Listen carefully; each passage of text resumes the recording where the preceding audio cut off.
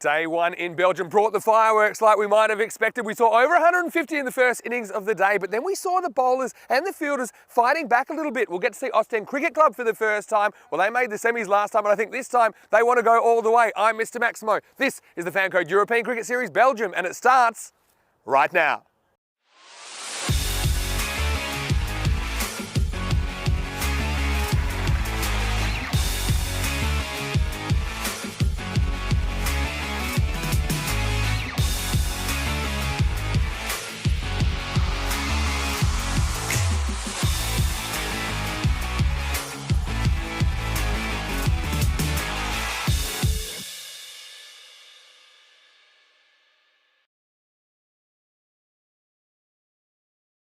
Good morning to you wherever you're watching from around the world. Welcome to another big day in European cricket. It is day two here of our two-week adventure in Belgium, our last ECS before the ECC starts. T10 international cricket will be back in under 2 weeks, but before that we're going to have plenty of fireworks in Belgium. And didn't we see some yesterday at this ground in Mechelen? There's a few quirks about it. We saw some high scoring, also saw the bowlers and fielders fighting back at times as well. So I think we saw a bit more of an even contest than we might have thought when we saw the conditions at the start of the day. So we are starting the day with match 5. There's 4 matches today, of course, and it's 12 Stars Cricket Club who are taking on Ostend Cricket Club, Ostend CC, their first entry into the series. Let's see what happens at the toss. Stefan Gooch is with the two captains. Okay. Ostend to call. Heads. Heads to call. It's tails. Tails. Yeah. We'd like to bat first, please. Okay. Yeah. Good luck, guys. Thank you. Have a good game. Yeah. All the best. Good luck. Thank you. So 12 Stars win the toss and they've elected to bat first. Seems a good confident move. It certainly worked for the team batting first yesterday in the first match, who put 150 on the board. And 12 Stars, well, they weren't able to register a win yesterday afternoon against the Eagles. So they're 0-2, but they did put 100 on the board. They showed that they kind of understood the approach required. This weren't quite able to string it together. And then when they were chasing in match 4, they weren't quite able to stay on the pace either. But I do expect that they're better for the run. And well, let's see what we get out of the 12 Stars. Let's see if they can get their first win in ECN cricket this morning. Ostend CC, though, they've got a pretty good looking side. I've got to say, some national representatives in there. Shiraz Sheikh, he was the Belgian national captain last year at the ECC. Fahim Bhatti is a clever bowler as well, so we'll probably see him early on, and Shagarai Safat as well. I think he was one of the best bowlers, best pace bowlers at least for Belgium at last year's ECC. So I expect Ostend CC to be very competitive. I know last time around, it was 2 years ago, 2020 in Belgium, Ostend CC, they topped their group but then lost at the semi-final stage. So I'm sure they've got some ambitions of going all the way this time. Let's talk about the conditions today in Mechelen in Belgium, and I can tell you the sun's just poking its head out now, but we are expecting a maximum temperature of about 24 degrees, currently about 18, but I think, yeah, pretty comfortable conditions for the players as well. This field, we know it's high scoring, we know it's very fast, we know there's been very, very little rain here in Belgium as well. So again, we are going to see some big scores, I think, at some point today. Well, Charlie Hunt is in the commentary box. I'm looking forward to working with him again. Well, it's his second day in the ECS now. Charlie, I can tell you the news from the toss. 12 Stars, they've won the toss. They're going to have a bat. Over to you. Let's get day 2 started. Thank you very much, Vinny. A very good morning to everybody tuning in all around the world. Very good morning to everybody, and what a second day we are set for here in Belgium, as you can see there. And Vinny's just told you, 12 Stars electing to bat first here in match number 5 of the FanCode European Cricket Series here in Belgium. And it's an interesting move. 12 Stars CC obviously still looking to get their first win on the board, and they take on a very strong-looking Ostend CC. As Vinny just said, many international names in that, and I think the one I'm most looking forward to is Shagarai Safat, obviously one of the more electric bowlers with the ball in hand. That's certainly going to be interesting to look at. And well, you think of 12 Stars CC batting yesterday, the highest score of 103 and then 87 for 7 after their 10 overs in the second game yesterday. That's certainly going to be interesting, and that's why their expected score is around about that 92 mark. Average runs for is 95. But that's what's hurting them at the moment, is their average runs against. They're conceding too many runs, averaging 136. Obviously yesterday, losing their matches 3 and 4 yesterday. But again, there you go. What an absolute beautiful ground we are at here in Belgium. Very picturesque, surrounded by wildlife in all areas of the ground, and making their way out to the middle. And it's set for an absolutely outstanding day of cricket. Gives me an opportunity to say a very good morning if you're tuning in on the European Cricket Network YouTube channel. If you are doing so, first of all, do go ahead and subscribe. And make sure you don't miss out anything that's been published on any of our social medias. But if you are watching on YouTube, do get involved in the live chat throughout the day. Always enjoy looking and reading at all the conversations you have on that live chat. But if you are watching on FanCode in India, a very good morning to you, as we are almost set and ready to get match number 5 underway. And as Vinny mentioned, it's a little bit chilly again this morning, but it certainly will get warmer throughout the day, getting to around that 24, 25 degree mark. It's certainly going to be some electric cricket out on the field, and obviously this is the first look at Ostend here in this tournament. And last time around in 2020, losing out in the semi-final, so they'll be looking to go one further and try and get into finals day and make it towards get out of the group. Obviously quarterfinals Friday on Friday, and then we move on to finals day on the Saturday. So plenty to play for here in Belgium, and I'm certainly looking forward to bringing you the coverage alongside Vinny, who will join me in a couple of moments here in the commentary box. But again, it's been an absolute pleasure to bring you the first day yesterday. What a day we had with some electrifying fielding. That was one of the major aspects for me. The amount of runs that was saved down in the field, especially on that short leg side boundary. Square leg is one of the areas where you're going to want to try and put your most capable fielder. We saw, I think there was around about 20 runs that were saved in terms of just preventing boundaries from flowing into the trees out there on the leg side. As we're almost set to get the first ball underway for this match, and opening the bowling will be Fahim Bhatti, the man with, he's so good they didn't even need to put a shirt on his number, but he's got his name on there, so that will certainly help proceedings. But we're almost ready to get underway for match number 5. And again, appreciate everybody tuning in here early on this wonderful Tuesday morning. And if yesterday is anything to go by, and we are in for a very exciting day of T10 cricket nonetheless. The clock ticks over to that 8:30 mark. We're almost ready to go. Well, obviously on time this morning. No surprise that that man is going to continue at the top of the order. Zahar Hossain, he had a good day of it yesterday. Got a score in the 30s, and in that first game and in the second game didn't quite come off for him. He was out, caught behind, but what a catch that was, and he's going to be looking to be one of the main outsources of runs here for the 12-star CC. But then we're also looking forward to seeing the likes of Paramjit Singh. Well, he had a good day with bat in the hand yesterday, but also with the gloves as well. Had a good opportunity to take a couple of catches. But I'm also looking forward to seeing Fakhar Zaman with the ball as well for 12-star CC. That's where they lacked yesterday, was just a bit of intensity in the field. But we're ready to get underway for match number 5, and it's going to be Bhatti to get us underway. It's a good start, bit of an in-swinging Yorker. Well dug out from Hossain. Yeah, that was my issue with 12-star CC. There was no luck of trying, but it was just their bowling didn't quite come off yesterday. I think that's when they're going to look to improve. They obviously need to get the runs on the board first up here. Well, that's going to be the first extras of the day, and it will be the first boundary. It's going to be 5 runs, and not the start that Bhatti would have wanted. He got the first one right. The second time he gets this one all wrong, and the keeper unable to get anything on this one. This might be a no ball, in fact. Pitch is off the side of the AstroTurf wicket, and it is given a no ball. So, interesting start here for Fahim Bhatti. Not the start that he would have expected from himself. Tends to hold himself to pretty high standards. Obviously a man we've seen play for VVV, also Belgium as well. He's got best. Well, he had a good time of it with the ball in the ECC last year. Best figures of 2 for 16. That was against Italy on the European Cricket Network. So we've seen him do it many a times before on the European Cricket Network. This is into the leg side, and there is a man out there. He does well, and you can see there. First look that we have got. Haven't quite got a rope, but there's a bit of paint around the boundary, so it makes life 10 times easier for the tournament referee and for us to be able to determine whether it's gone all the way or if it's been out. We had a couple of close calls yesterday, but I think 9 times out of 10 they were called correctly. I'd say the officials yesterday were bang on with almost everything they did yesterday. Flashed into the offside, and it's going to race away on this electric outfield, and that will be the first boundary off of the bat. And it's that man, the man who comes into the lineup today, Kaushik Kimu. It's a good start for him. He gets off the mark with a boundary. Lovely shot. And that just goes to show that anything on this outfield, if you can pierce it through the infield, it's going to race away. Obviously, Europe going through one of the longest dry spells that I think history's ever seen. It's on show here. It's just going to race away towards that offside boundary, but still a beautiful shot nonetheless.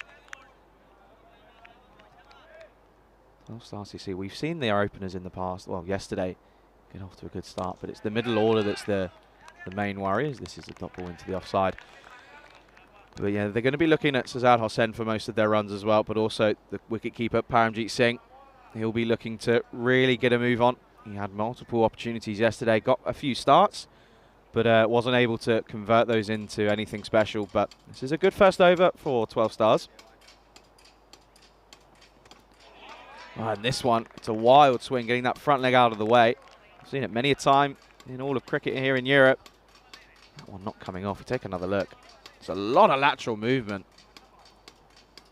I mean, Batty getting a lot of movement into the batsman there. He did well. He was a little bit lucky. He missed out on that one, but it was only a whisker away from the top of off.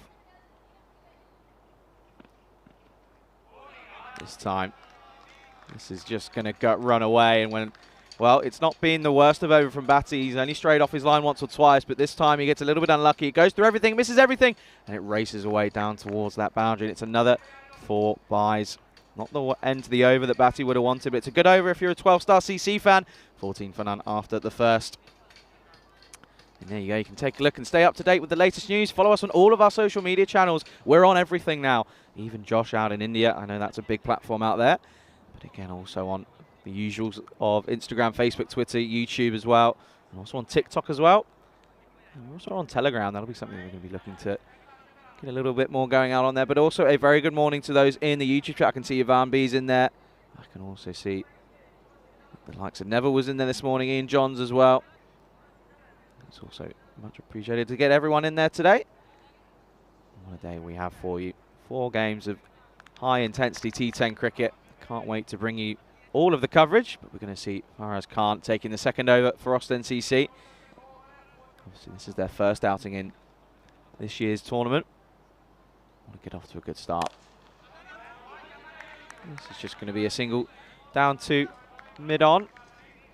Austin just taking a bit of time. We've seen him go early pretty big yesterday, but I think for me, early signs showing that he might just be playing a bit of an anchor role in this innings. If he can stick around, if he bats the whole 10, they're more than likely going to get a total that's defendable.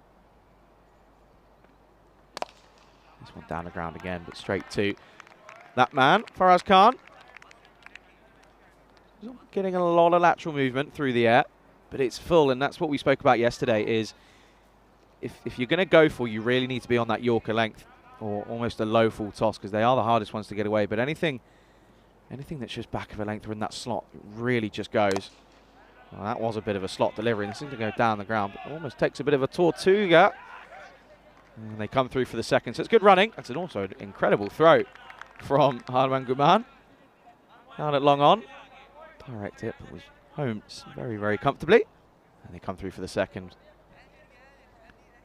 Himu looking pretty confident in that V early on. Some more traditional cricket shots here. But again, on a ground like this, when the outfield is so dry due to the drought, you really do get reward for your shots, and it's almost been quite nice to see. Now, this is a bit of a strike into the leg side. It's going to run away down towards the boundary. And, well, Abdul Rahman unable to quite cut this off, and it will be another boundary. Not the most convincing shots from the batsman, but this one racing away. It just goes to show if you can get it through that 30-yard circle, it will run away towards the boundary, and it's another 4 runs. And Himu, he moves into double figures pretty early on here in the second.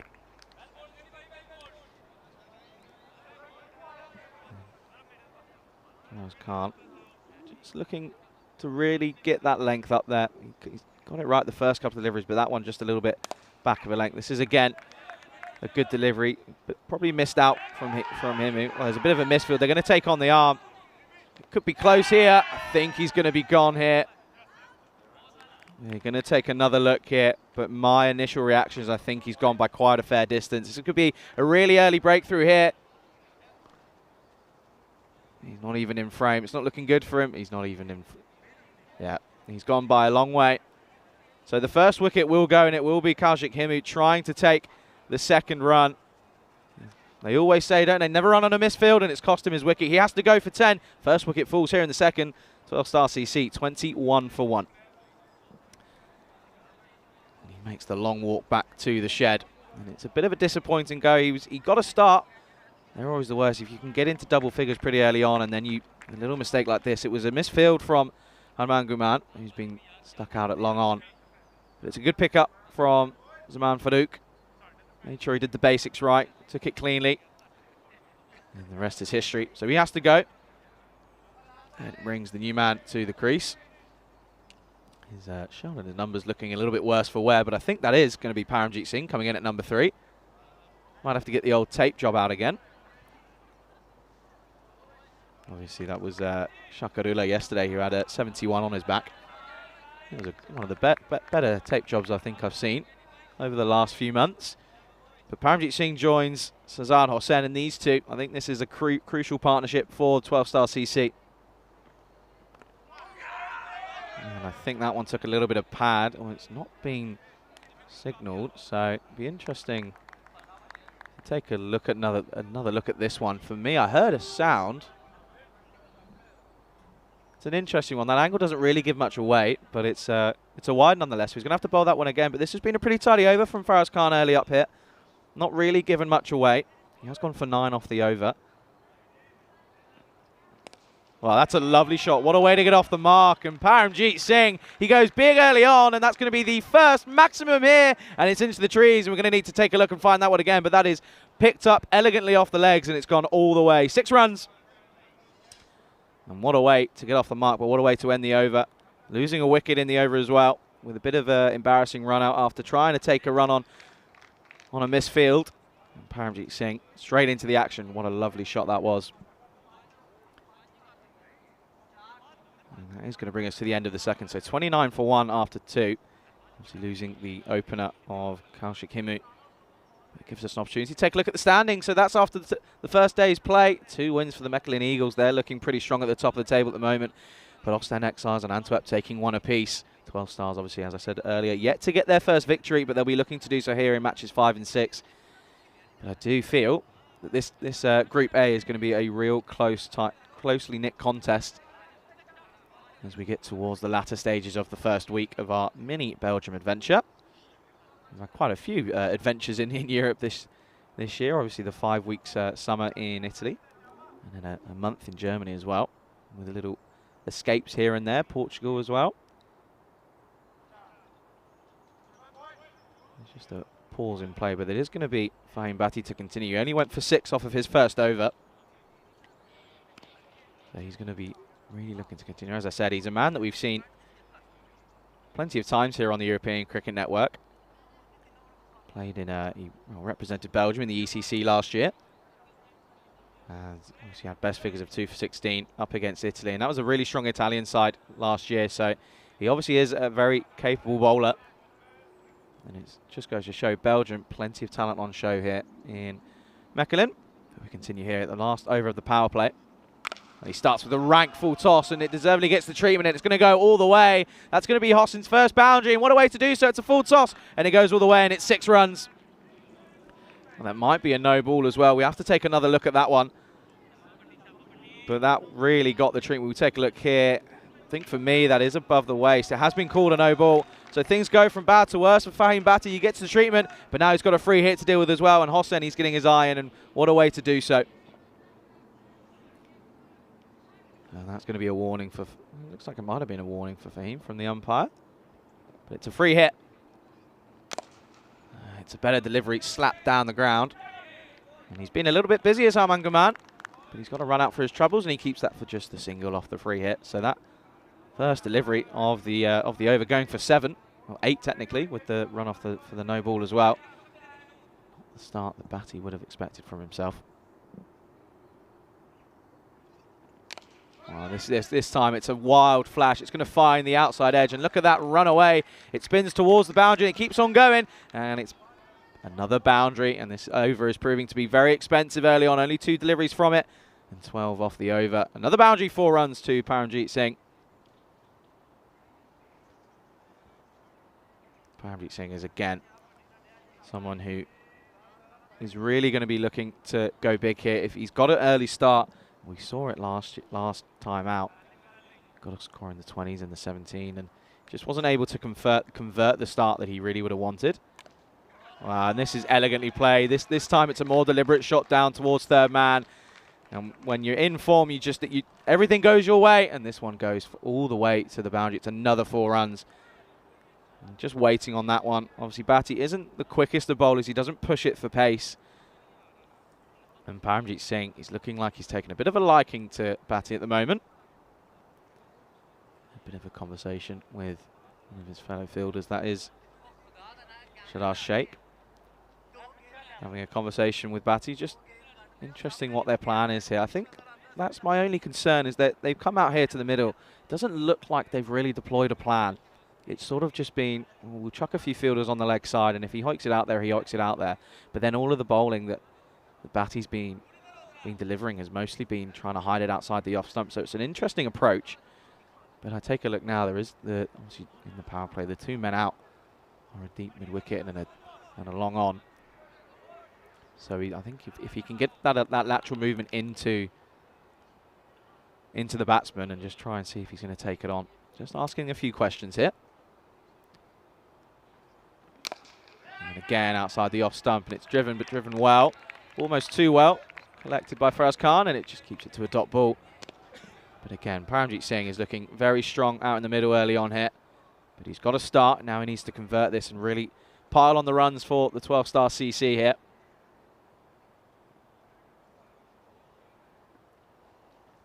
Wow, this time that plan again not working. That looks like it might have gone all the way. It was flattened, it was hard. And we're going to have to take another look at this one, but for me, it looks like it's travelled a fair distance. That's gone all the way as well. It's been corrected. It is going to be 6 runs. And again, just as I mentioned, there doesn't seem too much of a plan that's been put in place here, and it's just not going well for Haim Batty. And it's been dispatched over the offside for another 6. And Singh, he's moved on, raced along to 20 now. This is just proving to be a bit of a demolition derby here in the first 3 overs. Final delivery of the power play.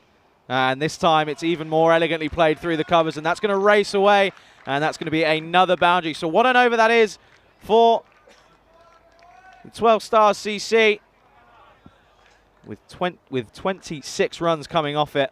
And at the end of the third, at the end of the power play, 55 for 1. And it gives me an opportunity to welcome back Vinny Saudi to the commentary box. Yeah, thanks, Charlie. Good to be in the box for the first time this morning. Good morning to all of our wonderful viewers, no matter where you're watching from. That was a fairly expensive over. If you didn't notice, that was absolutely cracked, that last one. Although it wasn't quite as elevated as the others, but I mean, that over ends up going for 26. So Fahim Bhatti, a guy who we saw at the ECC last year. I think he's in the squad this year as well, but just having a bit of a tough time. He tends to kind of just wobble the ball both ways, but you can see he just struggled with his control a little bit from the very first ball that didn't even land on the pitch. Yeah, no, there's just I mentioned it earlier, Vinny, but there's not really a plan in place, and it's a little bit, it's annoying me now after throughout the power play. Don't let it get to you, okay? There's plenty more cricket, and we have seen some pretty dramatic turnarounds. Look, 55 off the power play, very good start. 183 pace. This is going to be Shagarai Safat, another player we'll see at the ECC. He's going to come on, and is there a little inside edge on this? Might have been. Not held cleanly behind the stumps by Zaman Farouk. Well, he's not had an easy time of it. There's been a few byes and wides that have gone away from him, but that one, well, the bowler, Shagarai Safat, he was pretty much dead on, but I think it might have flicked the pad on the way through. But again, from a keeper's perspective, you want to be taking those 9 times out of 10. But Hossain on strike, who's just sort of taken a bit of a back pedal when you've got Paramjit Singh going as big as he has. This is a fuller delivery, just clipped up. Oh, well, that's so clever. That would have been one of the best bits of fielding that I've ever seen. It was so clever what he tried to do there, Safat, because he knows he's got to get rid of it quickly. And if this hits, this would have been such a great heads-up play. You see, he's not in a position to throw. Well, maybe he had more time, but he didn't know that. I mean, I'll say that was a great bit of improvisational work. Oh, this will be French cut for 4. So Safat not getting too much going his way early. That one's going to disappear. Cuatro carreras and 12 stars. This good start continues. Well, Paramjit Singh, when it's going away, nothing goes wrong. This time gets a bit of an inside edge. It's going to race away towards the public path, and we might have a bit of delay as it looks like that's going to be a struggle to find. Well, in this time, I might tell you that. Did you do your homework to work out what 12 Stars Cricket Club, where that came from? Now, I can be honest here. Go on. Or I can lie. But I'm going to be honest and say no. Okay, Because I know. I appreciate that. That was a test to see if you're being honest. Well, I did have a bit of a chat this morning to Anurita Godbole, and he was telling me they've got a really proud history. They actually were founded in 1989. Oh, wow. So that's quite a while ago. It's, what, 33 years ago? It's a lot older than I am. I'll tell you a bit more about that in a second. This ball from Safat. Continuing. Well, this is hit straight on him. And he's down, and he's not looking like he's going to get up. That's gone straight into his knee. At least it's an impact thing, so hopefully it's not any actual, structural damage. A really important play, not only for Ostend CC, but also for Belgium. But this has hit him real hard. It's a nasty one.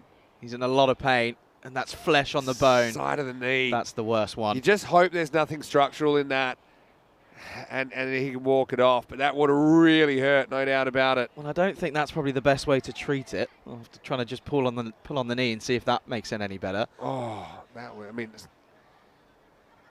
what can you say about that? Shagrai Safat's a guy we've seen a lot of. We saw him playing in the ECS in the Netherlands last year. We've seen him playing for Belgium, like I said, in the ECC. He's probably not quite gotten out of second gear yet this morning, but you can already see signs. He's a very, very good player, but that's a real nasty one. Yeah, that's really not something that you like to see, especially early on. It's a little bit chilly as well. Had no chance to react to that, did he? You got to realize he is now 3/4 of a pitch away. It's on the outside of the right knee. If he's walking it off, I think he's, well, I don't know, but I think he's going to be okay. It's just one of those ones that it's going to definitely leave a bruise. It's definitely going to probably swell up a little bit. But as long as there's no actual structural damage to the knee, then he should be all right. But that would sting like nothing else. Yeah, he's up and he's walking. And I think he's okay, but I think it was just the initial shock. Yeah, for sure. Because it's not warm this morning. It doesn't. No. It'll get warmer throughout the day, but at the moment, what is the temperature on your watch? We're about 18 degrees right now. Heading for a top of maybe 26 later on. So it should be a nice day. Safat, well, not really the start that he wanted. But the 12 Stars CC. The reason they're called 12 Stars, it's a bit of a nod to the 12 stars on the European flag. They wanted to be a team that kind of represents everybody, right? So it's just a kind of little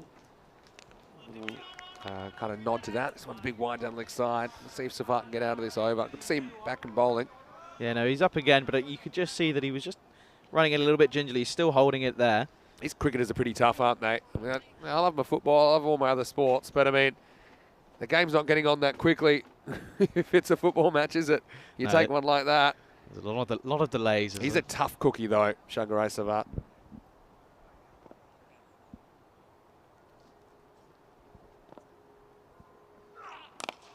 This one's hit back to a little bit more of a reasonable pace. So we'll see if he can just bring something out of this over.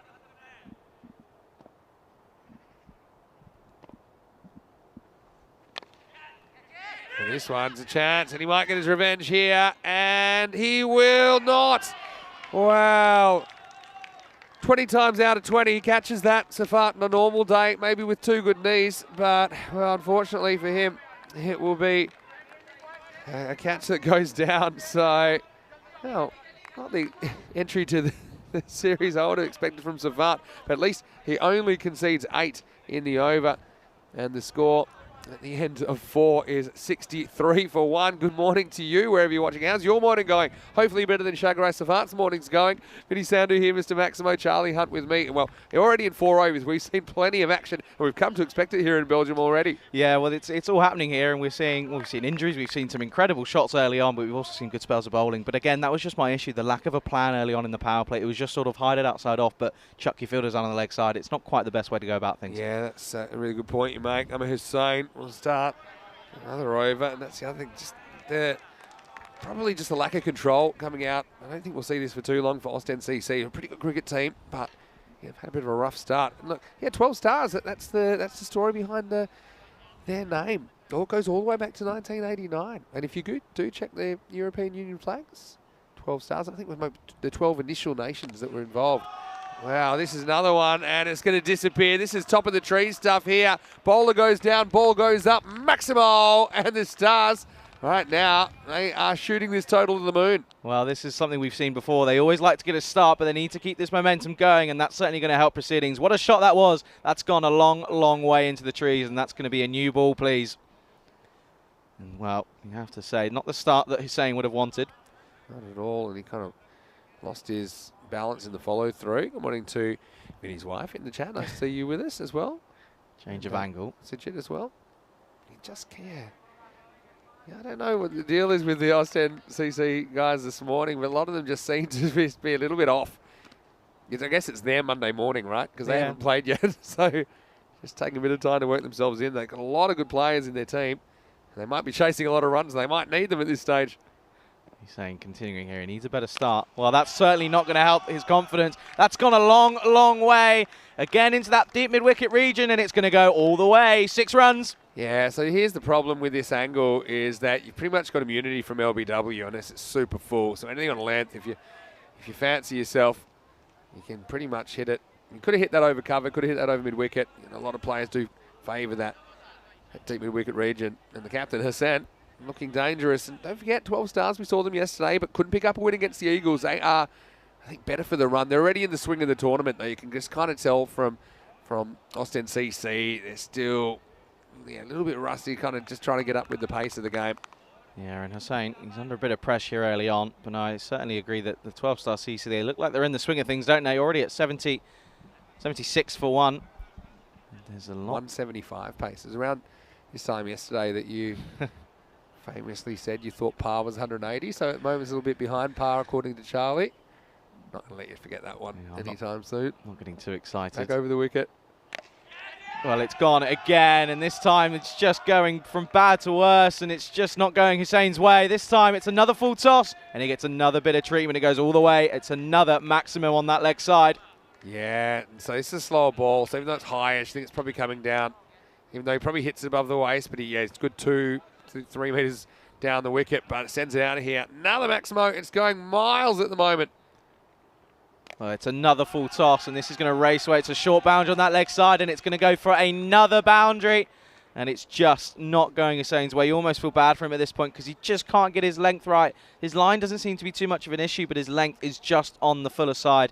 And it's not a low full toss. It's a full, high full toss, and it's just right in the swinging path, isn't it? Asking for trouble, isn't it? This is a really strong start, to say the least. But, I mean, I had a bit of a prediction. One record I think could go down in this tournament is the biggest successful chase of 159. That stood since last year in Romania. We're there around the middle of the year. And, yeah, I just think you could easily get 2 teams getting 2 really big scores. Well, there you go. When you try and go for 1 too many, there's an appeal.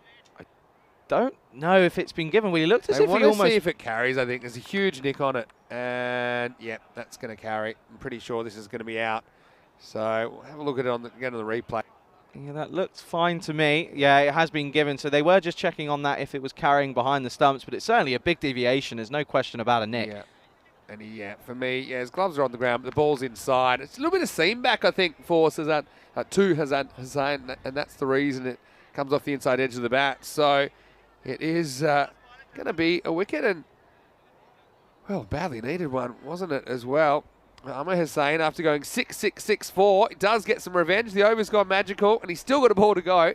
And this is very T10 cricket. His figures are 1 for 23 after 5 balls. And will be the second wicket, though. The score is 86 for 2. Yeah, it's again, this is the start that they would have wanted. They've already got a good total on the board. If they can just keep pushing on here and really get up towards that 120, 130 mark and really look to push on. Well, PK in the chat saying, Charlie, you're looking a bit like a rapper today with that shirt. Just need some bling to top it up. Well, I've got a question for you after this. Last ball the over. Oh, oof. Oh, it's an ankle snapper, and then he spikes the ball away. Is that about enough? Even though I suppose it's a successful over because he takes a wicket, but does concede 23, and halfway through the first innings of the day, the score is 86 for 2. Yeah, so Charlie, I don't know if you're a rapper, but I did hear that you've got a song on Spotify. Now, is this true? Right, so... And I'd like some more information about it. So you're a pop star, basically. I'm not a pop star. I'm in here with a pop star. You're not in here with a pop star. What letter list celebrity are you? Give some more information, please. Is there anything less than Z? Or no, there was. It was lockdown. I'll get onto it again after this. After this delivery. Back. It's good to see. And keeper just showing shine. He's taken that catch, but he's just showing signs of struggle here. Just isn't quite able to take it cleanly. But no, yeah, no, it was lockdown, and it was a sense of boredom. I had a friend back at. I was in sixth form at the time. And yeah, it was like recorded in my wardrobe, sent it off to him, and then a month later it was out on Spotify. That's it. So you get rich from that stuff, or what? No, absolutely not. No way. Hit into the leg side. It might split the two fielders. In fact, it will. So things carrying on going here, and it's that man again, Paramjeet Singh. He's in on the action once again, and he's going boom, boom, boom. It's going into the leg side. It's another boundary. Slightly fuller from Safat, and you see these guys, top order batters. This is a very friendly pitch. There's no real demons in it. Occasionally you get a bit of seam. I think that's what ended up doing in Hassan. But yeah, most of the time you can just kind of hit through the line of the ball. You've got to have that intent to start with, and that's something that all teams have had so far in Belgium. Safat needs a response here. And this time it's hit into the offside. Takes a bit of a Tortuga, but it's well adjusted by Hussein. Good morning to Recalls as well in the chat. Okay, so what was this song called? Do they have a I don't know if title? I can give that information out. Oh, Who's given you this information? Who's told you? I hear things. Yeah. I'm well connected. Yeah, I bet. Safat continuing again. Looks like there was a bit of a nick on that one. It just floats through. It's a dot ball at the end. Was it? Batted really well yesterday, didn't he? And see if he can keep it up. It's a high class bowler, isn't he, Safat, compared to some others? He certainly is. Well, you mentioned earlier we've seen him for Belgium, and he's a very good fielder as well. That's what made it so funny when he dropped that catch. I don't think he's laughing, but yeah, he'll take some good catches in this tournament. It's another one here, and this is a good shorter delivery. And there's a question from Paramjeet Singh, just asking, saying, well, what about this one? But when you take a big step like that one, and then it just wasn't a flows wide through. for width. No. He's maybe asking for height, but I think it's completely fine. It's well bowled. It's an effort ball. Nice to see him putting in Shagarat. Looks like he's wearing Murid Ekrami's shirt. This is again a fuller delivery. This is the length that we've been wanting to see from yesterday onwards, haven't we? And that is going to be the end of the sixth. Yeah, so in the end, it's not the happiest time, but yeah, for all that, he only concedes 12 off his 2 overs. After 6 overs, the score is 90 for 2. So pegged it back. They're back to 15 and over rate conceded here. And so we've just got a slight connectivity issue, which is preventing us having the graphics at the moment on the screen. But I can tell you the score is 90 for 2 after 6, and we'll keep you informed with the score ball by ball, as it looks like we're going to get Nurullah Siddiqui to bowl over number 7. And well, when things don't go your way, it keeps on going, and this time it's a little snick down, but past the wicket keeper, and it's going to race away. It's going to be another boundary. And when, well, we're having connectivity issues there, but he's not having issues of finding the bat. It might not be the middle, but he takes it however it comes. It's another 4. Yeah, so 94 for 2 after 6.1. That's that score continues to climb. Fakhar Zaman gone out there to join Paramjeet Singh for the 12-star CC. Got to say, Belgium and T10 cricket, they go together like, I don't know. Chips and mayonnaise. Yeah, you could say that. Well, this is hit down the ground. This is coming towards the cube. Vinny's calling for it. It's not going to quite get there, but it's going to be another boundary nonetheless, and this is excellent batting and excellent hitting from the 12-star CC. Yeah, well, the cowboy. He's got the cowboy hat on, doesn't he, Zaman? And he's absolutely smashed that. And that was taking no stopping. It was almost cube bound. Never really broke back towards us. I thought it might, but yeah, another boundary. It's that length again, hitting straight through the line of the ball, despite it not really being drivable. It certainly is. I still want to ask the question. I want to know who your source was. I have an inkling as to who it was. I can't remember. I just remember hearing it a while ago. I heard it from multiple sources. Okay. Yeah, I'm in the music scene as well, you know. So I know you we can respect each other. Yeah.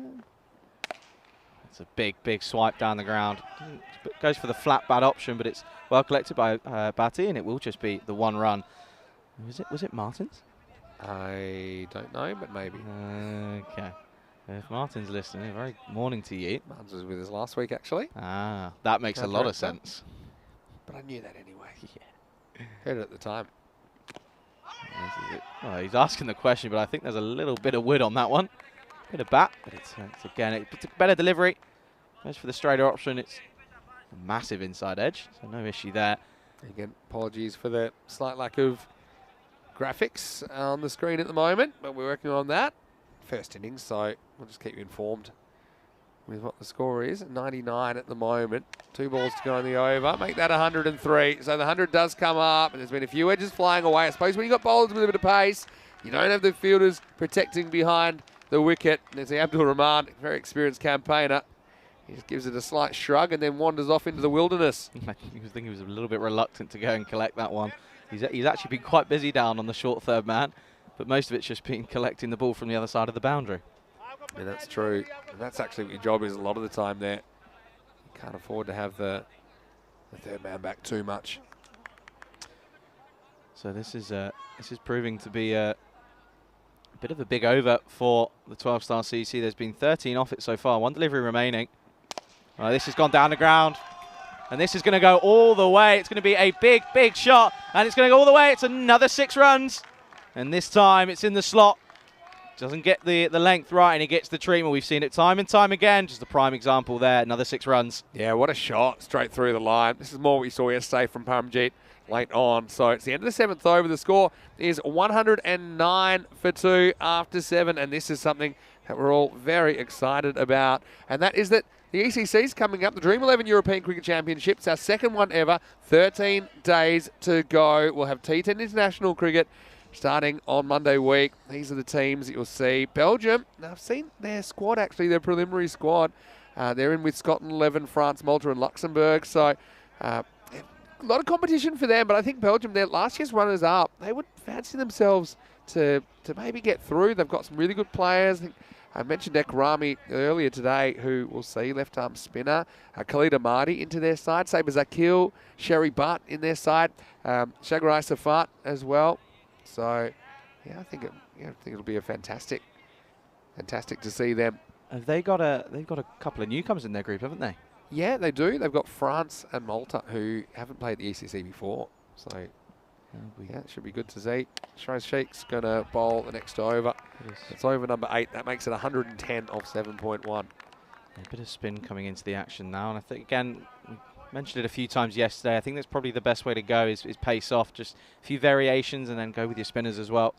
It'll be interesting to see how it comes off for Osten here. Well, it's not going to come off straight away, as this is going to be a beautiful in-to-out shot over the covers. And this is going to go all the way. It's going to be another maximum 6 runs. Yeah, nice. Goes with, I guess, the theoretical spin. But I think it's inside out is a fairly good tactic here a lot of the time, because you've got that slightly shorter boundary as well. And, well, Paramveer moves up to 49 with that shot. I think that might have been his 50, in fact. I'm going to say it's not. Are you sure? I'm pretty sure. So you've got the unofficial scoring. I've got the real scoring. So I've got 49 off 18. Bootleg version. There you go. We are having a few connectivity issues, so that's going to be my excuse. But again, he goes for it this time. That's even bigger. That's out of here. Let's get the rocket ship. We're going a long, long way. 6 runs. Oh, 12 stars shooting for the Stars. That is his 50 now. 55 off 19 balls. What a good innings it is to start the morning for Paramjeet. He's had a couple of little issues early in his knock, but yeah, 55 off 19. 5 big maximos. That was a beautiful shot, really, wasn't it? Yeah. 6 fours as well. That went a long, long way, and it's nice to see he made a couple of starts yesterday, but he wasn't able to convert them, and he's just put his head down, played the right shots, played the ball on its merit, and he's getting the luck now. He's gone all the way to 50. He's not taking the bait to go leg side either all the time. So 122 the score, 7.3 overs. There's a long, long way to go, though, in this game. Game of 2 halves. But he's still in now, and he's going to want to carry on going. It's a bit of a wild swipe. I think that might have been a rush of adrenaline there. Yes, he's annoyed at himself. Sometimes you reach a milestone, you just kind of forget what got you there. And this is just exactly the wrong sort of shot he played at. Probably a stumping chance as well, I think. It's a missed stumping for sure. And again, we mentioned earlier, the keeper just struggling ever so slightly. Well, this is going again, and when he gets it back onto that offside, you just know 9 times out of 10 it's going to go all the way. And once again, it's yet again another 6 runs. Wow, and so Shiraz Sheikh, this has gone for plenty this over. And that one There's been 3 sixes, so 3 sixes, a single and a dot. You missed dumping off that one as well. So, yeah, they're flying away. Score now is up to 128 for 2 after 7.5. Yeah, this is proving to be a really huge total for the 12-star Seas. They just got to keep going. They're now looking towards that 150 mark, if anything. Well, this time he will go into the leg side. He's not quite got all of this, but I think it will go all the way, and it has. And it's yet again another maximum, Vinny. Yeah, goes again. This one not as convincing.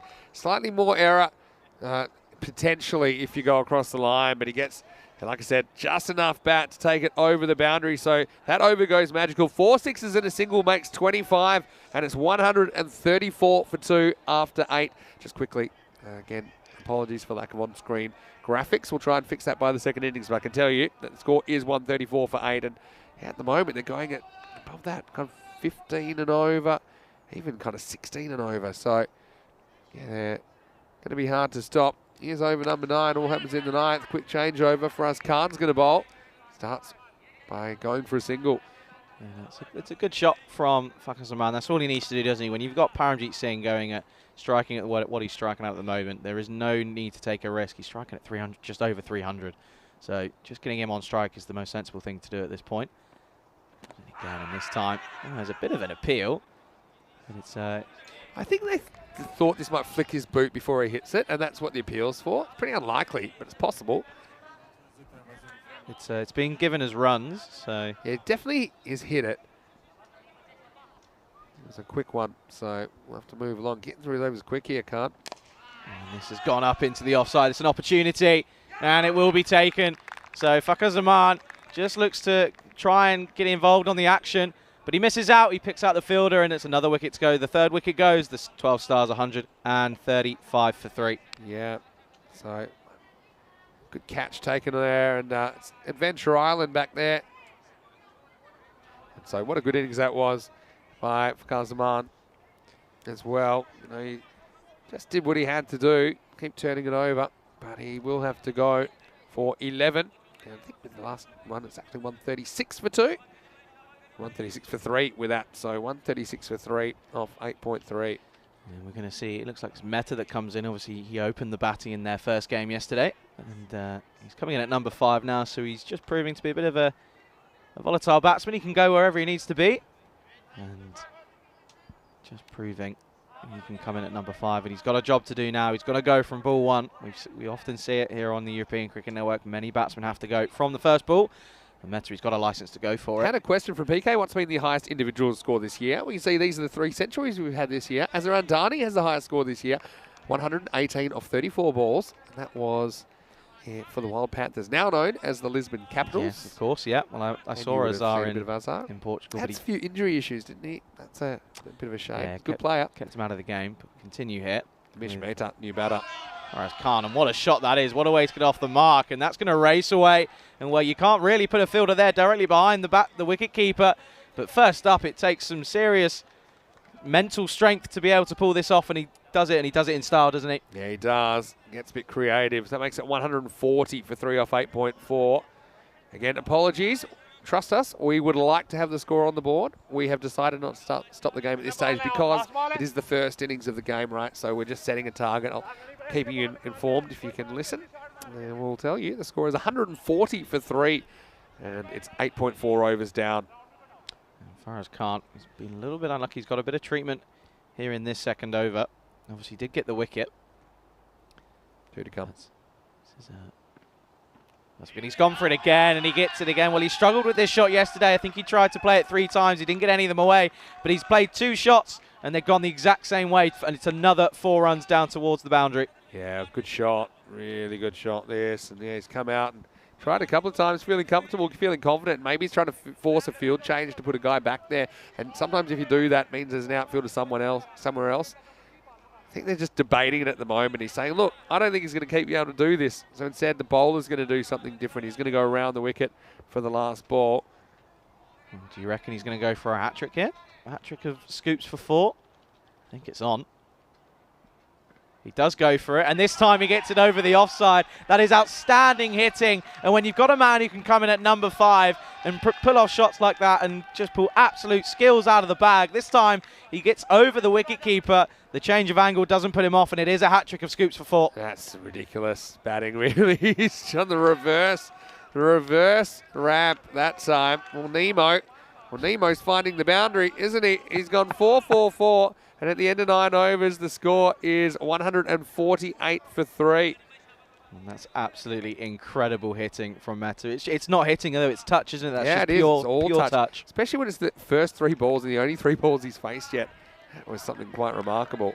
We saw him yesterday, and I said yesterday, put it back in the back pocket. Don't bring it out again. He's done it today, and well, when it comes off, it looks elegant, doesn't it? But we're going to continue here with Nudo Siddiqui here. It's just driven into the onside. He's going to find the fielder. Oh, they come back for the second. It could be another run up, but it won't be.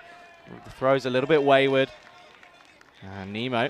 I'm going to call him Nemo now. Yeah, I'm not changing you his can. name. That's what we call it. Oh, he's Nemish, mate. Huh? So Nemo. Nemo. Nemo makes sense. Hey, so 150's up now. That's the one that I don't know about par, but it's kind of similar to the first innings yesterday. We saw 151 put on the board by Austin Exiles. So pretty good toss to win, it's looking like at the moment for 12 Stars. They don't have any points so far in ECS cricket. Yeah, this is mistimed. It's a bit of a bottom edge. They will come through for a single, and he wants the second, but he's going to get turned away. It's sensible, really, from Paramjit Singh, even though he is the man who's in. He's 71 now off of 25.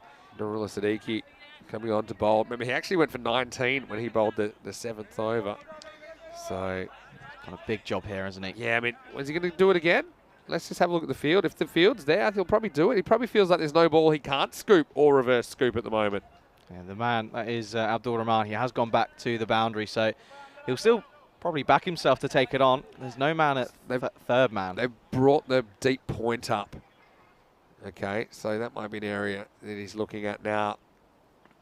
And this time down the ground, so he doesn't go for that 4th ramp shot on the trot. Collected. It would just be a single, but I think importantly it gets Paramjit Singh back on strike, who's just been so powerful down the ground and towards the offside, isn't it?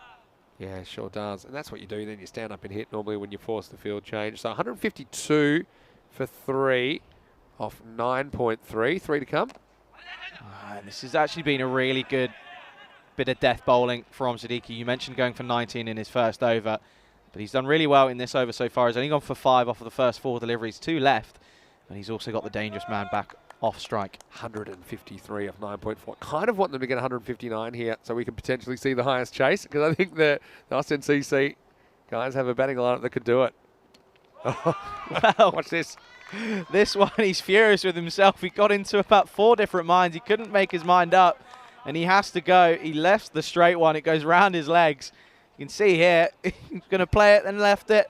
Yeah, he's got a smile on his face. I mean, he's just lost his bearings there. He thinks, is that down the leg side? And he thinks it's going to miss the leg stump, so he takes a chance.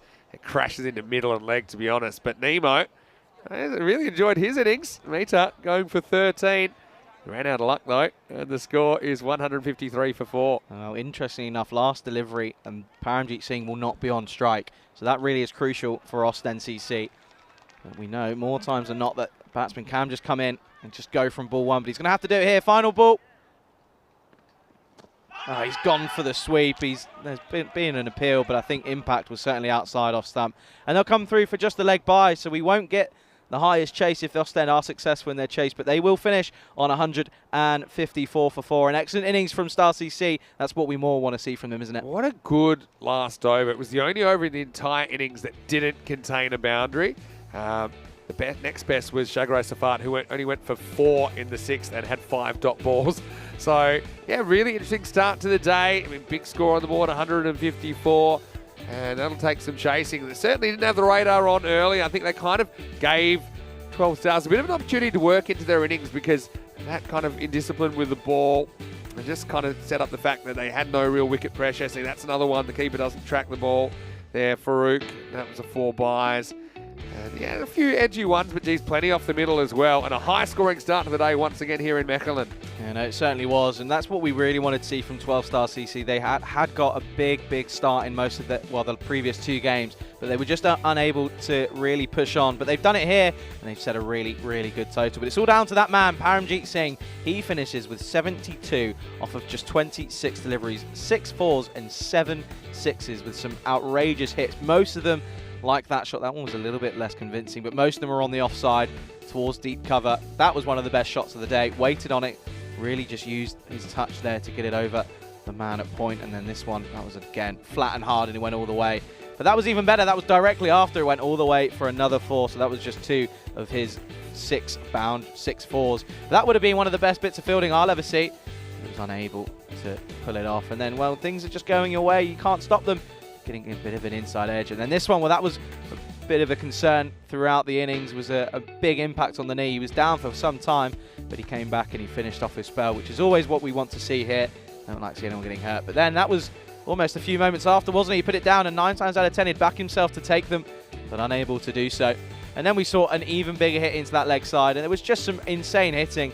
So Paramjeet Singh, obviously, as I mentioned, but he was supported by the likes of Shad Hossain. He went 33 off of 15, and then Nemish Mehta at the end. Didn't get a maximum to his name, but boy, oh boy, did he show some elegant class with some lovely hitting down towards fine leg, and also third man with the reverse ramp as well. Just goes to show that in the modern game, there is almost nowhere in this ground that you can't hit, but it's just some more evidence of pure hitting. That was a little bit lucky for Fakhar Zaman. He was 11 off 7, and then this one was down the ground. That was the better shot. It almost came to us in the cube, but then Paramjeet Singh just continuing to really move on with the score. He got a few lucky boundaries at times, but then he also backed himself and he hit down the ground. That was where he was most confident, hitting down the ground and into that deep cover region. And that spinner came on and just took such a liking to him, didn't he? As that was Sharaz Sheikh. He went for 25 off of his single over. There was just plenty of boundaries, and there was almost nowhere that he could really bowl to him unless it was going to get the treatment. Then he went leg side. Didn't really do it many a times, but he was able to get enough on this one. Only just, though, getting over that boundary there. And then Fakhar Zaman trying to go and copy him into that offside, but picks out the man. It was a good catch in the deep from Uda Siddiqui. And he obviously, Siddiqui came on and bowled that final over. And what a final over it was, going for just 6 runs. No boundary in it, but this was the moment of class. 3 ramps on the go. The hat-trick of ramps, 2 down the leg side, and then also got a bit of a reverse ramp.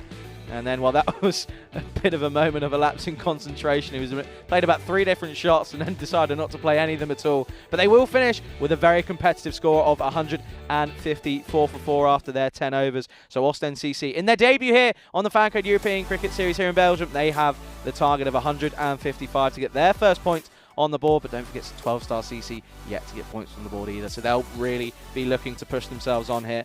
But I can tell you, I can give you a rundown of the scorecards as well, and the stats. Obviously, Paramjeet Singh 72 off of 26, alongside the likes of Sazad Hussain 33 off of 15, 1 4 and 4 6s for Hossain. He's the skipper today, and he ended up with a strike rate of 220. But the bowlers wise, there were 1 wickets apiece for Faraz Khan, Amir Hussain and Uruli Siddiqui, but also I think Siddiqui going for just 6 off of that last over really has just kept them in the game, kept them with a whisper. And Vinny said there's plenty of big hitting talent on the side of Ostend CC. So don't go anywhere. We'll be back in around about 15 minutes or so for the response. Ostend CC requiring 155 for victory as you're watching the FanCode European Cricket Series here in Belgium.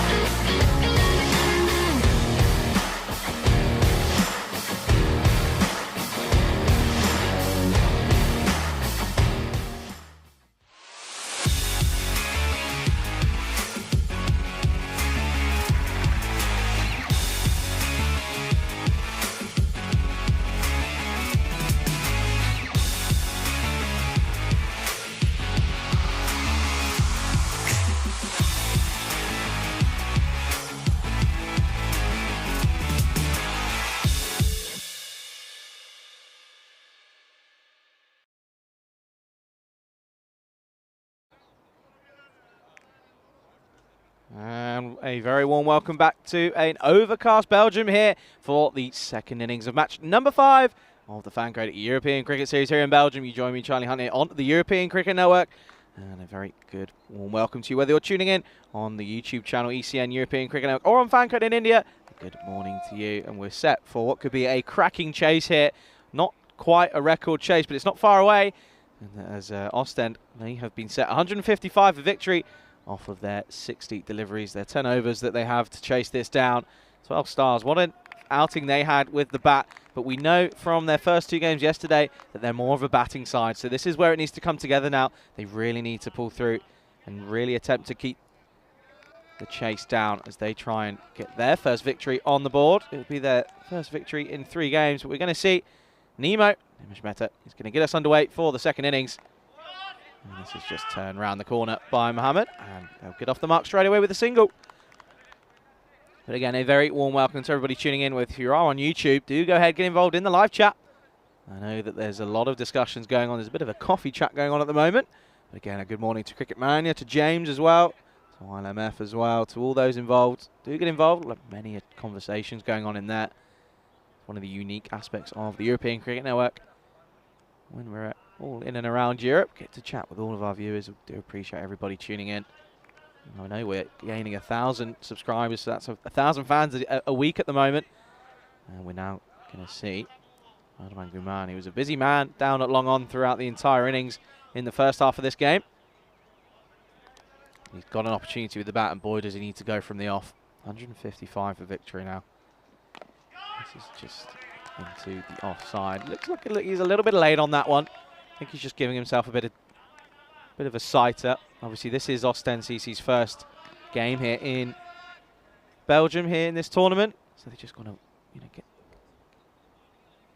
the dust off and the rust away. And he certainly goes for this one, and he's got all of this. What a way to get the dust off the bat, and this is going to go a long, long way. It goes all the way. 6 runs, and what a way to open the account here in the second innings. And we saw it time and time again in that first innings. If you're going to look to go big, you want to go over that offside. It seems to be the easiest way to get your runs. And, well, good man. He's taken that right out of the textbook. Into out. Over extra cover, and it goes a long, long way for 6 runs. Going to need a few more of those, though, if they're going to get towards this total. And again, into the offside. And it's not quite as far, but it's still going to go all the way. And it's back-to-back maximums. And this has gone a long, long way. Well, that was in super speed. Supersonic off the bat. Nemo, he's under a bit of pressure. You can just see this. Nimish Mehta pulling his length back after getting dispatched off a full delivery, but this time he just rocks back, gets his weight on that back foot, and dispatches this into the offside. And what a way to hit your second maximum of the over. 2 in 2.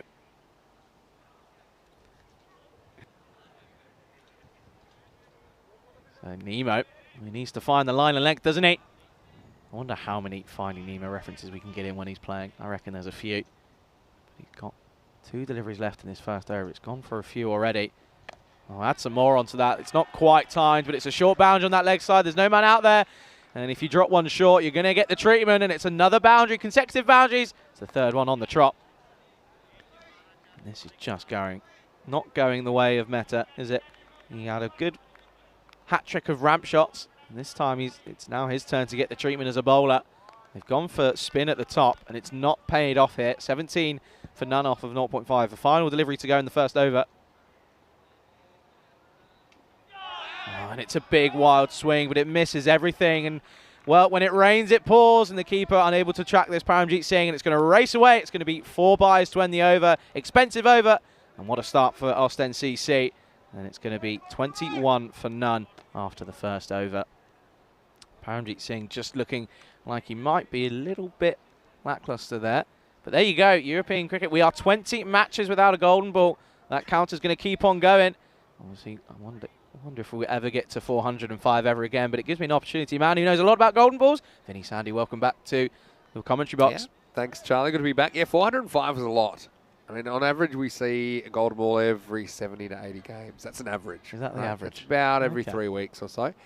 But that's the thing about random events. If anyone with any statistical background will know, if you see one roughly every 80, you might see. Well, we've seen 2 in 3 before. Now we've gone hundreds sometimes. That's the beauty of it. You never quite know when it's going to pop up. Yeah, it certainly is. We're going to see. Abdul Muhammad's got some tape issues. He's going to be all right. How about that first over, magical start? You want a big power play, 50s, don't you? If you're Ostend CC. You were furious about that keeping on that last ball, weren't you? You weren't Yeah, happy. You I weren't wouldn't say happy. Furious. I'm not angry. I'm just disappointed. Disappointed. Here we go with over number 2. I've heard that a lot in my time. It's just pushed into the offside for just a single. We'll go easy on him because he obviously sparkled with the bat, didn't he, with his 72, but he just doesn't track the ball. This is one that the keeper kind of assumes it's going to hit the stumps or the batter or something, and he won't be required. But you got to put all of that out of your mind and just cover the line of the ball. No, for sure. Yeah. Anything on it just prevents it from running away, doesn't it? Yeah, made that over go magical. Rajiv Sharma continuing again. It's a full toss, and well, he's missed out here as Guman. He's gone pretty big, 16 off of his first 5 deliveries, but he gets a dot ball and he misses out on a full toss there. It's pretty high. I reckon that is high, you know. He looks over to the square leg. Yeah, that that's one. over his waist. Be Yeah, he's interesting. lucky to get away with that, the bowler. Sharma is going to continue. This is a better length. Right in that Yorker length, right in the blocker, right on the toe. It's a toe country. And he doesn't get this one away. This is a good start here for Sharma. Perfect length, perfect delivery. Yeah, some people might have noticed we had a slightly longer halftime break, and that's because we're just sorting out that scoreboard issue, the connectivity issue. Looks like it's all back up and running, which is good. Sharma again, and it's again right on that good length. Looks like he got a bit of a way swing there, a bit of lateral movement as well. That's certainly going to help proceedings. They've got no one out. They've only got they're 2 men out at the moment, are on that leg side. So pretty much the same strategy as the Ostend CC. Again, this is really good start here from Sharma. Just the one run off this over so far. Well, this is a full toss, but it's got a bit of movement, but it's clipped over, and this will race away, and it will go for another boundary. So Sharma leaking a few runs after keeping it tight, but this one it's a little bit loose, and it goes for the distance, doesn't it? Yeah, got away with it. A couple of full ones. One that I thought was probably a bit too high. This one he doesn't. So yeah, you just need to try and stay on that pace. So the pace is 31 per 2 overs. That's where you want to be or near. So sometimes those 2 over chunks are manageable chunks to try and set some little mini targets within the 10. Last ball of the over. It just looks like it was a bit of a slower delivery. Signaled there by Guman. He just gave the signal with his hand, but it's a good comeback from Sharma. It's really just clever slow ball. Look at that. A lot just dips in the air, doesn't it? Does him completely in flight. And it will bring us to the end of the second. Just 5 off it. Good second over from Sharma. 26 for none after 2. Yeah, so that over only going for 5. Like I said, might have had a couple of bits of luck in there, but you make your own luck, I suppose. Of course, this is Group A action at the moment. We'll see 4 of the 5 teams go through to quarterfinals Friday in around about 10 days' time. And the bottom team will miss out, and we'll do the same with Group B, but you can see pretty even so far. 12 Stars certainly don't look like a team that don't have a win. And yeah, we're going to see all these teams, I think, beating each other at some point down the road. It all comes down to the lesser aspects of their game, and I think for the 12-star CC, that is their bowling. But it's Tafel Ahmed. He's going to come in and bowl the final over of the power play. He's got a dot ball to start with. This time, this is way too straight, and this is going to go a long, long way. It's gone higher than it's gone long, but it's still got the legs, and it's going to go for the first maximum for Mohammed. Yeah, he's been waiting for something like this, hasn't he? Sneaking across, taking off-stump guard, and gets the ball into his body. That's exactly what he wants, to be honest. The right arm coming around the wicket, it's dangerous. And you see that, he knew straight away. He wasn't running, he just ambles down. Says to his partner, there's 6 of the best. So, we're up to 32 after that shot. Misses out on the next one. So, yeah, this is what we're going to see in Belgium. But having said that, I was a bit surprised yesterday. We did have some lower scoring games as well. There was a 94-69 game in the second game. So, there's been occasional times that bowlers have gotten on top. They've had to have a lot of help from their fielders. That's the thing. And so now it's going to be to fail to continue.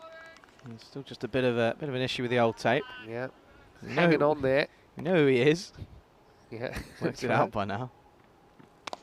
And this is slapped down the ground. Well, it could be a mix-up here. Well, they had 2 shies at the stump, but both of them unsuccessful. And well, I think Guman's a little bit too keen to get on strike. Yeah, goes on the hit, doesn't watch his partner. He never really sold him down the river. He was never running. First one definitely would have been out. Second one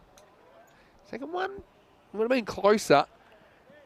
Yeah, let's have a look on the replay. You see, it takes 2 steps and says, oh, changed my mind. Yeah, probably just out. I mean, we don't have the extension on those creases. Anyway, back to the action. This is good-looking cover drive. This time he will take the run on, and the pressure just means that the run becomes a little bit easier. Fakhar Zaman unable to... That wasn't Fakhar Zaman. That was the skipper, Zazad Hossein. Yep, unable to collect that cleanly, and they come through, end up pretty comfortably for the single. Hossein was good early, wasn't he? 4 big maximos in his 33. Just got to set the tone and set the table. And Paramjeet came in and absolutely whacked them. 72, not out of 26. A strike rate of 277 per 100 balls. That's what you need, don't you? In an innings, in a 10-over innings, you need just one batsman to go electric and to really take it on. And that's certainly what he did. Ahmed continuing here. Well, this time it's straight to the man. It's been put down. It came at him at a rate of knots. It would have been a good catch if he was able to cling on to this one. But it goes down, and it's another run. It's a drop. Yeah, be disappointed with the drop. It goes flat, goes pretty fast, but what he does do is save the boundaries. So turns out to be a decent over. Any single figure over is a win for the fielding side, and a pretty good win. So although there was the 6 off the over, only 8 in total. And so at the end of the power play, 34 without loss. No wickets for the Stars, but I think they'll be pretty happy to have restricted Austin CC to just 34. Yeah, well, to be fair, if you compare the 2 scores after the power play, and you look at where the 12 Star CC, where they were 55 for 1 after their power play, you take a look here, you see the difference there. Just that. I think the key for Austin at the moment is they haven't lost a wicket in the power play. Yeah. That's often what we see. We see many a time where teams will have a collapse right at the start of the innings. It just makes life 10 times harder. That's true. I mean, that gives them a shot, doesn't it? But already that run rate required has crept out to 17.2. It's a big ask. Yeah, it's a lot, but there's a field you can do it probably here. Here's Fakhar Zaman. He will start with the wides. He's going to have to bowl that one again, but Fakhar Zaman, he had a good time with the ball yesterday, didn't he? Bowled some good deliveries yesterday. He wasn't afraid to dig one in, just kind of keep the batter guessing about the length, so he wasn't too predictable. I think that's why he had some success. Yeah, I think that's really what you need. Need to be a lot of variation. Obviously, the field's spread out now due to the end of the power play, so there's more opportunities. This is just slapped to Fail Ahmed, and it will just be a single. He'll get through in the end. So it's always a great time. If you'd like to get involved in our live chat, ECN European Cricket Network. Also, probably today I'll try and do an Instagram live. I've not witnessed one of those yet in person. Yeah, try those. Normally it works till my phone overheats, so it's kind of useful. It's cooling down a bit now, so they tend to go a bit longer. Go about 5 minutes. And okay, when I cut off, just so you know, my phone's overheated. And anyway, if Clark gets spot left-handed now, Abdul Muhammad. Well, this time into the leg side, but he will find the man straight away. It's good fielding out there, keeps it just a single. Again, with these short boundaries. If you hit it that well to the boundary, it's very rare that you're going to get it too, unless there's a misfield. But we saw a run out on the misfield in the previous innings, so it's one of those. It's a risk you have to take sometimes, especially when you're below the run rate, as Ostend are at the moment. Just look like there's a bit of a field change, making sure they get everything right. Good man, 22 off of 12 at the moment. He's gone big early on, but he's really got to build on, just like Paramjeet Singh did. 31 per 2 overs, that's 62 off 4 to be up. They're a long way behind that at the moment. Well, he digs one in short, but unfortunately it's not going to go his way. It will fly over the man. He runs away, but Atamu unable to collect that one off, and they will go all the way. It's another 4, and it's to that man, Harman Guman. That'll do. That'll do. And so, yeah, it'll be another ball that flies off the outside edge. Zaman does like to dig it in, so if you can kind of wait for it and get enough bat on it, there's always going to be runs in that area. Guman up to 26. So needs a response now, does Zaman. 7 off the over, halfway through. It's a better delivery. Oh, they're going to come through for a single. Could be close to the direct hit, but no one backing up. Might have done a bit of damage here as well. He doesn't look comfortable at all. End of the finger. And he thinks about throwing. By the time he makes up his mind if he wants to throw, which is probably a yes, they'd run through. And so it wasn't worth throwing. doesn't want to give away overthrows, I suppose. But yeah, you can see it was slightly painful, I think, for Zaman.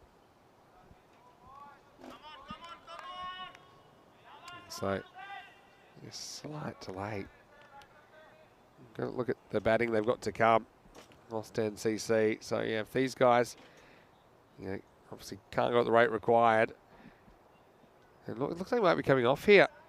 Oh, yeah, it's just getting the magic spray. Well, this makes sense. There's 3 from Luxembourg. He's here for a couple more days doing his umpiring, doing some high-level stuff as well. He's doing his PhD at the moment, so he's going to have to submit a few things, but a very smart cookie. It's only down the road for him, really, isn't it? Or up the road, essentially. A couple of hours. Fairly long road, but yeah, down a road. About a road. Yeah, 2 or 3 hours away, probably 200 kilometres, I'd say. That's not too bad. Not too bad. I mean, I'm from Australia. One side, the other. I was going to say 3,500. It's a few. 2 deliveries left here in the 4th. Oh, this looks like, well, there's a bit of an appeal. He's appealing to the square leg as well. I love this. I love this when you just want a second opinion, and it's like when you ask your mum something and she says no, so you ask your dad. So I think that's possible. A bit of a noise.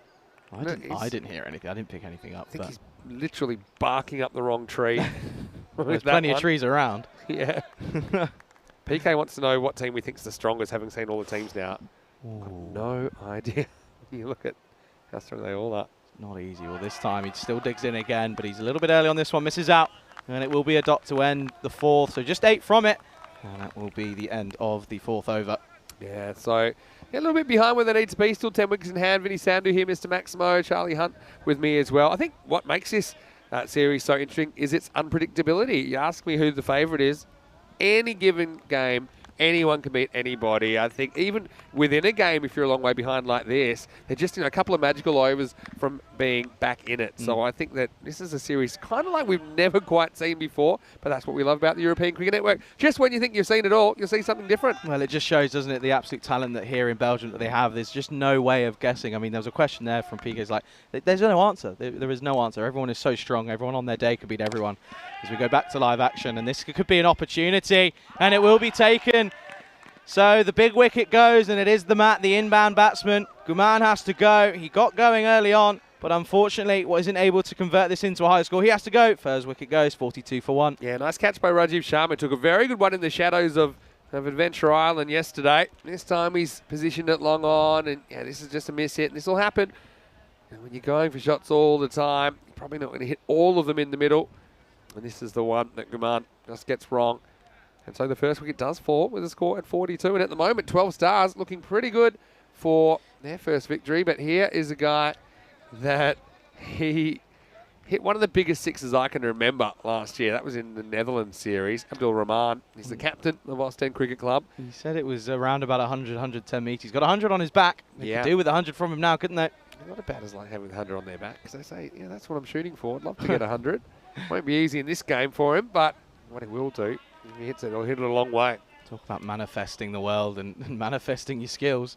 It certainly is an opportunity. Well, he's coming in at number 3, but he has got to go pretty much from the off. He's almost running out deliveries early on. He's into the 5th over now, nearly at the halfway stage, and they've still got over. There are 113 runs still required for victory.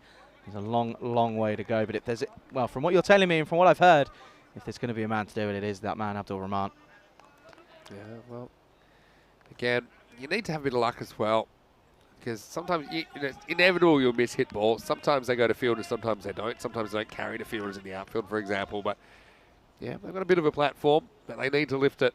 Tufan Ahmed continuing. Well, this has gone high in the air. It could be an opportunity again. And it's been taken. That's a big wicket. The big man, Rahman, has to go. What a catch that was from the skipper, Sazad Hossain, down at long off. And we've got a hat-trick opportunity, haven't we? There we go, the 2022 Hall of Fame for hat-tricks. There's a lot of big names on there, and it's an opportunity now for Tufan Ahmed to join that illustrious list of names. And that'll do nicely. So we talked about him being dangerous. Yeah, that danger is averted. Doesn't wait at all. That's the way these guys play. Yeah, it's disappointing, but it's also pretty unselfish to go out there and play shots from the very first ball, which is what he does. 42 for 2 now. Hat-trick opportunity. Just seems quite a funny I know what you saw.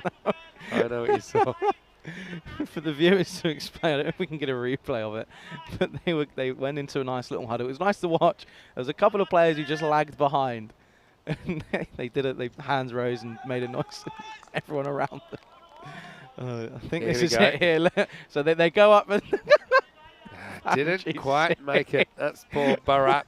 He's come all the way from third man. Oh dear. But anyway, it's hat-trick opportunity now, and Sifal Ahmed. Tails up, he's got an opportunity. Wow, not quite yet. The new batsman. I think that might have been a bit of a mental play there, trying to get in his head. But he's on a hat-trick. Rahimi is the man coming in. I mean, Rahimi's got 3-3-3 on his back, but he's facing a hat-trick ball now. It's gone high in the air. It could be an opportunity. It's gone a long, long way. Looks like it might have gone all the way, and it has. So Rahimi, he has an answer to the hat-trick ball. He goes, well, I'm just going to swing from the hip. And this goes a long, long way up in the air, but it has the distance. He goes all the way, 6 runs. Yeah, it does. And look, he doesn't care. It's hat-trick ball. He knows what he needs to do to try and get back in this match. And Rahimi, he's another guy we have seen wearing that 3-3-3 for Belgium last year. So he comes out and whacks the first ball out of the ground. The run rate now is around about 20 and over. So you pretty much need an all magical from here, or something supersonic. Well, Rahimi, he has scored 45 against Norway. That was in the ECC last year. And he's not waiting around, is he? I think he knows he's got to go from the off, and a wild swipe trying to play this into the leg side. Unable to do so. It's going to be another dot ball, but it's a good comeback from Ahmed, but this has been a really good over from him. 2 big wickets. The big hitter at the start, and then Ahmed coming in at number 3. This is straight down the ground. He's hit this well, but it's again straight to probably one of the better fielders for the 12-star CC, the skipper. He collects it cleanly. It's just a single. The power of the 150 on the board. It already starts at a rate that's pretty uncomfortable. And then if you don't get it, if you have a couple of overs, I mean, they don't even have to be bad overs. They can be kind of 8, 9, normally fairly productive overs. They're actually creating more pressure. That run rate required has gone over 20 now. I've only ever seen one game where a team's won from this position. Comes in again. This looks like it's going to be a wider delivery. It is going to be signalled. That was PSV Hanmunden versus SG Findorf back in 2020, and this is a great scorecard. I'll give you some more details because it's a ridiculous game actually.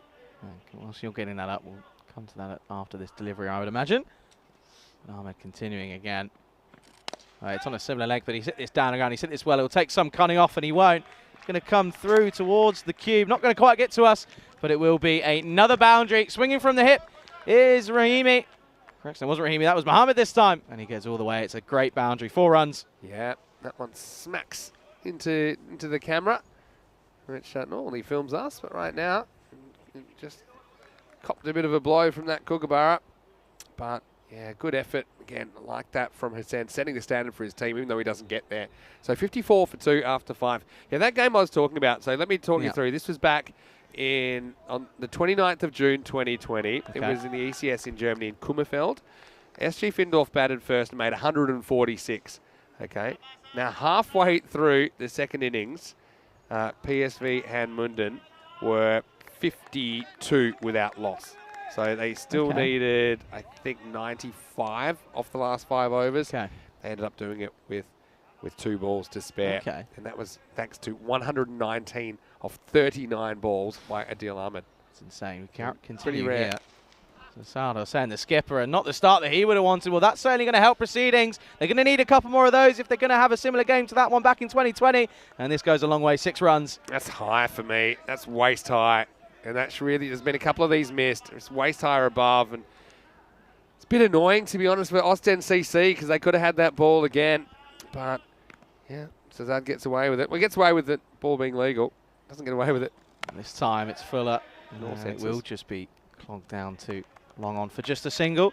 But no, you're certainly right. And you can just imagine that's 2 free hits they've missed out on now. So, yeah. You know, if you say you get a 6 and a 4. Yeah, and that potential extra ball as well. So this is day 1. It was 10.8 in the end. We kind of broke it down game by game. So, I mean, look at that second game. So it just shows you can have low-scoring games as well. It's a very pretty-looking graphic. This one, it's a slower ball, and it's going to get punished into the leg side. Mohammed said he's had enough. This has gone a long, long way. He's pointing to where it's gone. It's gone this way. I can't find it. It's gone all the way. 6 runs.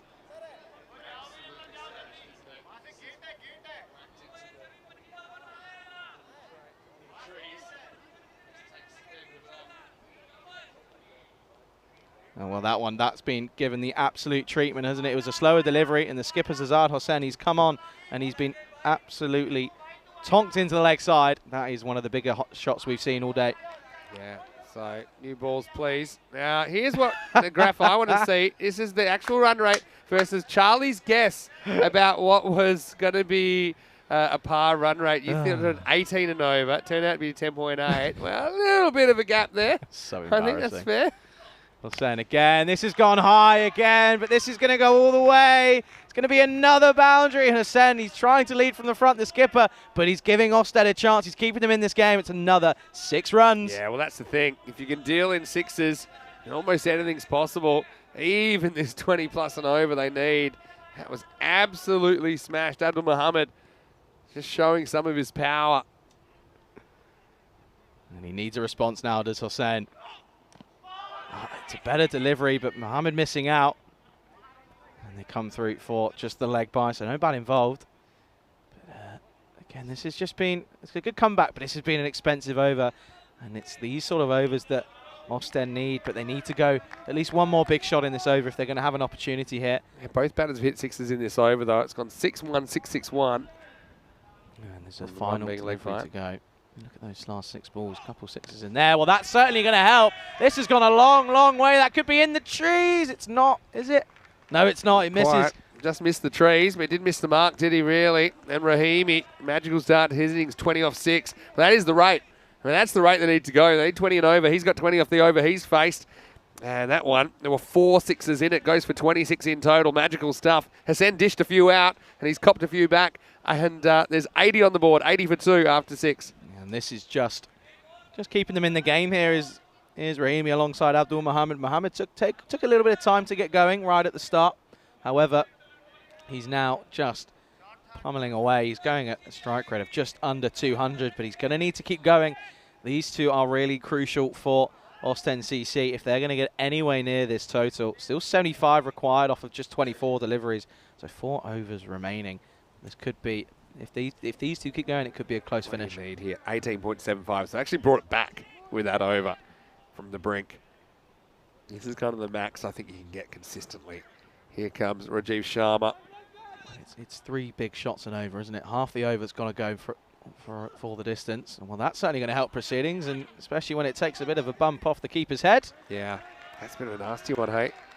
I think he's okay. He's sort of saying a little bit, but that's just completely all wrong from Sharma. Yeah, it just breaks quite a lot, actually. Quite a lot of movement off the surface, and then Paramveer is chasing it and off his arm onto his head, but not too hard, so we'll be all right. This should be interesting. Rahimi, like I say, dangerous player. Yeah, well, he advances down, and this is clattered off the pads. Not so annoyed he missed out on that. Yeah. Again, I think that's just a point where in a game like this, when you're hitting, he's hit it so well into the leg side, just hold your ground. Just get that front leg out of the way. Yeah, it's the charge. I don't think it works as often as standing still. I mean, sometimes, you want to mix up your game, mix up the lengths a little bit, but just get a good swing on this. It was very hittable. Would have turned out to be a full toss anyway, I think. Cricket Man just giving me a bit of stick after my prediction, but this is a wild swipe from Mohammed. Just not playing the ball on its merit. I know they need to go big almost every other ball, but however, you still need to play the ball on its merit. Good cricket shots will get you over the line, because this outfield will reward you if you play some elegant shots along the floor, but just missing out on that one. It's a dot ball. You can hit a few, but if you miss out even once, it's really tough. Sharma again, and this is going to be a no ball. Pitches outside the line of the Something he's been given. Well, that's certainly going to help proceedings, isn't it? If you're a 12-star CC fan, it all goes wrong for Sharma. Yeah. But it's that man again. You can't keep him out of the game. Yeah, it gets a bit greedy here, Rahimi, because he knows there's a free hit coming up. And to be honest, that might just be a wide, I'll tell you why in a second. But first, he decides, yep, I want this. And the thing is, he's going to have to avoid getting run out. He can't. So it will definitely be one and a wicket. It'll be 84 for 2. The reason I said it should be a wide on a ball is actually bounces after the stumps. And so if the ball bounces after the stumps, it shouldn't be a no ball for off the pitch. And I tell you what, that's not easy to do when you've still got, it is given a wide. Yeah, so it's a good umpiring there actually to get that right in the end. That's good for him. So now Rahimi will feel like he got run out for nothing because it wouldn't have even been a free hit coming up. Well, the new man comes in and he's got to go from the first ball, isn't he? There's no real other question about it.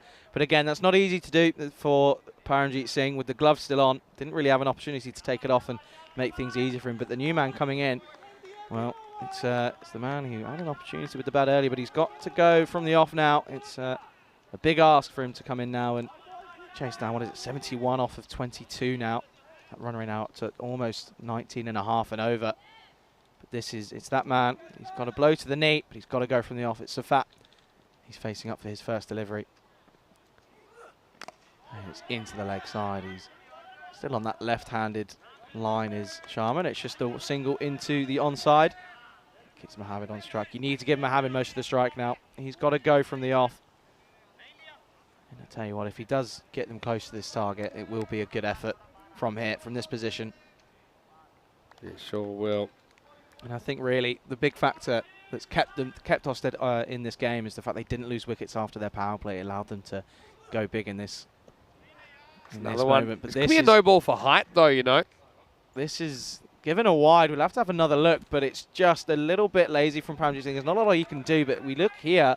Yeah, it has to be a no ball. It's gone like chest high. It's a long way over. It really needs to be picked up on, but this one just getting wrong, and then it's a little bit lazy from Paramjit Singh. He's had a moment of excellence, and now it's just gone all wrong, and it is going to be a no ball. That's a no ball on 2 counts and a wide on 1 count. It's like when you're in court, you've got multiple counts. It's a free hit. Anyway, free hit. It's a full toss. It's going to go up in the air. It's a big opportunity, and it will go all the way. It evades the jumping fielder. He's unable to collect this one, and it will go all the way. So the free hit proves expensive. Oh, it's another one that's may just be okay. Is that waist height? Anyway, back to the action. Continuing here. This is a slower delivery, just trying to get the line and length right. Because the thing is, yeah, you can't. Full balls that are waist height or above are now no balls. And so I think some of the umpires have a bit of trouble with the adjustment to that playing condition, and they're giving the benefit of these to the bowler when they really should go to the batter. And that's why the playing condition's been written that way. That's your only way really out of this. You need a lot of help from the bowling team. It's Sharma. This is a better length. It's still a full toss, but it's a low one, so it's not easy to get underneath. And the skipper Sazan Hossain will come through and keep it to just the one. But it's an interesting over, that one, with 17 coming off it in the end. Yeah, just hanging in. Let's have a look what's coming up next. It's match 6. And Stars, once again, 12 Stars winning the toss and electing to bat. So, I mean, they put 150 plus on the board. Seems to be working for them. Of course, we're not done just yet. But, yeah, we've got this coming up fairly shortly on the European Cricket Network. We'll have to let you know if there's going to be a slight delay because we did have a delayed start to the second half. But it is, at the moment, listed for 10:30 start local, which is 2 p.m. in India. So, yeah, it should be interesting. And, look, so much firepower for both teams, really. Yeah, well, they've given us an excellent game here first up on a beautiful Tuesday morning. The sun's just starting to pierce through those clouds now, and it's just giving us a bit of extra light to display some excellent cricket. It's just proving to be an interesting game. They're just keeping in it, haven't they? That run rate is going up and down. It's floating between the 19.5 and the 18.3. It's just stuck right at 19 and over now. So 57 off of the last 3. We've seen crazy things happen, and if it's ever going to happen, it's all going to be here on the European Cricket Network. We are going to see Anirudhu Godbole. He had an interesting time with the ball, but he's got an opportunity now, and he's going to go the distance early on. Well, that's certainly going to help things if you're an Ofsted fan. And this is going to go all the way. Not the start that Godbole wanted. It's 6 more. Yeah, shot. It's just be an amazing chase if they could get there. Thing is, they've got the cattle to do it, as they say. Safat coming out, and a little bit surprised. We haven't seen Shiraz Sheikh yet, who can also smack it all around the place. So he's still in the shed. Plenty of power hitting here in Belgium. We're seeing it now. But it's Godbole again. He was under the pressure. He was under a lot of pressure yesterday. He's coming in at the death. He's got an opportunity. Wow, and it's this time into the offside. It could be a bit of a bubble when things don't go your way. And that's just a moment of lapse of concentration to Ful Ahmed on the extra cover boundary. And it's another boundary. And this is not helping proceedings here for 12 Stars. Well, ever since it got out of hand, this run rate required, and went to like 18 or 20, we've had overs of 26 in the 6th. We've had 18 in the 7th. We've had a 6 and a 4 to start the 8th. And so they've batted themselves back into this game. This would be remarkable. Because they're basically going to need over 100 in the second half of the innings. That's over 200 pace. Not easy to do. But again, he goes big into the leg side. That's got to go all the way. It's been... Well, we're going to have to take another look here. But they're going to get it in and pretend as if it's not gone. But we're going to have feeling. You just have a look at the chalk here. He's on, well... Oh, that's not easy to Does he get rid of the ball before this foot comes down? Going to have to take another close look here. See here, he actually drops it, so it's not going to be 6 because he actually never holds on to it. So actually, it's a good drop. It's the best way. Because if it went in the middle of his hands, his foot would have landed, I think. So, yeah, fantastic camera work. Yeah, so it will just be one, I think. Just for the single, wasn't it? Mohammed on strike. Into the leg side, and this will go all the way, and it will. No question about this one. Mohammed moves on to 39. Well, they missed out the previous delivery, but he's made sure he's got all of this, and it's another 6, and they're just keeping themselves in this game. And, well, you just have to question the choice of putting Godbole on. He's been given the treatment early on. He's gone for 17 off this over now. There's still 2 deliveries left. They need another big over, and they're going to need 2 more hits if they can get anywhere near this total. And this is gone. This is going to go towards the onside, and it's not going to be collected, and this is going to be another boundary, and things just aren't going Godbole's way. You almost have to feel for him, but he's not bowling terribly, but everything's flying off the bat, and it's going all the way, and this target, it's reachable now. Yeah, it's a bit like a second-hand rug sale. Everything must go at the moment, and Abdul Mohammed has exploded to life. He's got Safat there doing good things as well. And even that boundary that we thought could have been 6 was a 1, changes the striker, but doesn't change the approach. Both these guys going big guns. They've got it down to 16.6 and over now. Now that's certainly going to help. That's going to go all the way. No question about this one. And Godbole, well, he'll be happy that his over's finished, but boy, has he gone for the treatment. 27 off it, another 6, and at the end of the 8th, Ostend 125 for 3. Yeah, well, as Corey would say, poor old Godbole. Every time he comes on, he hasn't bowled badly, but he's just gone to the sword. And well, now they're ahead of the rate. They're ahead of the rate. I said I'd only ever seen one game won from that halfway position. This could be the second, and at the moment, it probably should be the second the way they're going, especially with Shiraz Sheikh back in the shed. And so let's have a look at that. I mean, that worm doesn't really show you how quite fast they're going because the scale's 200 on the runs. But they have just clawed their way back from the highly improbable. It was over 20 and over required just briefly. And now we're going to go back to spin. And Nemo is finding himself in a bit of a pickle, bowling the 9th.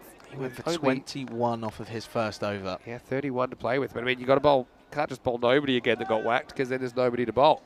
So I'll tell you, I would not like to be Hossein, the skipper for the 12 stars right now. This is the biggest call. They need to get points on the board early on here. If they lose this, where are they? You know, especially after losing twice yesterday. That's going to really hurt. Can still put this game away. It's all happening here. But anyway, there's going to be Nemo. He's coming in now. That's a good start. They're going to ask a question. I don't think we're even going to go upstairs. He's going to be gone. It'll be interesting to take another look. But he's not happy. We take another peek here from the side-on view. He does take a big step out. Keeps on going. It's whether he gets that bat down. This is a tough one because he does get his bat down, but it bounces. And for stumpings, if you bounce, it's no good as a batter. So we need to get the exact moment the bails are removed here. And for me, that is the next shot probably coming up now. And I actually think that... That's not easy. That's a difficult one. I would not like to be Stefan Gooch right now. He's got a big call to make here. They may just go with the on-field call then. Because the thing is, when are the bails removed? There's like 1 or 2 frames you could argue, and one of them is bats down and one of them it bounces up. And if the bat it's not like a run out where if your bat bounces up after you're in, you stay in. Stumpings are different. So let's have a look. The batter thinks he's probably gone here, but look. See, there's 2 frames. See, there is down, but are they completely off? And then the next frame, it bounces up and the bails are up. So I don't know. This is not easy. I think it might be not out. but I don't know. It could be. The batter's not confident. He's already walking off. I think, for me, No. yeah, he's saying you're not out. I think it's a good decision because here's the thing.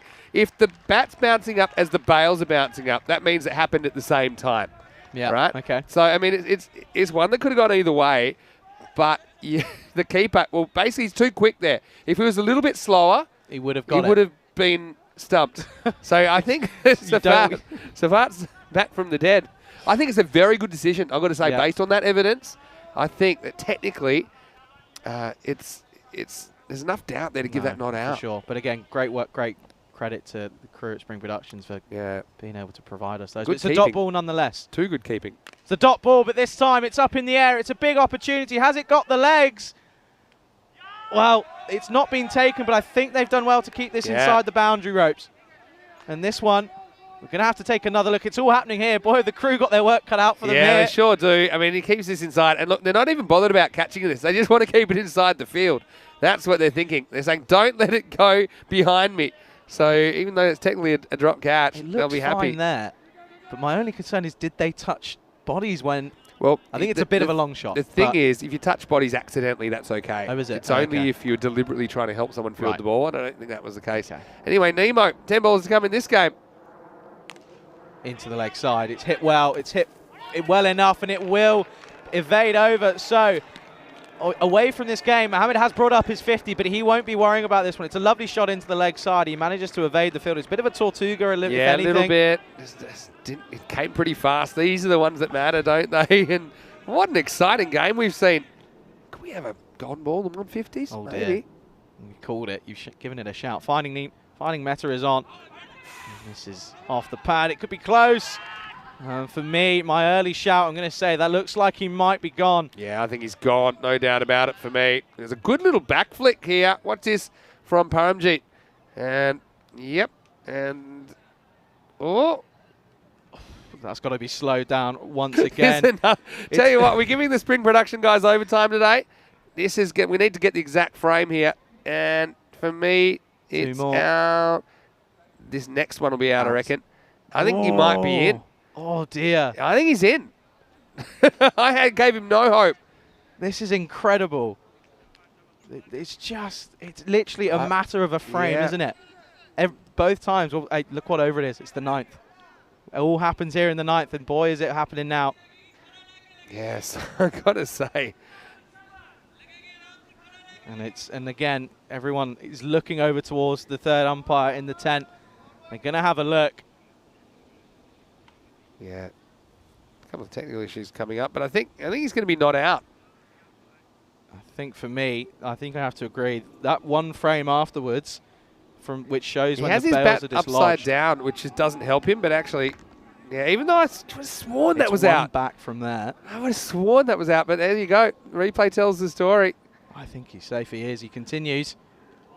And he misses out. He's all over the place. He's moving his body so fat. He just can't keep still. He's too excited. Safat's he's like a cat with 9 lives, isn't he? I mean, he timed his bat grounding perfectly twice. Incredible. Anyway, they still got plenty to do here, Ostend CC. This needs to go, and it looks like it will. It will go all the way. So it will be another maximum, and that is going to help proceedings. Safat moves on to 20, and this one, well, he took a couple of steps down the track, made it a slot ball, and he took it into the leg side and went all the way, 6 runs. Wow, so end of the over, it's 137 for 3, so 18 required off the last. How have they got themselves back into this game?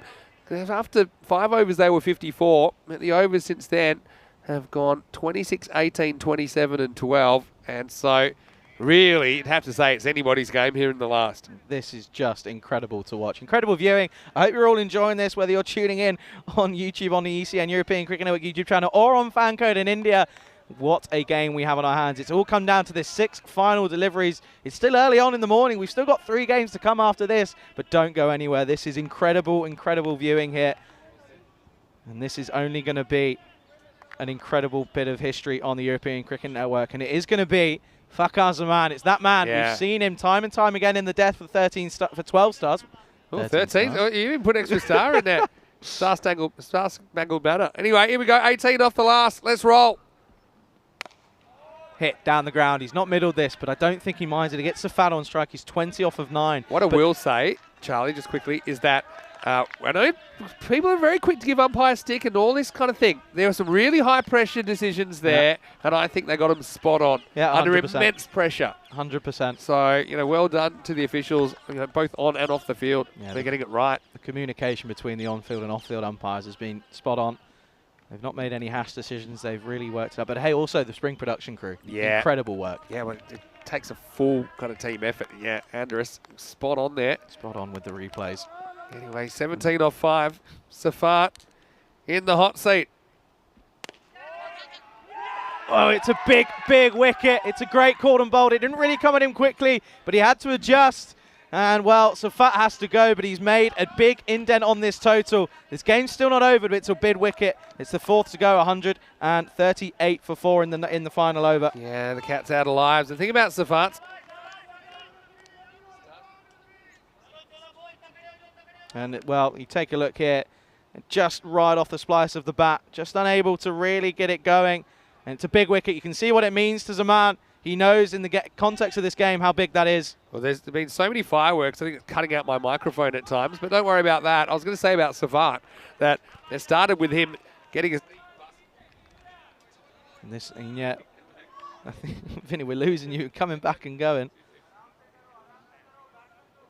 And I think he's not back yet, but again, it's a big man that comes in now. I'm You're hit back and now. miss, a bit like the batting. I was going to say Safat's knee started by getting busted, and he had some issues with the ball. But geez, what a moment! But again, big. It's a big dot ball. That is huge for this game. Bit surprised again, no Shiraz Sheikh still. I would have thought he'd be the man to come out, and instead it's Nurullah Siddiqui who misses out. And now you're in a situation where you basically need 2 6s and a 4 for a golden ball. You need 3 6s. Got to go all the way, this has. That's what Muhammad can't get down the business end. It's a dot ball, and he wants to get on the other side, but that's excellent work from the keeper. He's hold his nerve, and it's a dot ball, and, well, what a way. Unless there's anything crazy happens now. If it's a no ball, we've seen it a couple of times, a no ball 6, anything could happen, but if he just needs to bowl a legal delivery, this could be an incredible way for the Stars to bring up their first victory here in Belgium. Yeah, they thoroughly deserve it. I mean, we think of the innings of Paramjeet. I mean, that's probably my man of the match. This is full. This has gone a long, long way. Has it got the legs? It doesn't look like it has. And it's taken. And more importantly, it's a dot ball. So that will be the game for the Stars unless anything crazy happens. But I don't think it will. And it's a big wicket. It's the 5th one to go. And it's now 138 for 5 here in the final over. What a final over this is from Zaman. It's been fantastic, hasn't it? In amongst all the madness, Sarah thought for Abdul Muhammad. I mean, just brought up his 50s, 55 off 24 now. 6 big 6s and 3 4s. But it looks like, well, now we're pretty sure, and it will be 154 that stands up. And so, yeah, 12 Stars also, they won the toss and batted first in the next game as well. Well, that just sets us up for an incredible second game of the day. Yeah, if it's going to be anything like this one, we are in for an absolute treat. Get the popcorn out. It's a bit early, but it's worth it. Here is Shiraz Sheikh, batting 7. It's a bit low for him, I've got to say. Is that what you reckon? I think when you're a guy that leads your country in the T10 format, you would have thought he might have come out a little bit earlier in the over. Anyway, he's got 1 ball. Let's see what he can do against Fakhar Zaman. Zaman will be coming in, and this is into the leg side, and it will go for a 4, but it's a little bit too late, really, and there's elation on the ground as the 12 Stars CC have taken their first victory, and what a way to do so. They were teasing us. They were keeping Ostend in the game, but it's eventually the 12 Stars CC. They take victory by 12 runs here in match number 5, and what a game it was. There was moments of ups and downs for both teams. It ebbed and flowed between the two teams, but it will be the 12 Stars that take the victory. But again, commiserations to Ostend CC, but they will be back in match number 6. But again, incredible scenes here in Belgium.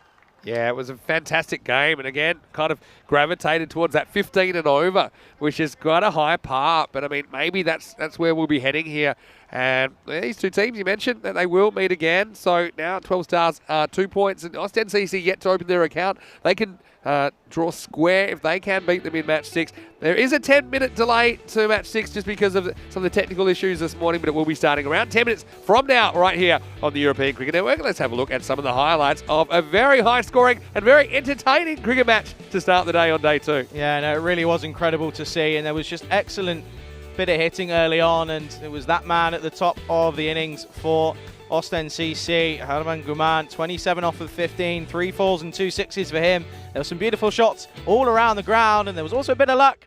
And there was some questionable, not really questionable keeping, but it was just a lack of effort. But unfortunately, it won't cost them, as they will eventually pick up the victory. But there's some beautiful shots, and then there was that man. It took him a little while to get going, but Abdul Mohammed ended up 55 off of 24 deliveries, 3 4s and 6 6s for him. But unfortunately, it's in vain, as he wasn't able to get his team over the line. But there still was some big shots, but also some excellent fielding. This is a good catch from that man there, Raji Sharma. It was excellent to watch, both with ball in hand and also in the field. But then there were also moments of brilliance as well. That was an easy catch, really, for the skipper, Azad Hossain.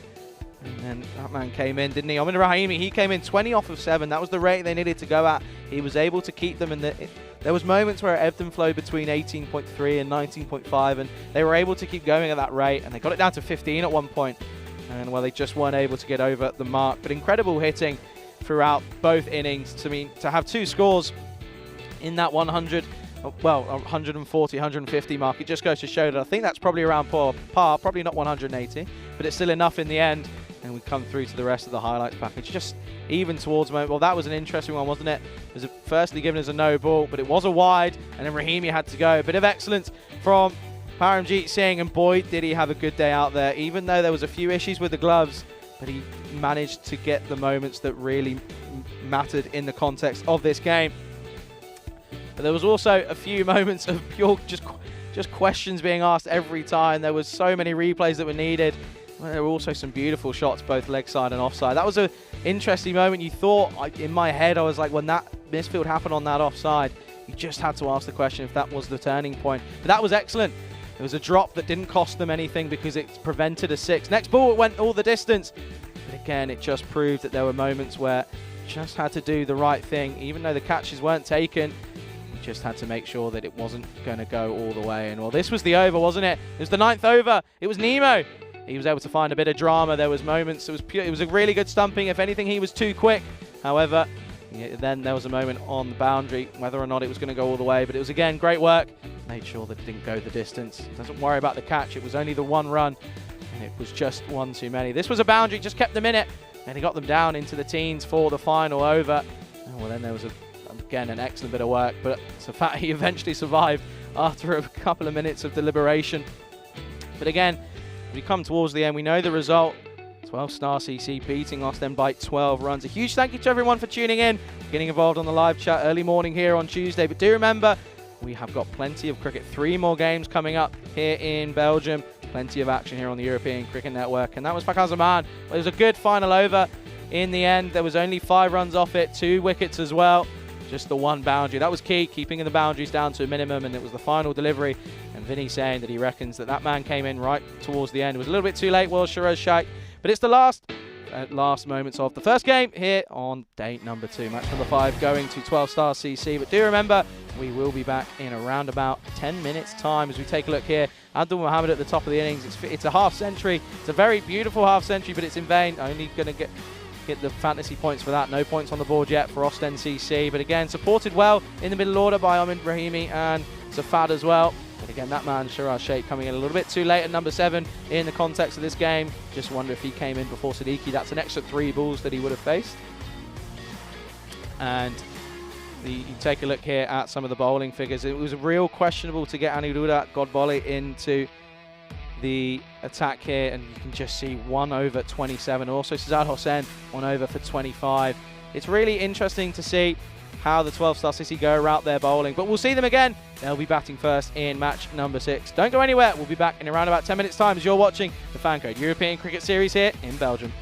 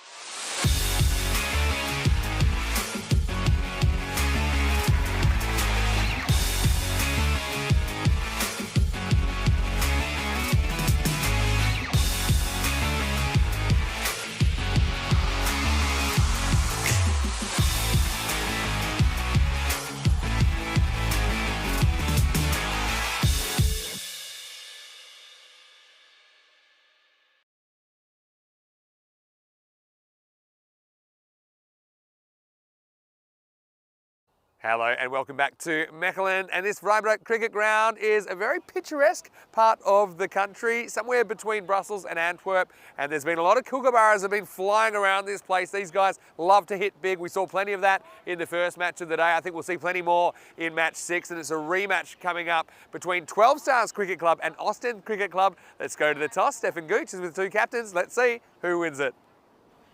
12 stars to call. Heads. Heads is a call. It's heads. Okay, good luck, guys. Have a good game. Thank you. All the best. Thank you. Cheers. 12 Stars Cricket Club's captain, Sazed Hussain, has won the toss for the second time in a row. And for the second time in a row, he's going to bat first. And look, we saw them put 150 plus on the board. Paramjit Singh batting really well this series. They've got a lot of people that can smash the ball. And, you know, sooner or later, I think we're going to see the biggest chase go down in this series. They did put 150 plus on the board in the first game, and that is becoming the norm. So I think we're going to see plenty of big hitting. Don't forget, though, Ostend CC, they've got a lot of big hitters. Shiraz Sheikh, the Belgian national skipper last year in the ECC, he's obviously one to watch out for. We saw a bit of a scary moment with Shagarai Safat as well earlier in the day, taking a blow on the knee, but he seemed to recover. I think it'll just be a case of which bowlers can keep the batters quiet in this game. The team that has more of those will probably win it. Let's go over to Charlie Hunt in match 6. I can tell you, once again, 12 Stars winning the toss and batting. Over to you. Let's get ready for match 6. Thank you very much, Vinny. Welcome back, everybody, whether you're tuning in on the ECN European Cricket Network YouTube channel or on FanCode in India. A very good morning to you. And what a first game we just witnessed. And, well, it's going to come down to this one again. These two will meet again. Ostend CC, they are out for revenge. We take a look at the bat versus ball. Well, if the last game was anything to go by, the supercomputer needs to have a reboot because the expected score for both of them is 96 and 95. So I don't know how quite correct that is, but we're going to be almost ready to get underway. And, well, I think if you're 12-star CC, you need to just put that last game out of your head, because if you go into this game expecting to try and get 150 once again, you might just encounter a few issues. So again, just needs to wipe that last game out of the head and start afresh. But good to see that we're going to see Safat opening up the bowling for Ostend CC as he gets us underway for match number 6. And, well, this is an early opportunity, but it's flashed and flashed hard, and it will race away, and it will go for the first boundary all the way to get off the mark. It's 4 runs, and it's 4 runs off the bat.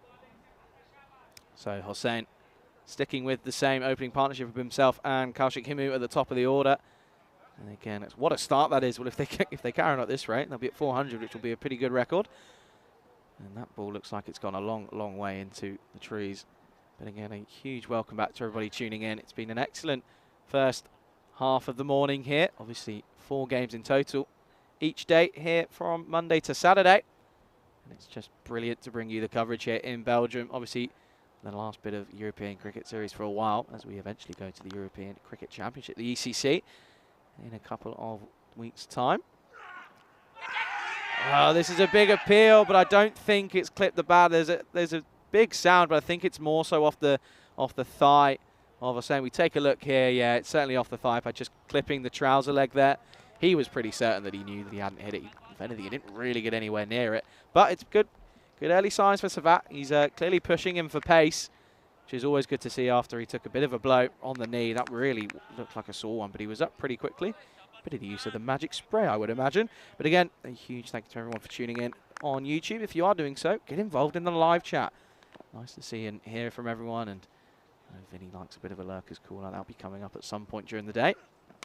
This is dragged into the leg side, and you've got the license to do so. But that's excellent work from the fielder out there. I think that's Rahimi. It is. I mean, Rahimi's just saved a certain boundary there. They will come back for the second, but that's excellent bit of work there. We'll take another look here. He did the hard bit of getting there. Just need to ensure that he doesn't touch the line at any point. He's perfect for me there. Doesn't touch that line. The only time he does is when he's released the ball. That's excellent work. He saved 2 early runs, and, well, considering how close the first game was, those 2 runs could be crucial. And this is driven well. It'll pierce the infield, and that's one of the best shots we'll see throughout this tournament. It goes a long way along the ground, and it's going to be a beautiful 4 runs through the covers. It doesn't get much better than that. So Sazed Hossain, he's looking like he's in fine touch here in Belgium. And again, just proving that this electric outfield, obviously due to the drought, it's not just here in Belgium, it's continent-wide, it's all over Europe. I know I've been in Spain for a few weeks, played a bit of cricket there as well, and the outfields are just struggling, just due to the lack of water. But Safat, he's under a bit of pressure here. 10 off the over so far, 2 deliveries remaining. And it's a better comeback again. We saw it the first time in this over. He's done it again. Just tightens him up for space. Doesn't give him the width that he really is looking for to punish him through that offside. And it will just be a dot ball. So a good comeback. If they can, again, they want to be looking. Where did they get into that? That last game ended up on 142. So they know that they're capable. And I think Vinny was right in saying that Shiraz Sheikh really should have come in a bit earlier. But this one just tucks him up for pace. Could be a close call. And Himu will come through, and it will eventually be for the single. So Hossein, he faces the first over all to himself. 11 off it, 12 stars, 11 for none after the first over. Gives me an opportunity to say a huge thank you to one of our new partners here at the ECN, Frederic Constant, just in time for the ECC, our official timekeeper. I'm certainly looking forward to the ECC. Unfortunately, I won't be there myself at any point, but I'll be tuning in. I'll be in the live chat. I'll be in there saying hello, having a few conversations with everyone. I know the usuals will certainly be getting involved. But again, we do appreciate everybody's contributions in the chat, especially, I know, well, this time around it's a little bit easier for myself. I've got someone to speak to. But no, I've often relied on the chat quite a lot for some company, often trying not to lose my mind. And we're going to continue on here in Belgium. We're going to see Fahim Bhatti come into the attack. He bowled the first over in the previous game. He went for 14 off of his first over. He ended up with interesting figures for himself. Ended up with 14 and 26 off of his over, so he went for a decent round. But this one, wow, it's going to miss everything. It's a great delivery first up. Nice. Well, if anything, there was actually a bit of a sound there. And it will be given as runs, so it's a tough chance for the keeper. He sticks a leg out a little bit too late. But unfortunately, it will be down as runs. So it's another boundary, and it goes again to that man, Sassad Hossein. Skipper is just leading from the front here, isn't he? Really proving to be a vital element to the start of their innings at the top of the order. No, Fahim Bhatti, he had an interesting time of it in the first game. Ended up on none for 32 off of his 2 overs. He had 2 no balls as well, so he was 1 more away from getting taken off. But he's under the cush here. He's got a bit of pressure on him now. That's a good comeback. He gets a lot of lateral movement, but it's not always in the same direction. So he's just asking a few questions of Sassad Hossein at the top of the order. But Hossein's been equal to the questions at the moment. But no, once again, a huge thank you to everybody for tuning in. Do ensure you do so over the next 2 weeks in the lead up to the ECC. It's going to be a dead ball.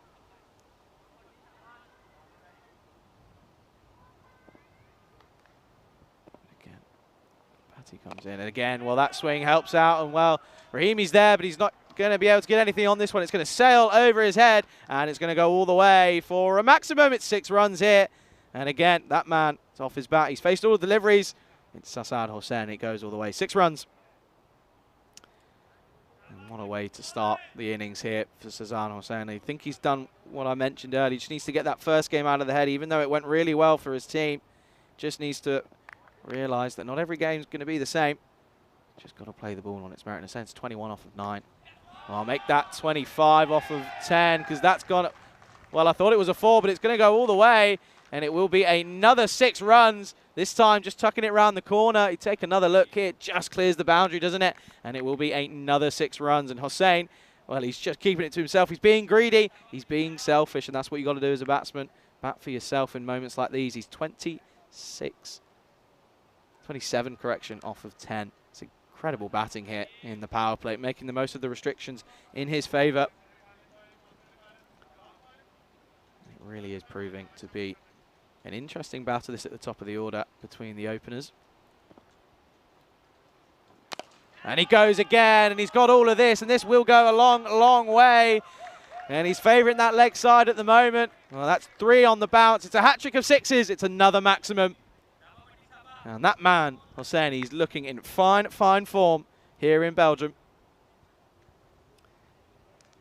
He's faced every single delivery that's been bowled in this inning so far. Kaushik Himu has just been an innocent bystander at the other end. He's probably got the best seat in the house, really, as this is too full. And it's going to be another boundary. It's not going to be the maximum of a 6, but it's going to be 4 more, and it brings an end to a disastrous over for Batty. It's 26 off it, and at the end of the second over, 12 stars CC racing away, 37 for none. And it will mean that Kaushik Himi will face his first delivery in the third over. It's taken him 3 overs, or 2 overs to get to be able to face a delivery.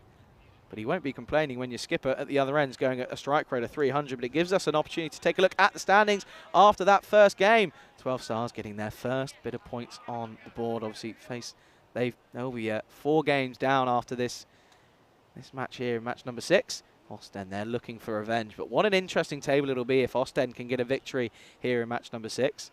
It'll really tie things up, and it could just mean that a team might lose out on net run rate as we get towards the latter stages of the tournament and of the week.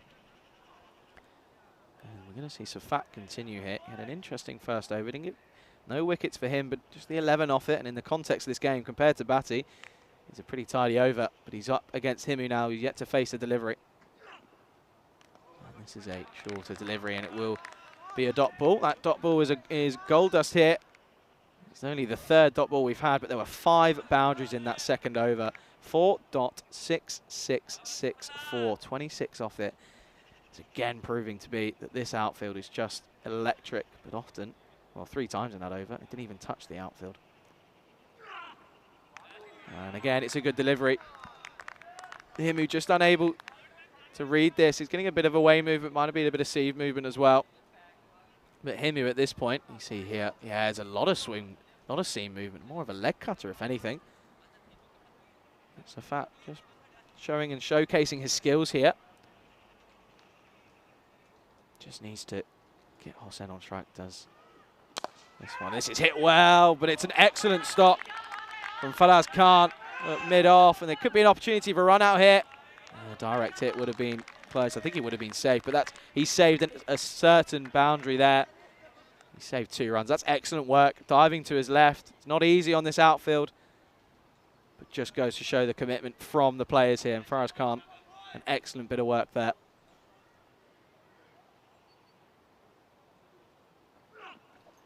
This is another shorter delivery to Himu. He's just unable to get this away. He's just struggling to read the length of Safat. This one, you can just see he's not moving his feet. He's just stuck, really, trying to play it into that leg side, which is interesting. That he's not giving the room is Safat. So it'll be interesting to see if Himu tries to manipulate the field himself, get a bit of movement in the crease. He moves across. It's a fuller delivery. It's a good ball from Safat. This has been a good tidy over.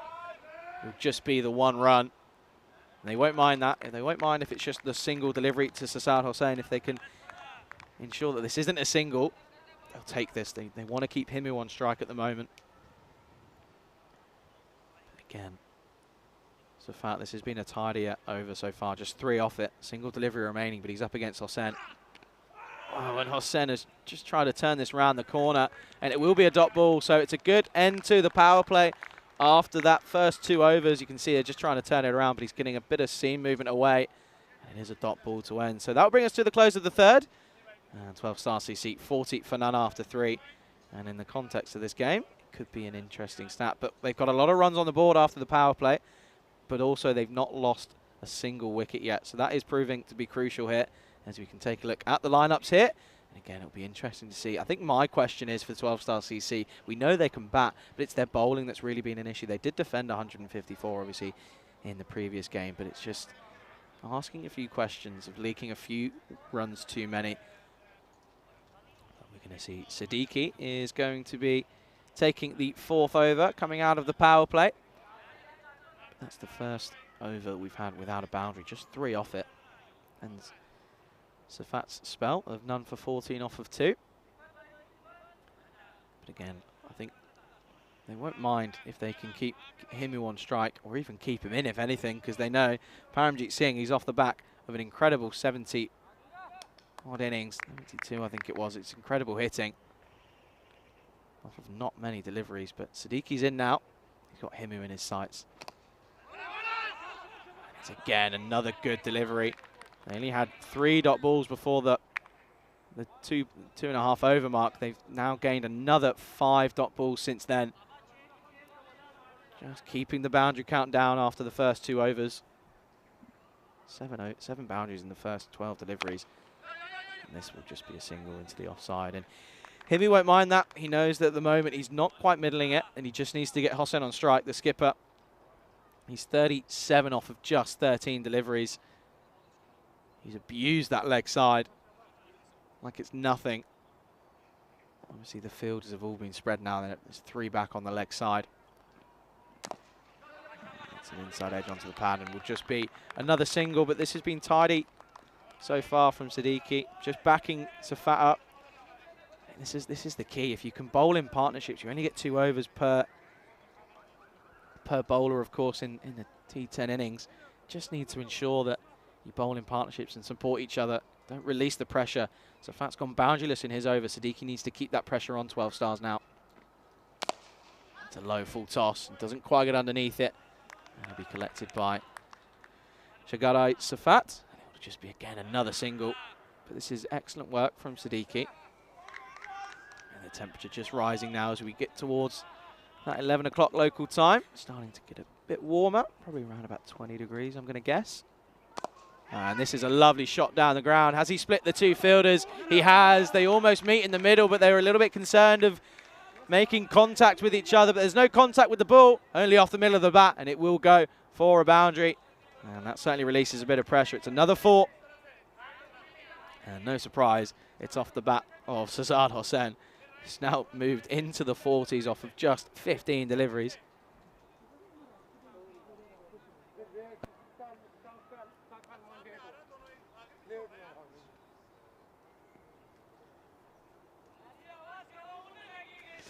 For Siddiqui, just let a bit of pressure go there.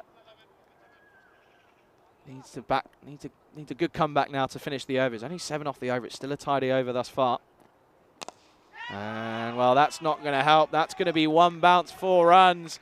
And, well, it was tidy up until the 4th delivery, but then he's gone 4-4. So 8 runs off the final 2 deliveries of the 4th. And after that over, 12 stars have reached 50. 51 for none. But it's been an interesting start here. They're going at around about 110, 120 pace, which is probably around about par. But there you go. ECC, I've mentioned it's coming up in under 2 weeks now.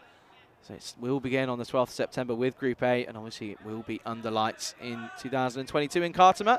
Switching to prime time. That first game starts at 9:30 GMT, 11:30 Central European, and 3 o'clock in India. But also you have to remember on Saturday and Sunday, we have cricket coming as well. So there are plenty of cricket coming your way for those 5 weeks, 7 days of cricket. And this is just going to be down the ground and straight back to the bowler. Just be a single as that's Faraz Khan into the attack.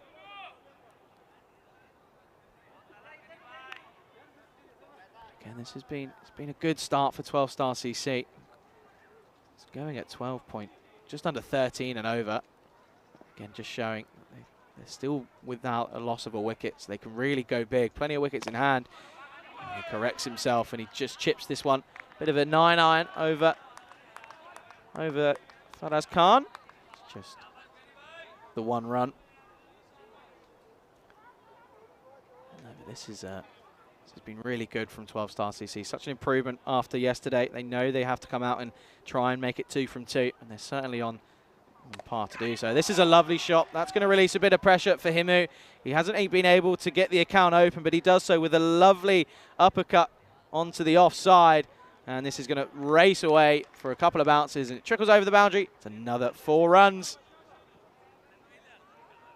And that's certainly going to help Kaushik Himu. He moves on to 10 now. Just releases a bit of pressure. It does. As I said, 47 off of just 17. 1 hit away from his 50, but it's Himu on strike at the moment. He's going at runnable 10. And he was looking to try and open up onto that leg side and clear the rope. But this one just gets through the bat and pad. Good stop from Zaman Farouk. And it is just a dot ball in the end. But this has been tidy from Faraz Khan, even though he has gone for an early boundary.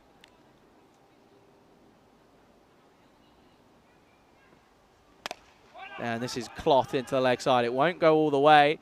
It's well watched by Safat, who has to ensure that even though the outfield's a little bit bobbly, just make sure you get your body behind it. He does so, and it is just a single.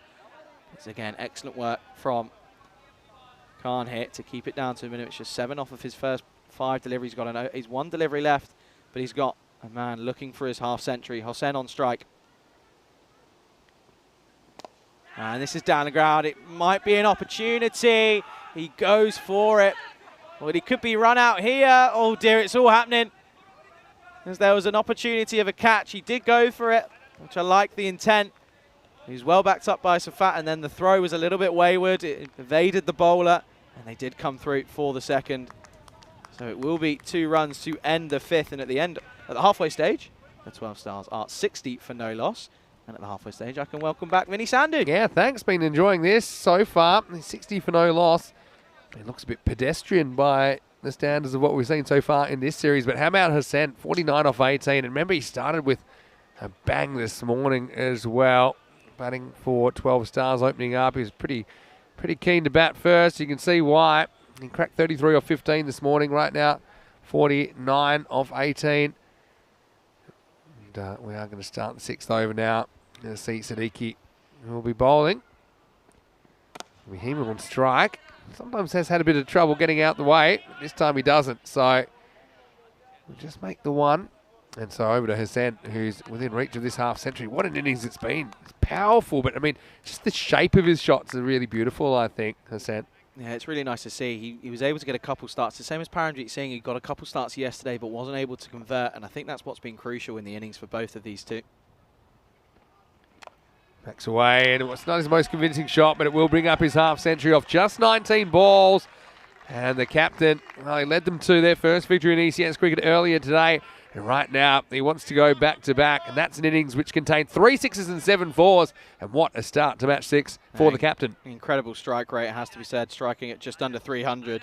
Just proving to be an excellent bit of batting, a bit of captaincy, putting himself at the top of the order. There's obviously been a change around, as Mehta was obviously at the top of the innings. But take a look there. Look at that wagon wheel. I mean, you could build a tyre around that and ride a bike, couldn't you? Because it had spokes everywhere. And yeah, Hassan's been brilliant. And I don't think he's done quite yet. Here's Siddiqui. And this is where normally I start talking about the C word and creating a wicket. I've got a very good track record of jinxing people that are looking good. But, I mean, he does have 50 in about half the time. Just saying. Do you not like Hossein? Is that why you've mentioned that? He's just got his 50. He's a lovely guy, actually. He moves turn. He's just not able to elevate lately. This is down to Safat, who had a bit of a nasty moment when the ball was hit back at him earlier. Took it on the knee, but he was fine, recovered to finish his overs and also bat.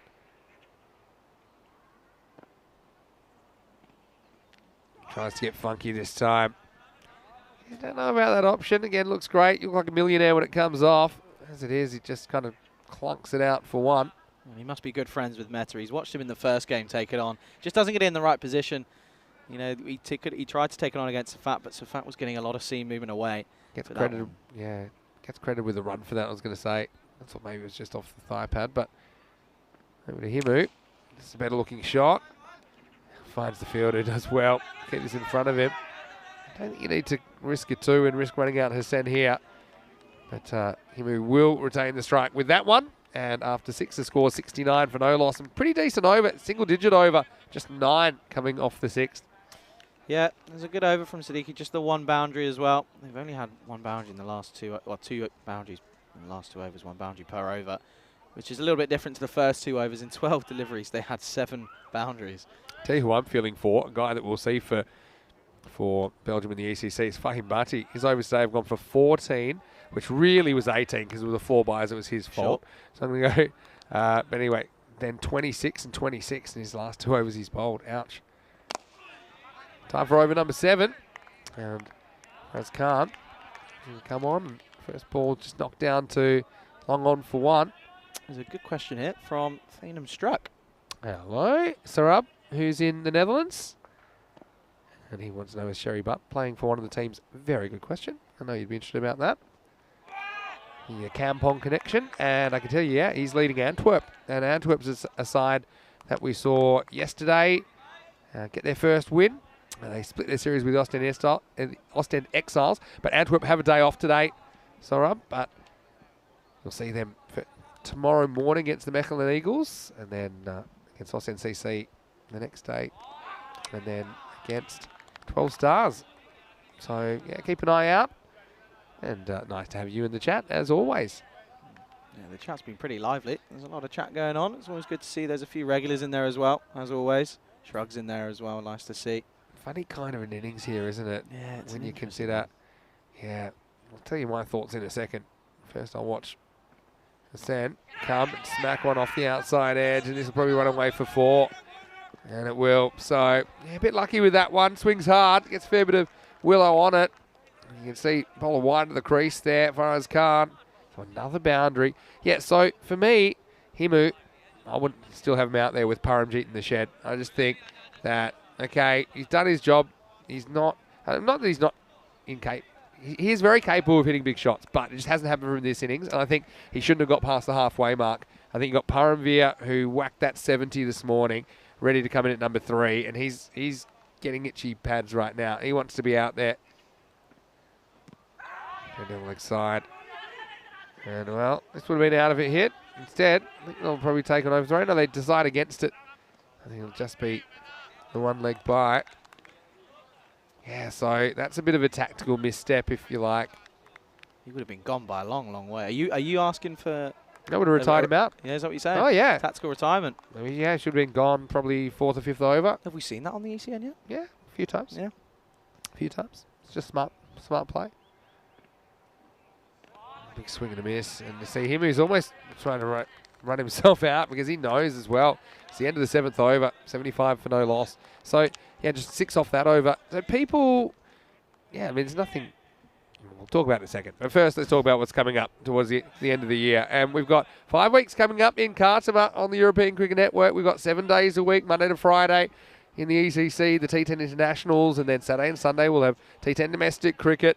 So that's going to be a very exciting time. But then we will finish with 3 more series. We've got a week in Croatia, 2 weeks in Malta, and 5 weeks, I should say, in Spain. And the season should run all the way until the 11th of December. We'll be in Barcelona, which is a really nice way to finish this year because that's actually where we started the 2021 series. So it kind of bookends the 2-year period.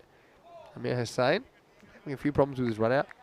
Yeah, I mean, there's nothing against Himu, and it can happen to anybody, but 15 off 17 on a ground where 2.5 a ball is the par. I mean, even if someone had gotten 2 a ball in this time, that's 20 runs extra. No, for sure. Hit pretty hard. This will go to Safat, who holds a very good catch. Well, I said he's a good fielder. No, I wasn't lying. I think he missed one this morning, which I was very surprised about, but this one was travelling. In fact, he saved 6, doesn't he? So it will be the first wicket, and it breaks the opening partnership at 75. It's Amir Hussain with the breakthrough, 75 for 1. Yeah, it's almost the wrong wicket though. If you're Ostend, you've got well, I say that completely wrong. I completely got mixed up. It's the right wicket if you're Ostend, but it's the wrong one for 12 Star CC as Hossain has to go, but Himu remains at the crease. Yeah. Again, I don't mean to heap stuff on Himu. No, we've all been there. You know, we've all been there, but I think maybe this is where it comes down to, there's no real process in cricket to do this because it hasn't happened that much. When I thought about it, I think it actually should be the captain's call because the captain chooses who bowls when. I think the captain also should choose who bats when. For sure. If he thinks there's somebody that can be going quicker and you're not in danger of getting bowled out here, that's something that I think I would have just given him the friendly tap. It's the benefit of not losing a wicket, isn't it, in the first 3. Just mentioned it a couple of times. It really is crucial. Anyway, here is Paramveer, and he gets a no ball first up, and this is going to be cracked. He'll be upset he doesn't do more with that, I think. So it'll be no ball +1, free hit. Big apology from Amir. I'm sure there's nothing intended. Attempted Yorker, I think. And yeah, it's a good call. Yeah, no, it's interesting though because they've got Himu on strike for the free hit, and that's a little bit of a warning from the umpire. Yeah, free hit coming up. And swing and a miss. So he's just and sometimes players don't realise they can do that. They can do that, retire themselves out. Sometimes players say, "Look, I was almost trying to get myself out, or was running myself out," but they don't kind of know that that's possible any time. You can see the way he's wandering around out of his crease. He's kind of waiting for someone to finish him off. I think his rhythm's been a little bit responded of, as he's just looking a little bit uncomfortable at the crease now, and he's just struggling, isn't he? And you can tell he's getting a bit frustrated. I think he's just trying to hit out now. If it goes, it goes. If he gets out, he gets out. Yeah, but that's the problem. He's still eating up balls doing that, like the last ball. And so that can happen. Meanwhile, the game's drifting. Once again, gets in a muddle. And you can see he's always daring the keeper to get him out. And he keeps going, no, I'm fine. The way things are going. The thing is as well, it's just that is easily a wide, but he's stepping around it. And it's when things aren't going your way, it's not going your way. That's what I mean. It's just that it's frustrating for him more than anyone, for sure. For everyone except probably the Austin CC guys who want to get their first win. Now, just get this out to the leg side. It'll just be a single. But even in that shot, he overhitting that. He's trying to hit that all the way back to Brussels and Brussels or Antwerp, take your pick. But he really is. He's just struggling, isn't he? As you say, he did a job at the top of the order. But I think, especially when you've got he's only faced one delivery, and we're now in almost in the 9th over. I probably would have thought about opening with him as well. Oh, another one. This is number 2. It'll be a final warning for Hussein, who's still in his first over. And Paramveer is saying, no, not falling for this again. I'm taking the free hit. And I think it's probably smart. Again, don't know what he's got against Paramveer. But he's bowled him 2 beamers so far. He doesn't like the hat, clearly. Doesn't like the floppy. Yeah, I mean, the old Alan Donald to Zoltan Zarawani, 1996 World Cup, if you know that footage. Before my time. I'll show you that. I'll show you that. And so there'll be a second and final warning. So we changed this playing condition a while ago. So now it's not to do with danger. It's just if you bowl anything above the waist height, then you'll get a final warning for a second instead of being taken off. But anyway, it is going to be a free hit coming up. And he hits it pretty high. Won't go to the boundary. Will it get caught or not? Now, oh, this is going to be a worse case. No, it's okay. Well, I say it's okay, but it's going to result in a run out. And Himu was trying to hair back to the non-striker's end, and they just weren't going to make it. And then they were both in the middle of the pitch, and it looked for a second that it might be Himu that survives. But I think both players agreeing here after this matchup, this mix-up, I should say, that Himu should be the one that goes. Yeah, so you get a good view of it there. Thanks, Andrus, for that. With a bit of the Benny Hill music about it. But it will just be one. So Paramveer, well, frustratingly for him, he can't cash in the free hit. He gets a single, but it also results in a run out. They scored out 80 for 2. Yeah, you could see it there. He turned around and saw that they're at the same end. He went, well, I'm not going. You're going to have to go. It's your turn. You need to go. But no, it's again, no discredit to him. It's not as if he's not capable. It just doesn't come off. And we've seen retirements. We've spoken about it. We've seen it in the professional game. So it could happen to anyone. This is a good block hole delivery. New batter comes out and is able to keep it out. So end of the over. They're going at 10s. It's 80 for 2 after 8. I know it is. It's good to see. There's a question here from Tariq Sandhu. He said, let me just find it. Isn't it 1999 World Cup? Well, it was that one, but I was looking at who's the youngest T20 international captain. And I have got the answer. It was, the player was Noman Amjad. It was against the Czech Republic. Just trying to find out who it was for. It was, so he was for the French team. And this was this year, 24th of July. He was playing for France. It was against the Czech Republic. He was 18 years and 24 days old. Yeah, that's pretty young, isn't it? It's younger than me. Yeah. Yeah. Seriously young. See a long-term potential. Normally when someone gets picked for captain that young, they see long kind of road ahead of them leading the side. And it was Graham Smith of South Africa probably famously. Steve Smith probably quite young when he took it on as well. Here's Fahim Bhatti. And just can't get it right at the moment. This one goes outside the off stump for a wide. Well, there's Kane Williamson. Yeah, he's for pretty New young. Zealand. He was 21, well, just under 22. He's 21 in 328 days. Yep. That was back in 2012. There's a Butler for Guernsey, Okay. who you obviously saw in Josh Desert Butler. Springs. Yeah, lovely guy. He's up there as well. This will do. This will be a thick outside edge. Paramveer. I'm trying to get them somewhere near that 120, they'd imagine. It's probably the best they can do from here. Big swing to the leg. Ends up going to off, and that's 4 runs. Yeah, well, at this point, you take any runs you can get. They're not quite going to get to that 150 mark that they did in the previous game. But again, if these two, you're almost relying on Paramjeet again. However, if you can rely on him to get you up towards 120, 130, because that's what, all seriousness, we reckon that's about par, don't we? Yeah. Well, yeah, I think 130 to 140 is par.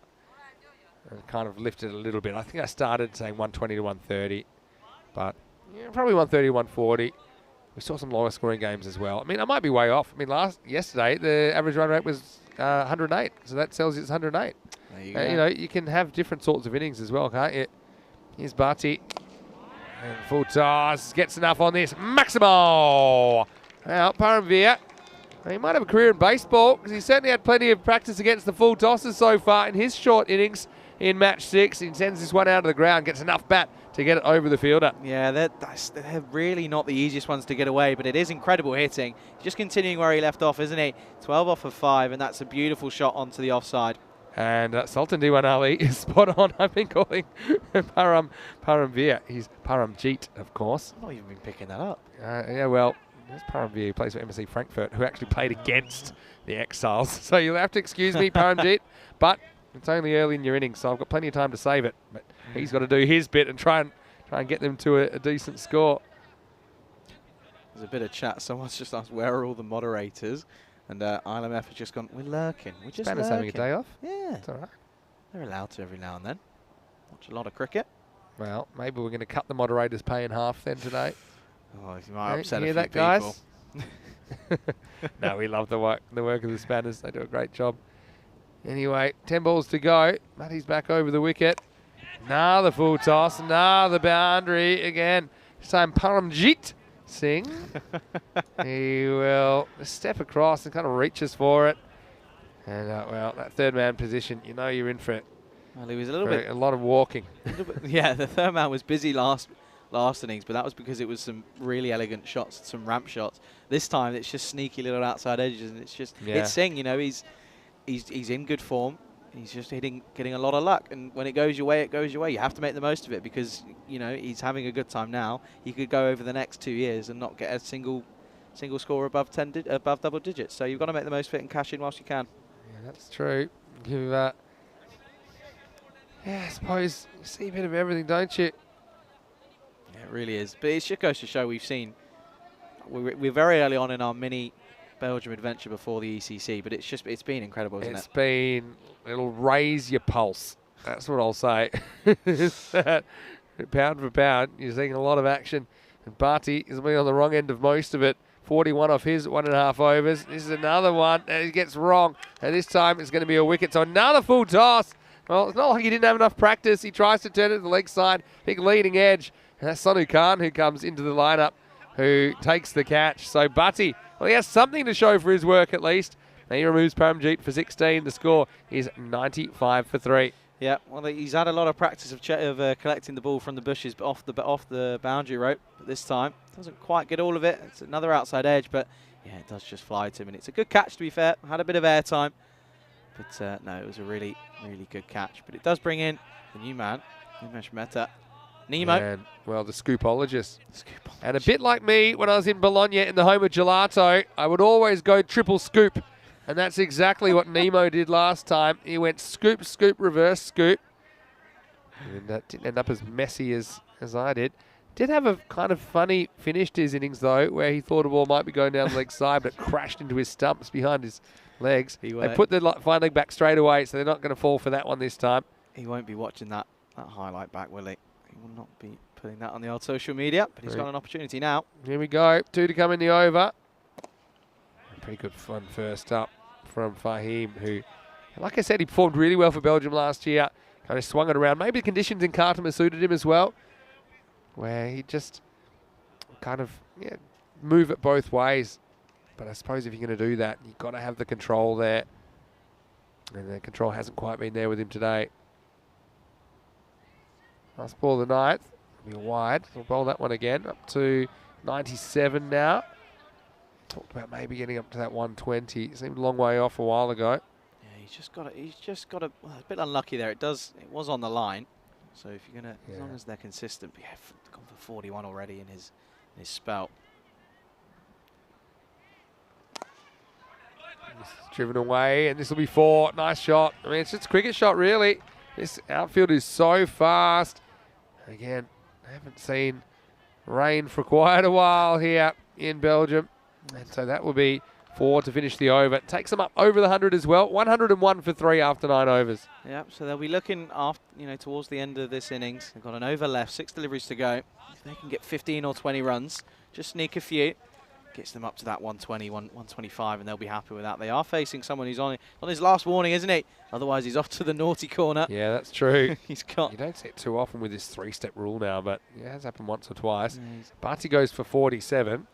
Now, I was going to tell you, the most runs ever conceded by one bowler in one of our ECN T10 matches. I'll pull it up here. You probably won't appreciate you mentioning it. Unless it's been betted, and I didn't realise it. Well, at first it was in Portugal, actually, Clive Worth. You got to, who went for 50. But you got to realise that normally, we've seen some really big overs. We've even seen a 39 over, but normally you don't get a second over, right? If that happens to you. So, yeah, I'll tell you in a second. As we wait for the last over, it's going to be Amir Hussain to bowl it. Mehta gets another full toss and swings and misses. So here we go. See if I can pull it out. So most expensive. Yeah, whilst you're looking that one up, Shrugs giving me a bit of stick, saying well short of the 180 par. Yeah, exactly. It's well said. Yeah, my first day at an ECS, and someone's sticking it up.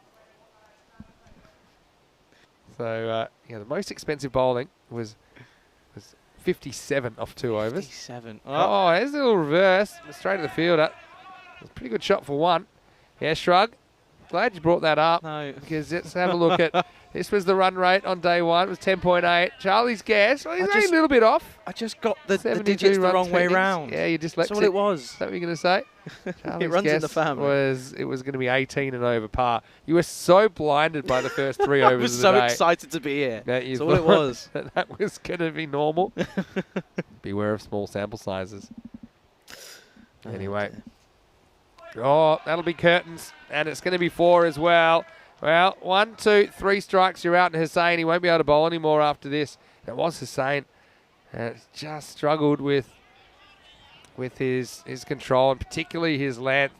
And so because of a third high ball, he knows now that'll be the end of his bowling, and there's still 4 to come, and maybe they can still sneak up to that 120 now. New bowler will be required. Yeah, well, I told you. He was on the cusp of it, and he's off to the naughty corner. Umpire's had enough. He's off, and it's never nice to see. He's obviously it's not on purpose. No, it's not. I think it's way. just a case that he's really trying to hit his Yorker, and he just keeps overcooking it. Yeah. And now they're going to have to have a conference to work out who's going to finish this over. Yeah, Gokhan Alta in ECL. 2 overs, none for 57. So. But he can at least say he didn't go for that many. He finishes with 1 for 47. Who was that against? I think it was against Brescia CC in the game where Brescia CC scored 193 and Baba Hussain scored 100. Anyway. Tarek's asking a question. Would you rather be a better bowler or a batter? Well, it's probably the worst question to ask you, isn't it, really? I'd rather be a better batter because I would have played more high-level cricket. Yeah, exactly. That's a short answer. Yeah, that makes sense. Anyway. I'd probably have to agree, considering we're both keepers. All right, here we go with Rahimi. He's going to take off. Wow. And this will take off. This has got miles Maximo. Wow. Stars coming home with a wet sail.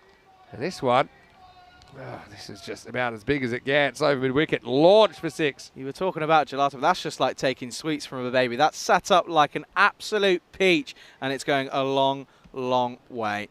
Stephen Kell's got a question. Has it happened to bowler is suspended for bowling too many high balls, and then due to all proper bowlers having finished their overs, a complete non-bowler has to finish the over? Yeah, quite often, actually. And you got to remember that if you bowl a part over, it counts as a full over. So even earlier in the innings, they'll often use someone that's a bit of a part-timer to finish it off. I'd probably put Rahimi in that category. 3 to come. Oh, well, that sounded like a rifle going off, and that's just gone even further. Well, Zaman having some fun at the end. We thought 120 was a pipe dream. Now they find themselves 119 with 2 to come. Well, that is just absolute rinse and repeat. The first time was so nice. He had to do it twice, and it's just going to go. It might not have gone as far as the first one, but it's bang on the same line, and it's back to back. It'd be a measure. You know, it'd be pretty close. They were huge hits. So 119, a couple more of those. I got 131. Zaman on a heater.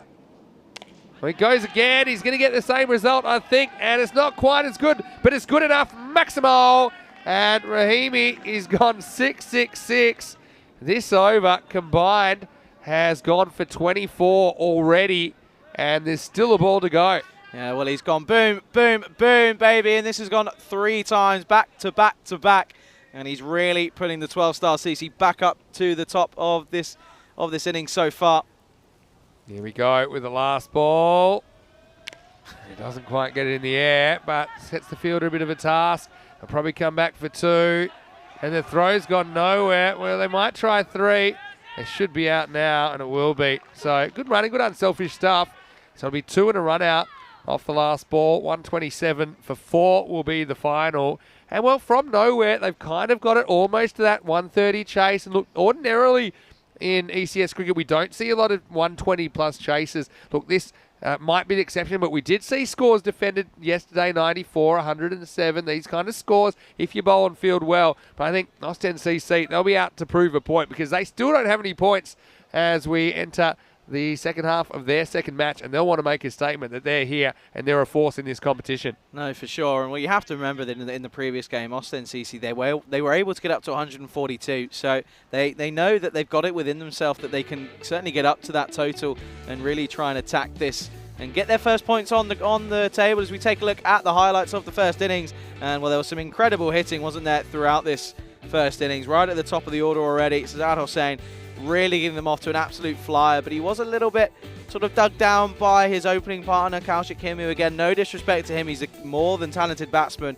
but he just struggled to get the ball away. But Sazzad Hossain, credit to him, 59 off of just 26 deliveries, 8 fours and 3 sixes for him, striking at 227. Incredible stuff from him.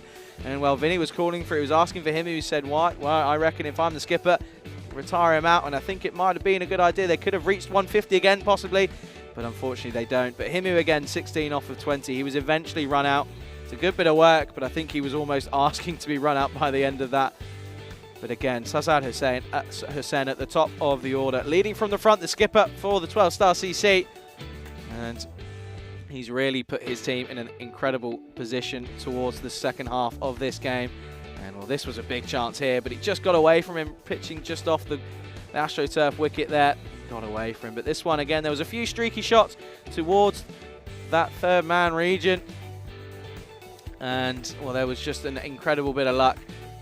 And we saw it also later on as Paramjit Singh also looked to make the most of that. But then eventually, it was a good catch from Shagari Safat to remove Sazzad Hossain. It was the wicket that they didn't really want to lose, 12-star CC. They almost would have preferred Himu to go. But again, that was off the no ball. And then they ended up being at the same end.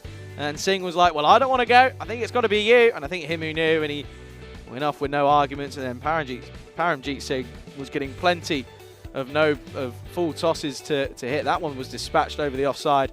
There was a few streaky ones down towards third man, and well, that man, Sonu Khan, he got rewarded for his troubles. He was eventually given a nice easy catch as he had to chase quite a few deliveries down towards the bushes there. But then that brought in the dangerous Fakan Zaman. He's just quietly gone about his business. He's bowled really well throughout this tournament, faced that third no ball, which meant that we had to have a change on that final over, and that was a big moment in the game. Zomid Rahimi came on to bowl the final 4 deliveries, going for 20 off of his 4 deliveries. And Fakan Zaman, 28 off of just 7 deliveries, finishing with 2 fours and 3 maximums in his innings. It was just incredible. That last over going for 26, well, the last 2 overs going for 47 in total. So that really is where the game may just have got away from Ostend. But in the context of this game, we'll only find out how crucial that will be, as we are only about 10-15 minutes away from the second half of match number 6, as 12-star CC have finished on 127 for 4 off of their 10 overs, setting Ostend 128 for victory. We take a look at the scorecards here. You can see that man, the skipper at the top, 59 off of 26. Incredible work from him to get his team off to a flyer, and backed up superbly by Paramjeet Singh once again, and also Fakhar Zaman. So when you've got batsmen coming in at 3 and 4 who are really capable of hitting long shots, it just makes life 10 times easier for as a captain. But in terms of the bowlers, it's a better day out for some, but it won't be for Fahim Bhatti. He will not want to look back at this one, going for 1 for 47 off of his 2 overs. And also Ahmed Rahimi, well, there's not much you can say for him. He wasn't expecting to bowl, but he's had to come on there in the final over. And Amir Hussain, he'll be trying to work out what's gone wrong for him. But don't go anywhere. We'll be back in bang on 10 minutes or so, as we'll be back for the second half of match number 6, as you're watching the FanCode European Cricket Series here in Belgium on the European Cricket Network.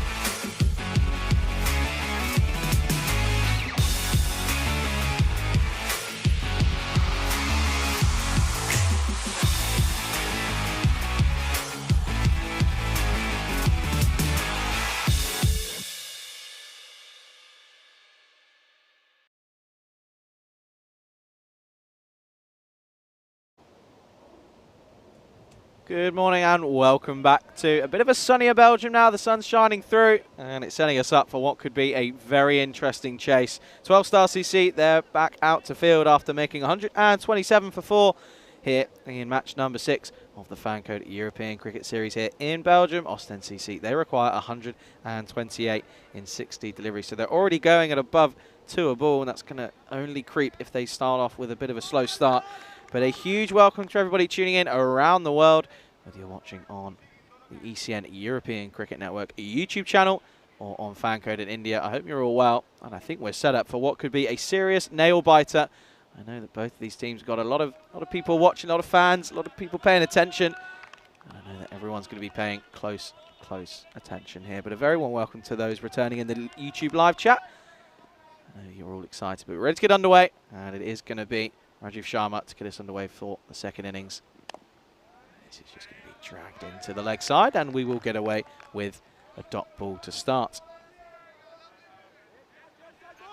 This has been a very interesting matchup, these two teams. Now getting a little bit of a movement into the left-handed Mohammed, who's on the back of a nice 55 half century. Obviously it was in vain, didn't get the victory for his team, but he's got a big opportunity to do so now. It's a slower, loopy delivery, and it should have been a dot ball. However, he's gone through the man, and they'll get off the mark straight away with a single. Again, it gives me an opportunity to say a very good morning to those in the chat. Cricket Mania, Chris Smith as well has just joined us. Good morning, Chris. How are you? Mandrick as well. Shrug. Helix been in there as well. Good to see everybody getting involved. You're joining now, and we are in for what could be a very interesting lineup. And a change at the top of the order as Abdul Rahman, he has come in at number 2.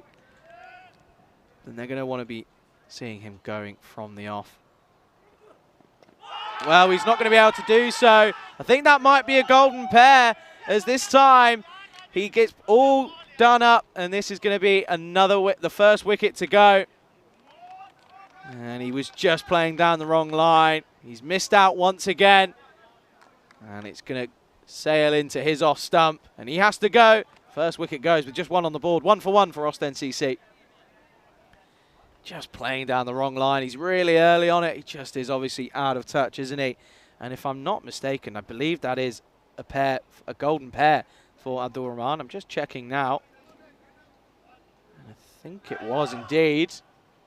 Yeah, he got caught, didn't he? So he was caught by Sazad Hossain off the bowling of Tufan Ahmed. And, well, it's just going from bad to worse for the skipper, Abdul Rahman. He's put himself in the top of the order, trying to relieve some pressure after getting a golden duck in the first game, and he's just got a golden duck in the second. So not the outing that he would have expected for his first 2 games in this FanCode ECS here in Belgium.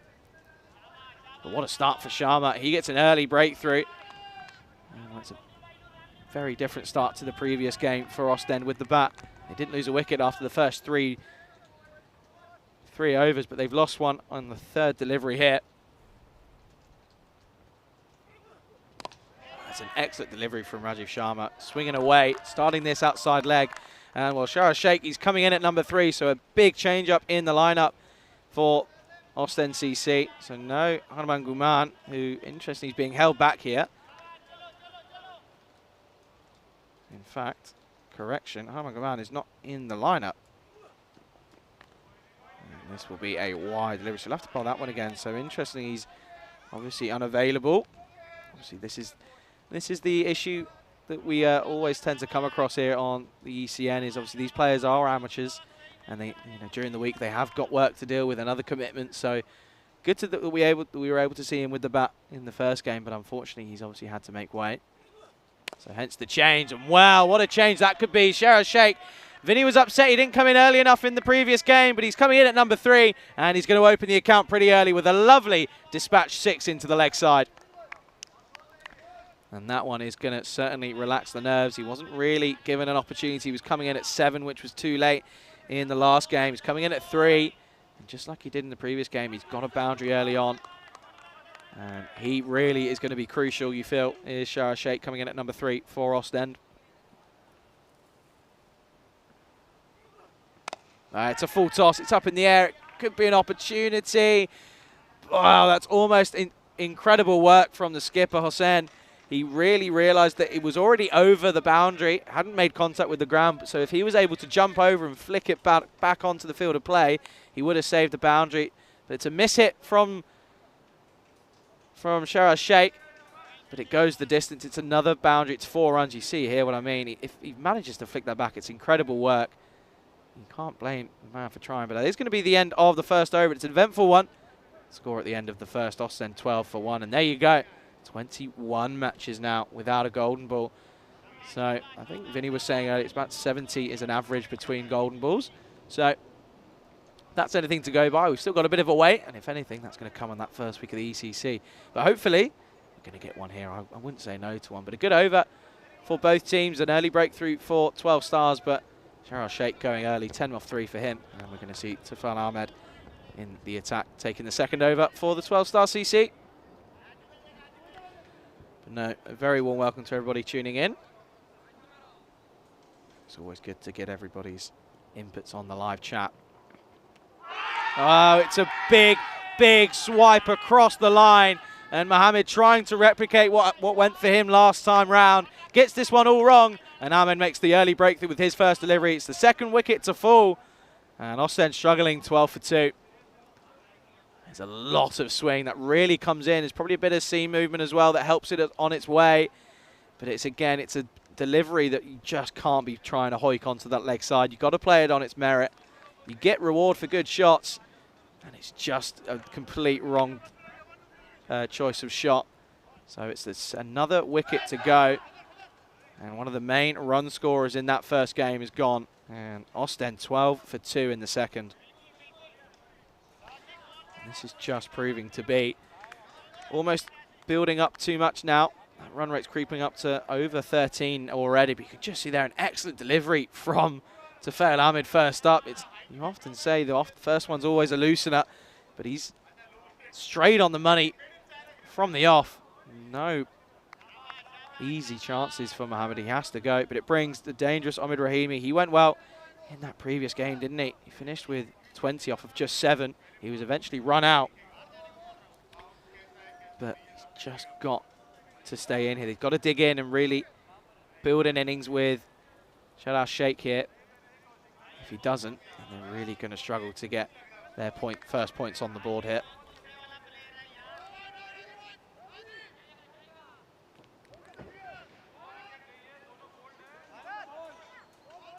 And, well, Shrugs pretty much hit the nail on the head there, saying Austin Batter's not playing the ball. They're just swinging wildly and expecting to connect every time. Well, I have to agree with you there, Shrug. You're not wrong. Making my job a lot easier. But no, you are completely correct. There's that shot there. The ball's starting at almost 3 set of stumps wide of the off stump. And eventually it's clattered into the off stump and middle stump. So you just have to play the ball on its merit. But he doesn't do so, and it's gone. But if you're an Ostend fan, you're going to be a little bit nervous and starting to get a little bit shaky. What a first delivery for Ahmed, but he's got Rahimi in his sights now. And Rahimi flat bats this down the ground. And it's well cut off in the end by Nemo. Nemish Mehta does well. And he'll keep it to just a single. But that was well struck from Rahimi early on. But boy, oh boy, has he got to go big here. But we take another look here, straight down the ground. He was almost expecting it to go all the way. But if anything, I think it's the first one we've seen in a day and a half's play that's plugged on this dry outfield. But it's exceptional work from Mehta. Probably we'll see with a bit of spin, and then this one is going to be down the leg side. So Ahmed just getting pushed off his rhythm there, losing his line. The length wasn't an issue. Back of a length delivery, but that line. But it's good keeping from Paramjit Singh. This time looking a little bit more lively. Obviously he didn't have an explosive inning, so he's probably got a bit more energy left in the tank. Well, this time he does put the dive in, but it's an exceptional effort. If anything, it's not Paramjit Singh that's got the gloves. I think that's Kaushik Himu that's taken the gloves over, in fact. He dives away. He's unable to get anything on this, and it will be another boundary. So it's 4 runs, unconvincingly so. But no, it is Kaushik Himu that has got the gloves on. So interesting there. Paramjit Singh's obviously said doesn't quite fancy it. So this will be an interesting one to see.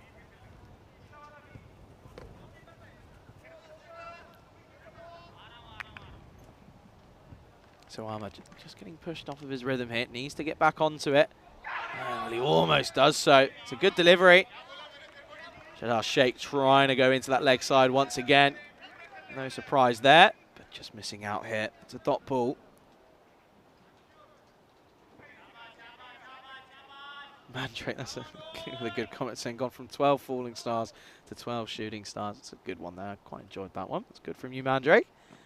And this is a shorter delivery. You can't bowl there when you've got no one protecting the square boundary. And this is going to race away, and it's going to be another 4 runs to that man, Mohamed Sharaf Sheikh. And it just races away, you can see there. As soon as it gets over that 30-yard circle, there's no stopping it. You're not going to beat it in a chase. Oh, well, that one's gone right into the public path.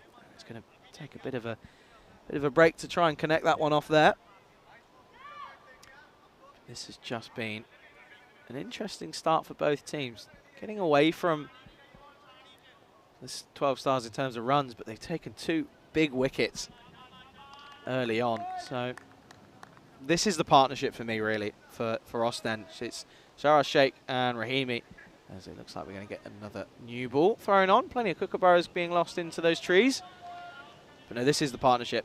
I think if these two can stay in from what we're now coming into the end of the 2nd over, they can stay until the 8th over, really get going and motor along, they'll be in with a chance here. But that run rate, just flirting with that 13 runs and over. It's not far away. And it's again short, and you just have to question the plan here from Tufal Ahmed. He started off really well, getting a scalp with his first delivery, but then he's just dropped his length, been pushed off his rhythm, and it's just turned into a bit of a massacre. 14 off the over, and at the end of the 2nd, Ostend 26 for 2. But that's certainly helping proceedings for Ostend, and this is the difference here. Ostend just keeping themselves in the game. They know all they need to do is hit the bad balls, and they'll be within with a shout. But it gets us an opportunity to take a look at the standings of Group A. There you go. 12 stars obviously getting their first run points on the board. So there's 3 teams now on 2 points apiece. A victory here for 12 stars will put them joint on points, but probably missing out on net run rate. This is a big, big game for both teams. Obviously Ostend looking to get their first points on the board. This is obviously their first outing in the tournament. And then also 12 stars are also looking to really build on what was an exceptional performance early on this morning. There was a couple of moments in the first game, especially with ball in hand, where there were a few questions being asked. It will be interesting to see if Godbole comes back into the attack. He was really the one that leaked the most runs in that first game and just kept Ostend in with a shout. It's going to be Rajiv Sharma to continue. 1 for 12 of his first over. That's an excellent delivery. Great variation. Bit of an off-cutter. It's a slower ball off-cutter. It's exceptional work. There's Rahimi for a kipper. Hasn't really got much of an idea. Was in a complete wrong position to play the shot he was trying to do. And therefore, as a result, it's a dot ball. Dot balls? I think it's Rico that says that gold balls aren't gold dust.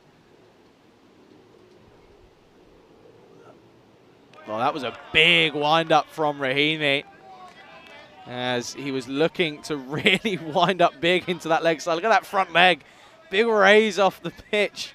Eventually, it's a really good delivery again from Sharma, just keeping it away from the arc of Ahmed Rahimi.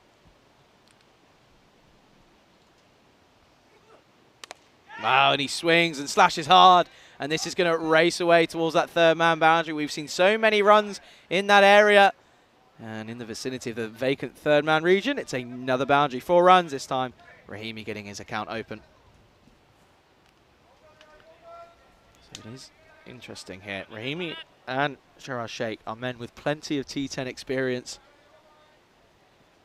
all around Europe. They are the 2 men that need to stay in and get Ostend up to a decent chance of getting within this total.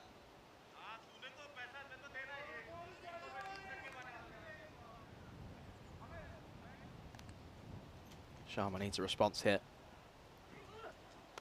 Right, slower delivery, and it would have been an incredible catch from that man on the angle. It's put down. It wasn't an easy catch, but it's still a chance nonetheless.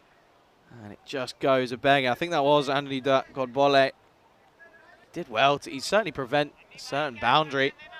He's just unable to hang on. But it's a dot ball, so it's a good comeback from Sharma. Shorter delivery, and it's right off the Q end of the bat. And it's a good effort from Kaushik Himu. It was a good reaction.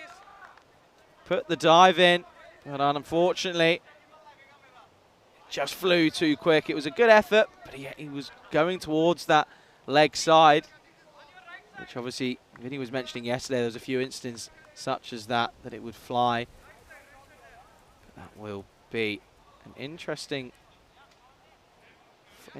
boundary there as it's flown down towards behind the wicketkeeper. Now Vinny's just dropped in the chat to find out more about the 12 Stars CC history. Certainly go and check that link out. There's plenty of information there, but there's a single delivery left here in the power play. It's been an interesting one for both sides. 34 on the board at the moment for Austin, but 2 wickets down. This is just going to be a big 2 overs. The 4th and 5th for me are crucial for both teams. For 12 Stars, they need to restrict them, but it's one final delivery with the fielding restrictions here.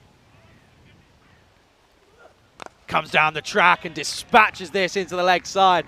It's gone flat and it's gone hard. And what a way to end the power play. He's gone for 4 and 6. It's 10 off the last 2 deliveries. And it's a big 6 into the leg side.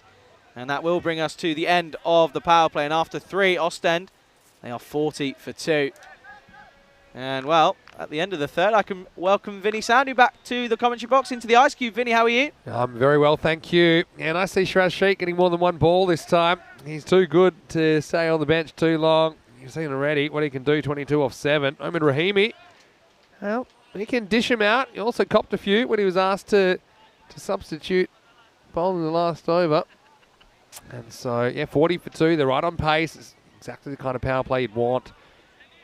13 and over or so. But I mean, already saw it's no foregone conclusion. I think both you and I fell into the trap of thinking, oh, 94, well, might as well just give up and go home now. We saw that defended. We saw, I think it was 107. 107, I think it was, yeah. It was 118, pardon me. It was 118 that was defended in the last game. So we saw a couple of good defences. You got to hold your chances for the most part. That was a tough one that went down just then. Now we're going to see some spin with Nemo in over number 4. Oh, interestingly, at this stage, before we get into that, they're both on the same amount of runs. 40 for none for the 12 Stars after 3. Yeah, here we go. Let's have you over. Well, locks up here. Can't think of a shot, so he doesn't fire a shot. Shiraz Sheikh, he has a look. Mehta sizes him up. So, yeah, this is where they kind of got stuck a bit in the middle, didn't they, in their innings, 12 Stars. He goes after it. He's going to be gone, and it is. Change of pace, change of luck. Shiraz Sheikh just loses his mind here a little bit, going after Nemo, and he will be gone for 22. It just didn't quite have the fullness, I think, to go after this drive down the ground. So he's the 3rd wicket to fall. The score's 40 for 3. Yeah, and that's a big wicket. It's the big man that's in, Shiraz Sheikh. He has to go. And boy, oh boy, could that be a big, big moment in the context of this game.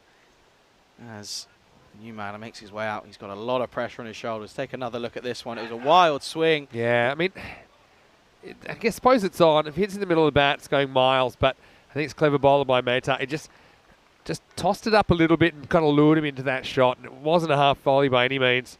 So this will bring Amir Hussain to the crease. This is the way that Belgium play their T10 international cricket, isn't it? We're seeing it filtering down into the club level where these guys have got 7, 8, 9 guys, 10 guys sometimes that can all whack it.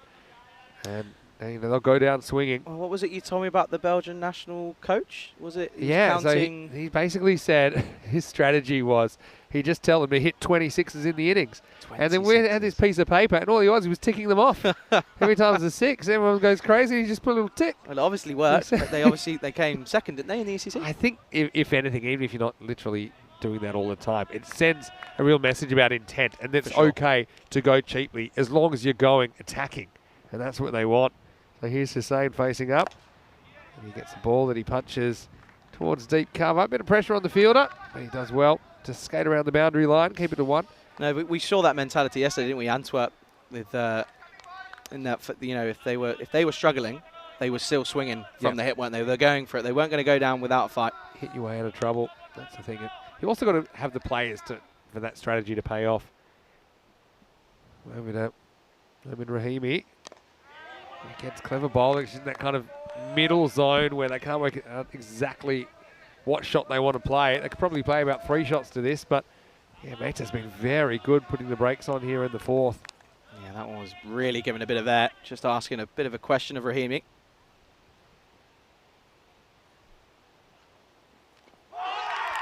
Well, what's happened here is he chopped on. Well, the keeper seems pretty sure that he has, and Omid Rahimi doesn't really know what's happened. Let's have a look. I thought for a second it bounced off the keeper, but I think he's just chopped straight onto the stumps, and so Rahimi can't believe it. This will show it. Yep, he does. It's just as simple as that, and so they're up and away. And right now, the 12 Stars, they're looking like pretty good shots to go back-to-back here on Tuesday morning as Ostend CC scratching their heads as Omid departs. It's 41 for 4. Yeah, Meta, this has been an incredible over from him so far. It's a little bit different to what we saw in the previous game. He was trying to just really dart it in, but it's an interesting perspective because first of all, it's really unlucky for the batsman. He's chopped on and it's almost come directly underneath him. But Meta is really giving it flight, and he's just asking, he asked Rahimi twice, what shot are you going to play? How many shots are going through your head at the moment as it's coming to you? You've got so much time, and he just got in a complete muddle and was in the wrong position to play it. And look, on. Rahimi, that time he was pretty confident he wanted to go leg side, but then he had to go fetch it, didn't he? There's always an element of risk. And this is where I think yesterday we saw success with these kind of balls, and there's no deep cover in place. It's a pretty short boundary there, so a lot of players like to go in that direction. That's something that Paramjeet did pretty well. Last ball of the over coming up. A new batter out there, Shagarai Safat, who had a pretty entertaining 20 this morning. He's had an interesting day in the office, we'll say that at least, as we get to the end of the 4th over, 42 for 4. Very, very warm welcome to you. Vinny Sandu here, Mr. Maximo. Alongside me is Charlie Hunt, getting to the halfway point of the day. And tell you what, it's probably a good time for us to do this. If you are lurking, if you are out there and you are watching ECN today and you don't normally jump in the chat, we're asking you just to send one message and let us know where you're watching from. You with me, Charlie? Let's go. So come at us, come at us, come at us, come at us, come at us, come at us, come at us. And well, Rico is actually the one that thought of that. Rico also sends his regards to everyone. He said he's been working hard. He's been lurking as well, and working hard in his restaurant as well. So Rico sending his best regards to you, of course, Charlie, and me and all the crew here, all the players and all the Belgian players, of course, that are taking part. Knows a lot of them from the ECC last year. And the ECL, of course, the Ostend Exiles. Where you go? There we go. The ECL. Scared me there. Earlier. No, it's okay. But, no, for sure. It's a really exciting tournament. Hopefully you're enjoying it as much as we are. It's been incredible. It's been really nice to be here. And Rico, I hope you're well. Obviously, big shoes to fill. Up hopefully today. So here we go. A bit of a wild thing here for Kazaman. So yeah, he doesn't mind throwing the odd short ball in as well for Kazaman.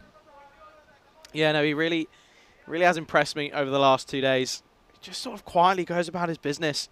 Doesn't really make a big shout. A bit of an awkward customer. He bowls off the wrong foot. So this is what I mean by the wrong foot. He actually skips twice. Look at his right foot here, which is our left, the way we're looking. See, he actually lands twice on that. So that's what I mean by bowling off the wrong foot. I mean, there's nothing wrong. It's just not traditional. And look, as long as you're getting your delivery stride in, I suppose if it works for you, you go with it. And this is working. This is in a good channel. And Hussein misses out. So he's just practicing playing that a little bit squarer. So shot selection is really important, I suppose, on this ground where you've got a lot of options, but you want to be choosing the right one more often than not. Just having a look at who's lurking. There's a few people already in there already. This will do. Oh, what a good piece of fielding. Just sticks, and this is Bharat Amu. Oh, they're loving that. Because let's just say he's in the top 11 fielders that are out there. And so I think his teammates really enjoyed this. And they might have not been expecting it as he sticks to the left hand. And he tries to throw it away, but by then He'd done the good work, but it's only a single. He was brought straight back down to earth when he tried to throw it, Yeah, and he completely lost it. He was probably the most surprised of anyone, Barra, when he stuck his hand out and he found the ball in it. Yeah, I put that link in, I think you mentioned just before I came back, about the 12 Stars CC and their history. And their 12 stars represent the 12 stars in the European Union flag. This would have been a wide, but Stefan hits it, and he'll be annoyed with that. So setting themselves quite the task here. Mandrake's just done a really good job. Just said if you're lurking without sound, go ahead and come forward with messages. Thank you, Mandrake. Getting the message forward. Nice. Very nice of Mandrake to do that for us as we approach the halfway point of this innings. He tries to launch this. Shagaro Safar gets nothing of it. Yeah, so who have we got? It's got Alex Olivier watching from Joburg in South Africa. Well, that's a beautiful place, South Africa. You know, I spent a bit of time playing mostly indoor cricket in South Africa. Played in the World Cup in 2019 and played a franchise tournament there. I learnt so many things that you would blow your mind about South Africa. Charlie? Well, my brother and his wife, that's a wide, they've literally flew to South Africa yesterday. They move into Cape Town. Is that right? Well, that's where I played, actually. Yeah, it's a beautiful place. And Table Mountain, you've got Newlands, the cricket ground there. But I'm going to tell you a couple of things that South Africans say that I think are hilarious. Hit straight down the ground, and this one should find the safe hands of the captain. Before you do so, as of that is the end of the fifth, and it's 47 for 4. Go on then. I obviously spent a lot of time in Portugal. Yeah, there was a lot of South Africans there. True. There was a big contingent of South Africans. Of course there are. We know that. So yeah, halfway through. What do they need in the second half here? They need 81. So 16 and over basically is what they need. It's a lot to get, but you've got guys there that can hit the ball pretty well. So for example, like a zip line. Yes. Or in Australia, we call it a flying fox, which is a pretty funny name. Okay, anyway, as you do. Do you know what they call a zip line in South Africa? No, I don't. They call it me. A foofy slide. I have heard that one actually. How a foofy slide. That is a great name. A foofy slide. Tell me, am I right, Alex? That is incredible. And then I'll tell you one other thing as we get back to Nemo. He bowled a very good first one. Bowled the second in the sixth. See, I think this is still a wide, even though he kind of takes a step. It's so wide that I think it has to be called. So Nemo just feel like he's got it on the string at the moment, doesn't he? Yeah, he's just having one of those games. 2 for 2 after 1.1. That's one you got to go after. It's pitched up. The other one I was going to say is they have this thing. It's basically a whole curry. They get a loaf of bread, they hollow it out, they put a whole curry in there and put the top on. So it's basically a cube of curry, and that is called bunny chow. Bunny chow, I think that's a Durban thing. Again, any of our South African viewers, maybe tell me if I'm right there. But bunny chow, one of the hottest ones of those, make your eyelids peel. All right, this has gone leg side, and this is going to go. Well, finally, they get Mehta away. They haven't in his first 7 balls, but it's Hussain with Maximo. A shot which brings up the 50 for Ost NCC. They're going to need a few more of these as they're looking towards the final stages of this game. It's the final stage of their day as well. They're going to need a few more of these for sure. But going back to, so that sounds very interesting, that curry. When I was in Portugal, I'll tell you just after this ball. He goes after it, goes down the pitch, but he should be gone, and he is. So 6 and out for Hussain. And once again, Nemo Mehta, he just kind of lures the batter into it, doesn't he? Doesn't quite get there. Well, he throws it into the playground for some reason, but to fail, has already taken the catch. So that's a 3rd for Mehta, and it's the 5th that's down. And Ost NCC running out of resources here, 55 for 5. Yeah, it's just running out of options here, aren't they? They've utilised a lot of their main batsmen here, and things are just struggling here. But there, let me just take another look at what we just saw. Yeah, I mean, it was good catch. Probably had the throwaway left a bit to be desired from to fail. Anyway, go on. What we no, so when I was here we go. Here we go. We got it again. So he takes the catch. It's a great catch. Straight in or back in? But what you don't really want to do is the old backwards. And then he panics a little bit because I think, where does it land? Oh, dear. Yeah, he's just giving the thumbs up, and then he tries to casually just backtrack and so hope no one noticed. But no, so we were really well looked after in Portugal, of course. Huge shout out to everyone are. at the Coimbra Knights. They did an incredible job. But Anna Stoneman, obviously she's from South Africa and Portugal. she did bobotti for us, Okay. which was really nice, and milk tart as well, which I'm told is a traditional. Good to me. Well, another top edge. The keeper wants this. He does a full 360 and then catches it. Well, now he's doing party tricks. So Himu, who's taken over the keeping, and the reason was that Paramjeet was suffering from a few leg cramps, so that's the reason that he's got the gloves.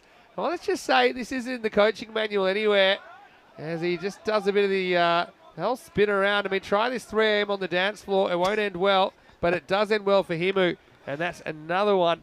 And how about Mete? He's got 4 for 10. He's on a hat-trick for us. Khan goes first ball, 55 for 6. Yeah, well, this is looking like another opportunity. We've had a couple of close calls here, but we haven't quite got that official hat-trick yet. But boy, oh boy, this is just brilliant from Meta. As you said earlier, he's got it on a string. And when it's going your way, it's going your way. Left arm spin is one of the toughest arts to flow. And you take another look at this one. It just went sky high. And, well, that man, as far as Khan, just really wasn't anywhere near the middle of the bat. To be honest, like when you're keeping the helmet up to the stuff, you actually lose.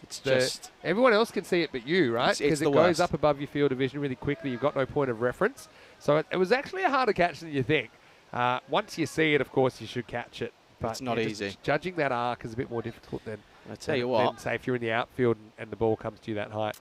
Sonu Khan, he's not going to worry about a helmet being in his way. I think he's worried about his hair getting in the way. Look at that. That's a serious flock of hair, that is. Well, he's into the side. We didn't see him in the first game this morning. Hey, good chance for us to talk about some of the lurkers. Nasirullah Khan, watching from Quetta in Pakistan. That's wonderful that we've got you in the chat as well.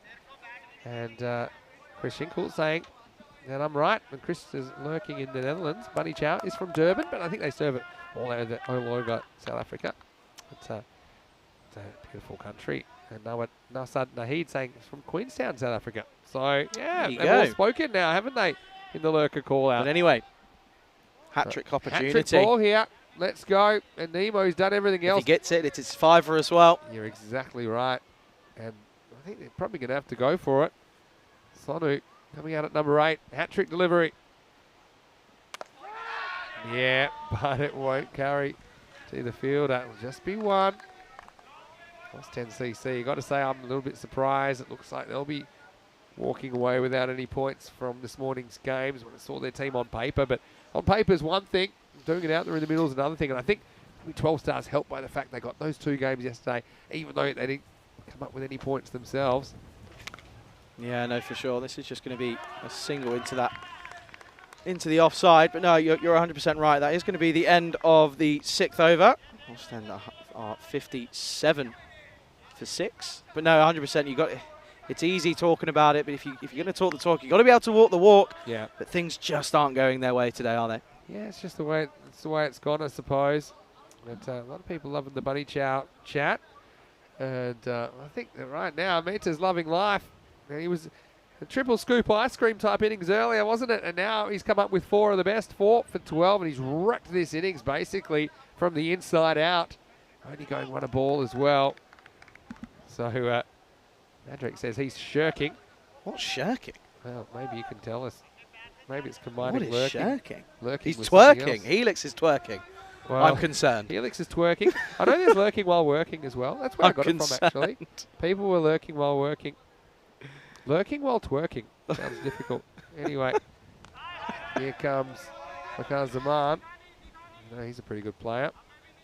He sneaks this first one past against that good channel. A lot of footwork going on. Sandori is listening to some music as well while he's watching ECN today. You had some songs on before we started here. This is just right off the turn. Probably would have been a wide as well, actually. But again, spotting a wide, that's another skill which I think has come into the game the more I've seen this, is spotting a wide and leaving it alone. That one was probably borderline. You don't want to go into your shell either, but spoiling wides is really annoying because it costs you delivery and a run. Yeah, it's sort of the worst of the worst, really, if you miss out on it. Goes there again. This time he does overcook it. Well, Maya saying, happy twerking. It's Twerko Tuesday. Well, that's something. No. Twerko Tuesday. Well, Charlie might give us a demonstration before the end of the day. You only have me for 2 weeks. You're not getting that out of me, no way. This shows you how much the weather's changed this year compared to last year. Oh, bold. Really good location from Zaman. It's another dot. So last year, we had just had what we would call Tornado Tuesday, where everything would blow away. And Well, it was I'll tell pretty you, consistent. Picking up a little bit, the A wind. little bit of wind, but this is nothing like we had in Austria. I think Czech Republic as well last year. Maybe a little bit of Krefeld as well. Can get some bat on this, but will just be a single. Yeah, we even had cameras blowing off the tower, which isn't great. We had cameras blowing over, driving rain. I think let's just say we went through several tents. This is pre-cube days, of course. He gets a fair piece of this. Where's this one going? Straight up in the air, though. Rajiv wants it, he'll take it. He's got a good pair of hands, doesn't he? So Safat can't get too much going in this game. And once again on the chase, the Ostend CC are going to fall short. Good tosses to win for 12 stars. And I think they're coming away with the points. I've got to say, Rajiv continues to impress me with his fielding. Just doesn't drop too many at all. That's 60 for 7 now, Ostend CC in the 7th over. Yeah, it's just almost getting too big for them now. It's now into the 20s per over, and it's just looking like it's going to get away here now. And it's an interesting shout, but Cricket Mania, great idea. Must see you twerking on break while they play Twist and Shout. Well, you did have some songs on this morning. Had a few tunes Bit on. of DJ Vinny. All fired up by Pat Benatar this morning. See, Rico normally DJs in the mornings. I don't have to do anything. So when I start setting everything up, and it probably takes me a good, 30, 40 minutes to get everything ready for a day's You do have a lot of equipment. Play and get all the systems set up for the day's play. Normally I've got that soundtrack, but when it's kind of this awkward silence in the first 10 minutes, I realise it's probably my job. Unless you want to take that over. I'll take it over. You want, okay, I'll take from it over. tomorrow. It'll be DJ Charlie. Well, we know you're a singer already. You're an artist. So. All right, last ball of the over. Hit pretty well. This will be runs. I think that's going to be 6. That's hit the chalk. Yeah. So I think, well, put it this way. I think you got to give it 6 because, I'll check this anyway, but this goes, I can just tell you, you're about to see an explosion. The dust. There it is. Yeah. Oh, I don't know. I still think that's 6 because it must have hit some of the line. There was dust, but not white dust. Yeah, there was white dust. I saw it. I know white dust when I see it. Anyway. It's the end of the 7th over. I'm not too sure. The score is 66. 100%. But look. 100%. Oh, I don't know. That's hit some of the line. Okay, I'll give you that one. I'll give you. Yeah. Well, I'll give it to them. They need it at the moment anyway. So 66 for 7. And, well, a reminder that we have the European Cricket Championship, which is coming away. 13 days to go. And I know that, well, they've given 4 in the end. I'm super surprised. I've just changed that. Oh, Charlie, your voice must carry. That's, yeah. It's those young eyes. I mean, how far does it run when it bounces? That's the question. I don't know. All I know Probably is could that have it's 4 gone and I either was way. right. All right, I'll give you that one. Anyway, so yep, ECC coming away in 13 days. Stay tuned. Here's the next over. Rumtiki will bowl it. And, wow, we almost see a sensational catch. Well, yesterday was the day of one-handers. We had 4 one-hand catches from keepers alone. And probably, I think, 6 or 7 in the day. This one just doesn't stick for the captain, Hassan, who's led his team really well with the bat and also made some good decisions, I think, with his bowlers. This would have just been the cherry on the cake. Down the ground. And, I don't think they run here, do they? Yeah, I think they got the one. They got the one. Cricket Mania showing how. I think they run here. I think Siddiqui says not interested. Oh, he did. Yeah. So he says, watch this. I'm going to whack this out of the ground or die trying. And, well, it will be the second one.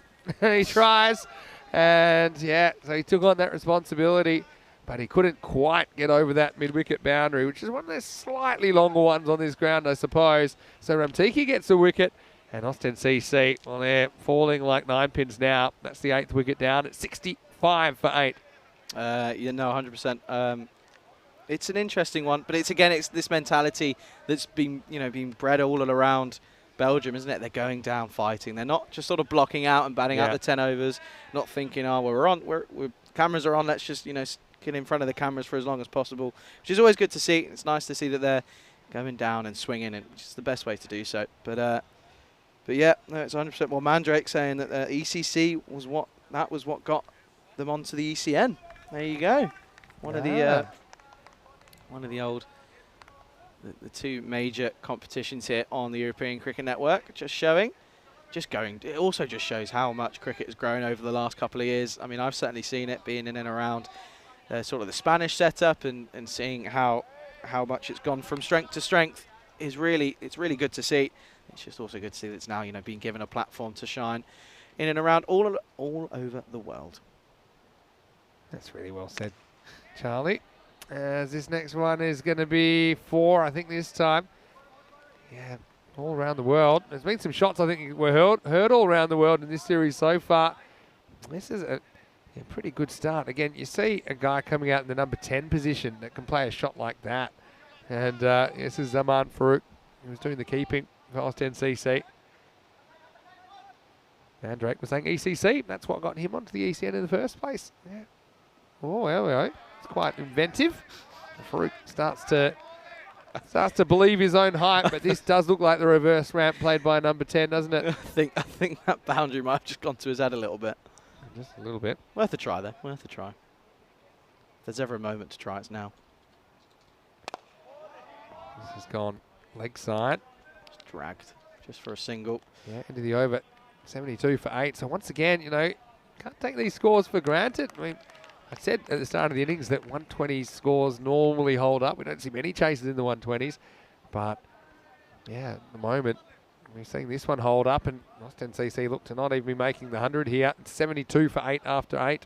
Yeah, I think that's really the main concern for Austin, is they lost that sort of opening partnership. And then apart from that, it's sort of all fallen apart. No one's really got going. But no, it's interesting. I think the 12 stars can be really, really happy with the way things have gone today. Looks like they're going to take 4 from a possible 8 in their first 4 matches, which, you know, it's not a terrible record when you've got team. You know, in this competition, it's been said already, everyone can beat everyone on their day. Yeah. So it really is really good to see. It's true. It's to fail. It's in the air, and a bit more work for the fielder, and he will grab it. Well, guess who? Baran Amu. I thought it might be Jonty Rhodes down there for a second. He went to his left and he grabbed one. He goes to his right. I tell you what, he's pretty happy about that. And look, you need everyone to contribute, don't you, in a side. And this is a really nice moment for Baran Amu, who we probably won't see doing too much with the bat of the ball, but he's been brilliant in the field for his team. And so unfortunately for Farouk, his brief stay at the crease ends. Played one nice shot in there, didn't he? But he'll go as the 9th wicket, and the score 70 for 9. No, for sure. There's an interesting question here that involves both of us. Yeah. How did Charlie get into ECN? Yeah, Is that the one? It does involve both of us, doesn't it? I remember the first time I met you. You were playing for La Manga Torrevieja in the Spanish Championship Day on the 28th of February in 2021. It certainly was. That was still in and around COVID times, wasn't it? And I remember for us to get up there because there were still regional lockdowns. Yeah, it was a pretty big effort, and I think you guys, remember, you had to take on Minaj. And yes. No disrespect to Minaj, who played a very good day as well, but you guys were probably a bit short of cricket, and at the stage it was a best of 3 T10 series. That's where we first met. It was indeed, yeah. And there's probably more to it. I'll wait for this to fail, who can finish the game with 1 wicket now. And even though we're only to the 9th over. Yeah, so that was your first exposure to ECN. That was the first time, How's the story gone since then for you? Since then, so I started first year of university last year after COVID, studying sports business and broadcasting, and sort of knew you as a contact, being in contact, was always watching the cricket in the live chat. To fail. Single kind of shot. And it's just, this would just be a single into the onside. But yeah, no, so it was just sort of around there, and then I had a project that I needed to do. It was a video piece that I need to do, and I got in contact with Vinny. This is into the leg side. There's an opportunity. Oh, it's an outstanding catch. It's really, really good work, and it's that man. He's had an excellent time with the ball in hand. It's Nemesh Mehta who takes a great catch. I've got to say, it's probably fitting that Nemo finishes things off. So, 12 stars, the prize packet of the morning. Austin CC, just short of a gallop. I mean, they've got so many good players, but they just didn't play to their potential. And I think he saw the benefit, I think, of batting first and batting recklessly, if you want to. And also, I suppose when it came down to it, they had more batters that just stayed in for longer. Well, they had a couple of batters that really went on with it. I've got to say, Paramjeet had a pretty good morning. I'd say Sazit Hassan had a really good morning as well with the bat. And, well, they're going to win this one, 127-72. Just quickly before we go, finish what you're saying. Yeah, so very quickly before we get into those highlights. So contacted you for a project, went and saw you in Bulgaria. That's when I met a load of people for the first time. Met Stigsy, met Stefan, met Mida as well. Obviously, I've known Andy House and Paul Fletcher, who obviously in the Blue Crew a lot of the time. Known them for a good few years. And then, so I ended up getting in contact through there. And then I was just finishing first year at uni in April, May. Come back from Bulgaria, did my project. And Conrad Greenshields was due to do the Valletta Cup in Malta. Yep. I woke up, it was about 9 a.m., 9:30 a.m. You'd messaged me. Yep. We've had an injury. Said, guess what? You're in. What are you doing next week? Yeah. That was the words. That was it. And then the rest is history. Rest is history. So, I mean, well, speaking of history, 12 Stars CC get their first 2 wins in ECN cricket this morning. And I suppose that Shrug says it. In fact, it was Mandrake with a message saying that ball was finding Nemo at the end, and it did. And so congratulations, 12 Stars, a proud club with over 30 years of history. They have their first wins this morning in ECS cricket, Ostend CC. They'll be back to the drawing board. We will see them tomorrow afternoon in the Ostend Derby against the Exiles. Let's have a look at some of the highlights. And, well, it didn't start well, did it? King pair for Abdul Rahman, the captain. Wow, another bit of dance floor fever from Rajiv Sharma, who also caught very, very well. And although they fired a few shots early, Ostend, they just had this knack of losing wickets. And I thought, particularly Shiraz Sheikh, he'd become important, wouldn't he? But you see Abdul Muhammad this time swung across one and got bowled. And even though Sheikh did get away with a few and got to a brisk 20, he couldn't go any further. And ultimately, they would be bundled out for just 72 here in match 6. No, for sure. And I think, again, you just have to go back to those, the final 2 overs of the 12 Star CC's innings. 40, I think it was 47 they went for in the final 2 overs. So that's really where they lost this game. They end up losing by 55 runs. If they keep those runs down, they keep within the game. There's not so much scoreboard pressure, and it just becomes an easier chase. But that total of 127 was just too much after losing early wickets. And, well, it was a great catch by Latamu. Good to see him involved in the action. But it was that man, really, who did most of the work.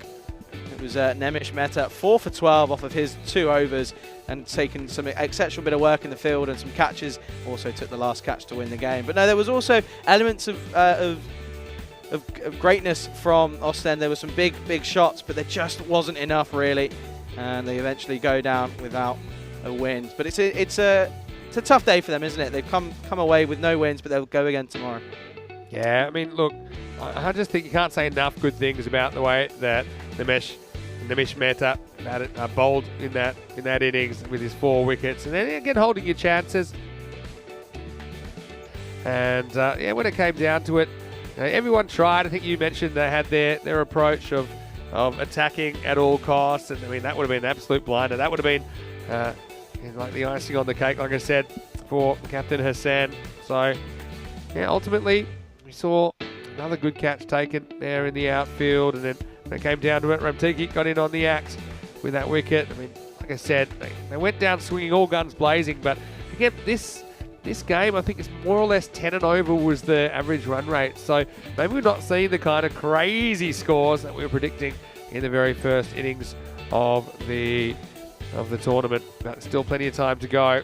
And 12 Stars, well, they'll walk off the field feeling pretty good with 4 points. So we'll leave you with the scorecards after this, but we're going to tell you that we do have more cricket this afternoon. We have Ostend Exiles taking on the Mechelen Eagles, and that will be an absolutely barnstorming attack. That'll be just fire on fire, won't it, Charlie? Match 7. Absolutely, 100%. Really looking forward to Mechelen Eagles. I think they had an interesting day of it yesterday, but again, it's going to be an absolute blinder of 2 games for cricket. Yeah, I think it'll be really, really good. So stay tuned. I can tell you that those teams will be out there in around about half an hour's time. So we're looking forward to that, and of course, it'll be interesting to see. Obviously, whoever bats first, they're going to want to set a similar kind of total, that ton plus, probably 120 plus, just to put the pressure on. We've seen 150 almost chased down today, but again, key, almost everything has to go right if you are going to chase those big scores down. Let's go back and have a look at the scorecards for this one, and chasing 128 for victory. It just worked out to be a little bit too much to do, didn't it, for Ostend CC? And you can see that they were able to get only 72. Most of the work done by Shiraz Sheikh at number 3, 22 off 9. Rahimi, the only other player to reach double figures, as they contributed 37 on them. That was over the half the runs there. And apart from that, nobody was able to get past 8. So yeah, a bit of disappointment. I mean, the approach was there. If you're going to have this approach, though, occasionally it is going to go wrong. And I think it just was one of those mornings for Ostend. And well, in the end, I think that 12 Stars CC, their 127 they scored, kind of glossed over the fact they dawdled a little bit through their middle overs. They just had Himu, who was just holding them back a little bit, but they still got enough on the board. They came home with a wet sail. Met up with 4 for 12. What a performance from Nemo. In fact, all 5 bowlers got wickets. 3 for 16 to Fail Ahmed as well. Let's not gloss over his performance. Other wickets for Rajiv Sharma, as well as Fakat Zaman, and Ramtiki chipped in with 1 at the end. So we will take a bit of a break.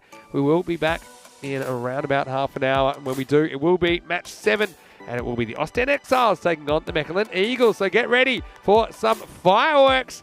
I'm looking forward to seeing how that pans out. Vinny Sandhu here, Mr. Maximo, Charlie Hunt with me as well, as we are halfway through day 2 now in this FanCode European Cricket Series. We'll see you shortly for more action right here on the European Cricket Network.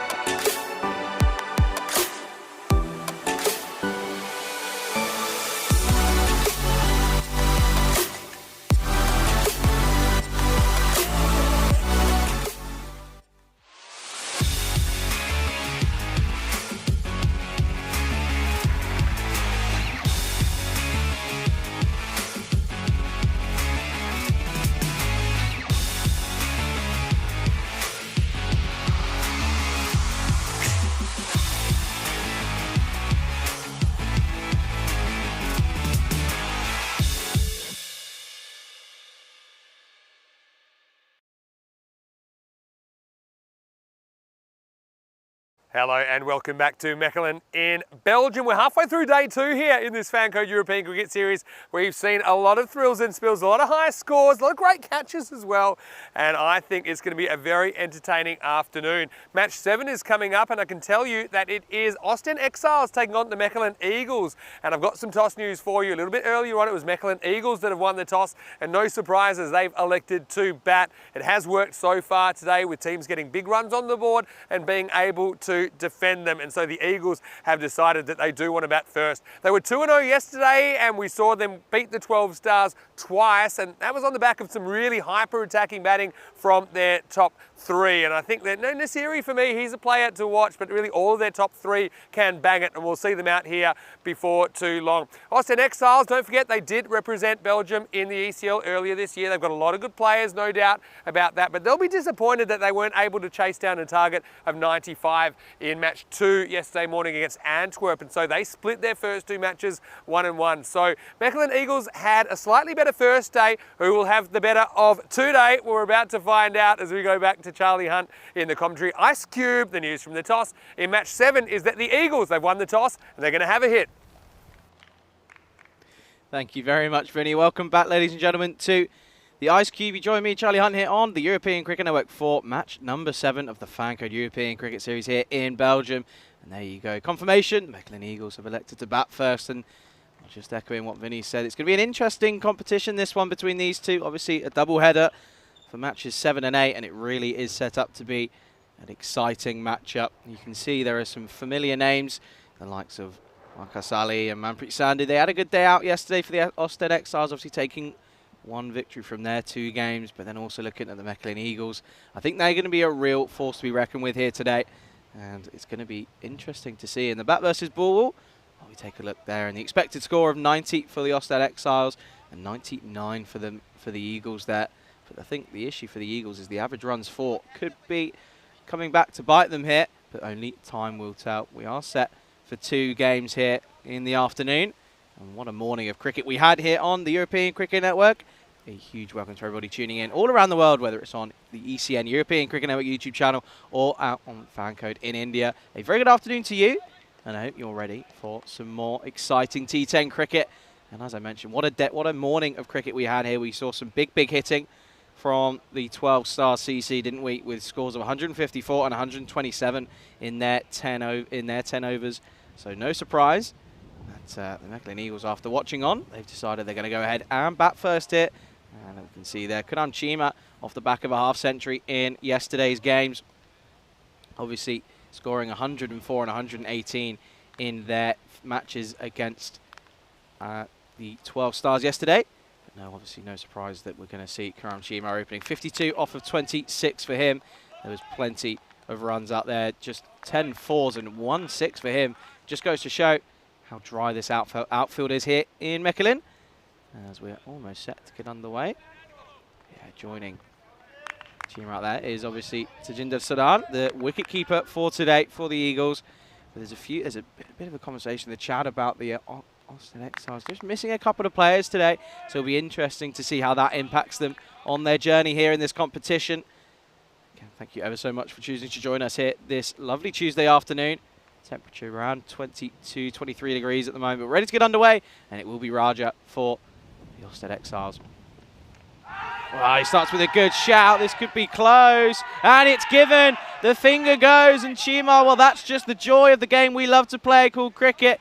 Coming off the back of an excellent innings, 55 off of 26, and this time he gets a golden, and he has to make the long walk back. We take another look at this one.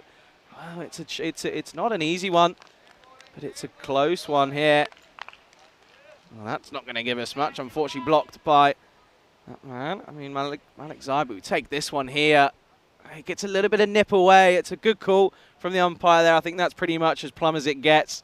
Just needed another confirmation just to be able to mention that is plumb, but he has to go. And as Rico would be getting his duck sounds out, I know that he likes to give him a go, but I'm not going to give it an attempt. But that is incredible stuff from that man, Raja, straight away into the action with a bang as the new batsman makes his way out to the crease, and probably a little bit earlier than he would have been expecting.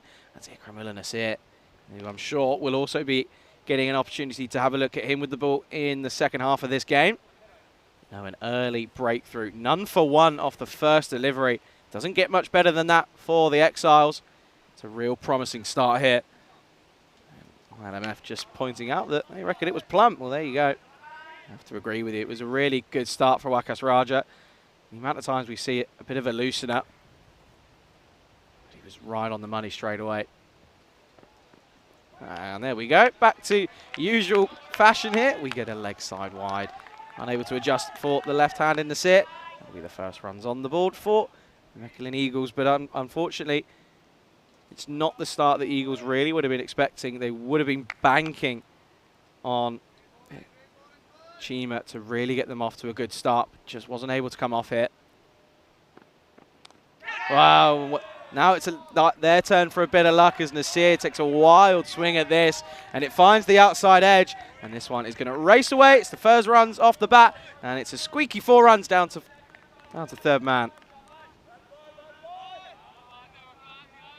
Well, that's going to just relieve a bit of pressure for Ikramilla and Nasir, who is coming off the back of a decent day out yesterday in matches yesterday. It was good to see that he was able to really contribute with the bat and with the ball. Yesterday, 35 off of 15 in match number 3.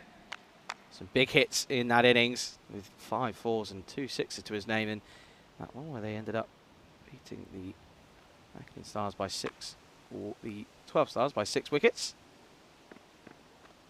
Wow, and this is just going to be a little bit of glove on this one by the looks of it. It's going to run away. So even after the early breakthrough, Raja unable to keep the pressure on. He lets this one go, and it's 2 back-to-back boundaries. This time it's down to fine leg. It's another 4 runs for the Eagles here. So an interesting start from Wakas Raja. He's right on the money straight away, and then he had a leg side wide. He got a little bit unlucky. It was a sneaky edge down to third man for another 4.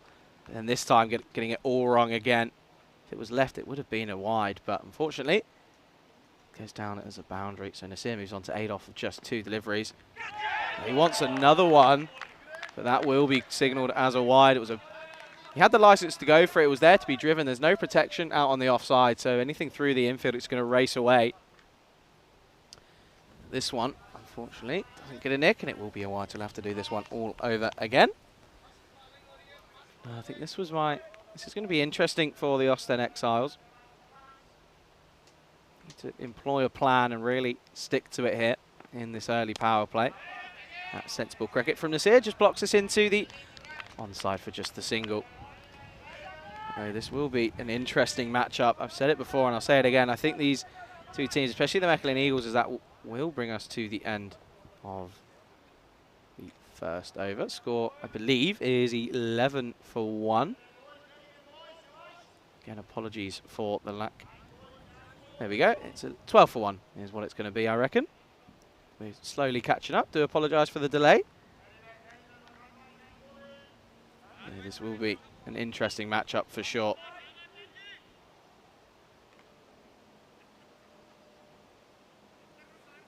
Correction, it's not the end of the over. There was 1 left. Many apologies. There might be 2 left due to the wides as well. All over the place. But no, a huge thank you for everyone for tuning in. If you are watching on YouTube, do go ahead. Get involved in that live chat. We love hearing from you.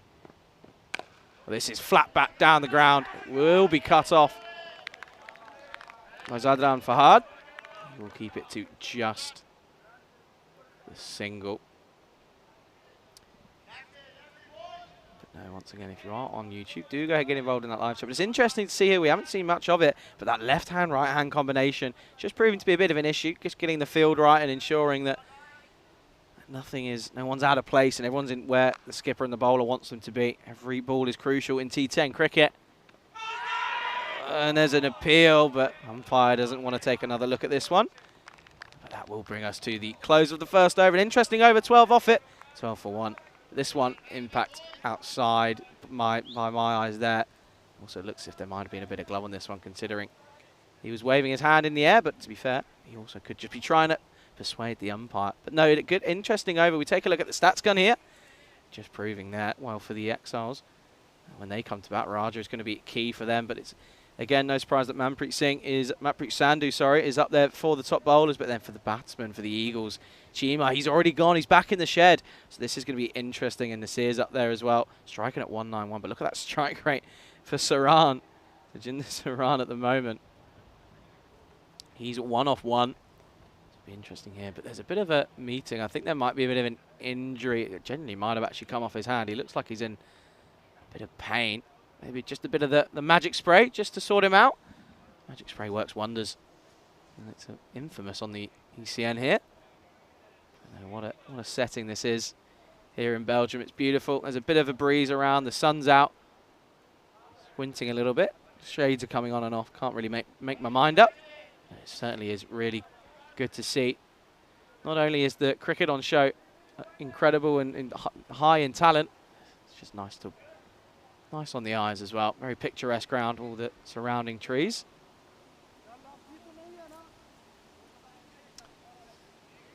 And we're going to see, no surprise, Manpreet Sandhu is going to be coming into the attack. He had a good day out yesterday with the ball in hand. And he's got an opportunity here to really get things going for his team. Keep things alive. Another wicket could be crucial for them early on in the power play. This is high off the bat. There is a man out there, but I don't think he's going to get there. It just falls short of Ali Abbas. It's an early start. There's a bit of a joke between Sandhu and Saran then. I don't know if it was a joke or if there's a bit of chat, but all in the right spirits, of course.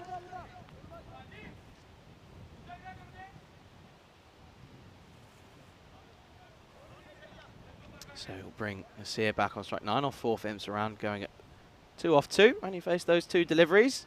Just sort of watched everything unfold from that non-striker's end.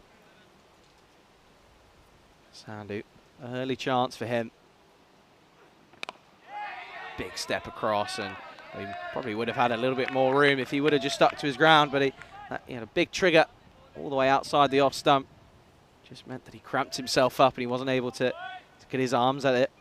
It's just a dot ball, but this is tidy stuff from Sandhu early on. Have to be said that the Exiles haven't really bowled poorly early on in this innings. Well, that one's short and it's too straight. It's going to race away. The man gives chase, but Malik Zai is unable to cut that off, and it'll be another boundary. And once again, it's off the bat of Nasir there.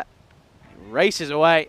You're not going to stop it on this outfield. It's another 4 for Mechelen Eagles. And there's interesting conversations going on in the field. There's a lot of chat about where the plan is, and obviously the 2 men out at the moment are on that leg side, so there's protection there, but if you might just try and buy a wicket, see if they're going to try and pull you into that leg side.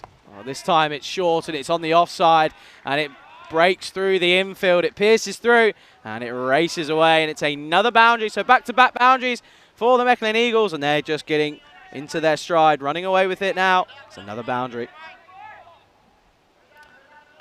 Nasir looking promising here. He's raced along, 17 off 7. Once again, proving vital for the Eagles. And then this will just be 1 into the leg side. Saran was just a little bit slow to get off the mark, but he will get through very comfortably. Take another look at this one. It jags right in. We've seen it a lot of times. They get a lot of purchase off this pitch, off the seam, which is always nice to see. Makes it a bit more of a level playing field. Obviously, the artificial wicket 9 times out of 10 does make it a little bit easier for the batsman, because you're almost betting on it being consistent and genuine throughout its use. It's always good to see that it gives the bowlers a bit of purchase if you give it a rip with the old leg spin, off spin, or leg break for the seamers. This is into the leg side. There is a man out there, but he's not going to come round and collect it. It will go all the way. This time Saran opening up his account, getting involved on the action, and this goes all the way, and it's 6 more. And this just flies. There is a bit of a breeze, as I mentioned. It's sort of coming directly towards us here in the cube, so down the ground, if anything. And that will be the end of the over. And you can just give us an opportunity to take a look there. 28 for 1. But there you go. That's the updated standings there. So 12 stars. They moved to 4 points from 4 games. their net run rate obviously no way near the Mechelen Eagles at the moment, just over 4 for net run rate, and they're obviously looking to build on what was an impressive performance yesterday with both bat and ball. And they really will be looking to build and try and get a big gap at the top in terms of points. Their net run rate isn't going to be taking a hit unless they do fall to an interesting loss in the next 2 games. No surprise we're going to see Wakas Raja. He's going to continue here. Good first over, taking a wicket. And this is dragged into the leg side.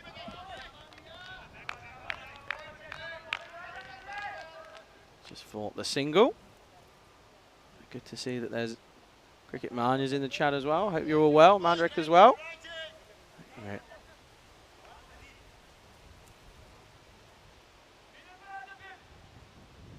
So this is going to be interesting here, as obviously that right hand left hand combination. So Rakesh Raj is going to continue. It's a wild swipe into the onside. Should just be another single and will be. He's just bowling back of a length, and that's what we've mentioned a couple of times on air over the last day and a half now. So I'm sure you can just hear that wind's picking up. But yeah, no, it's interesting to see that length is really an issue. It's either got to be really full or back of a length and short. You can't be in the slot that time. Bit of a nothing delivery, just sort of back of a length, not really pushing him for pace. He just turns it around the corner. It will just be a single. But you can see there, there's a lot of time in between overs, but mostly due to that left-hand, right-hand combination. There's a lot of fielders coming over, swapping over. They're quick on it, but it still takes up quite a bit of time. Just had lunch. Interesting pasta made of edamame beans with tomato mushroom cream sauce, made by them truly. That was lovely, that does. And this is, again, just swiped into the leg side, trying to overhit it, really.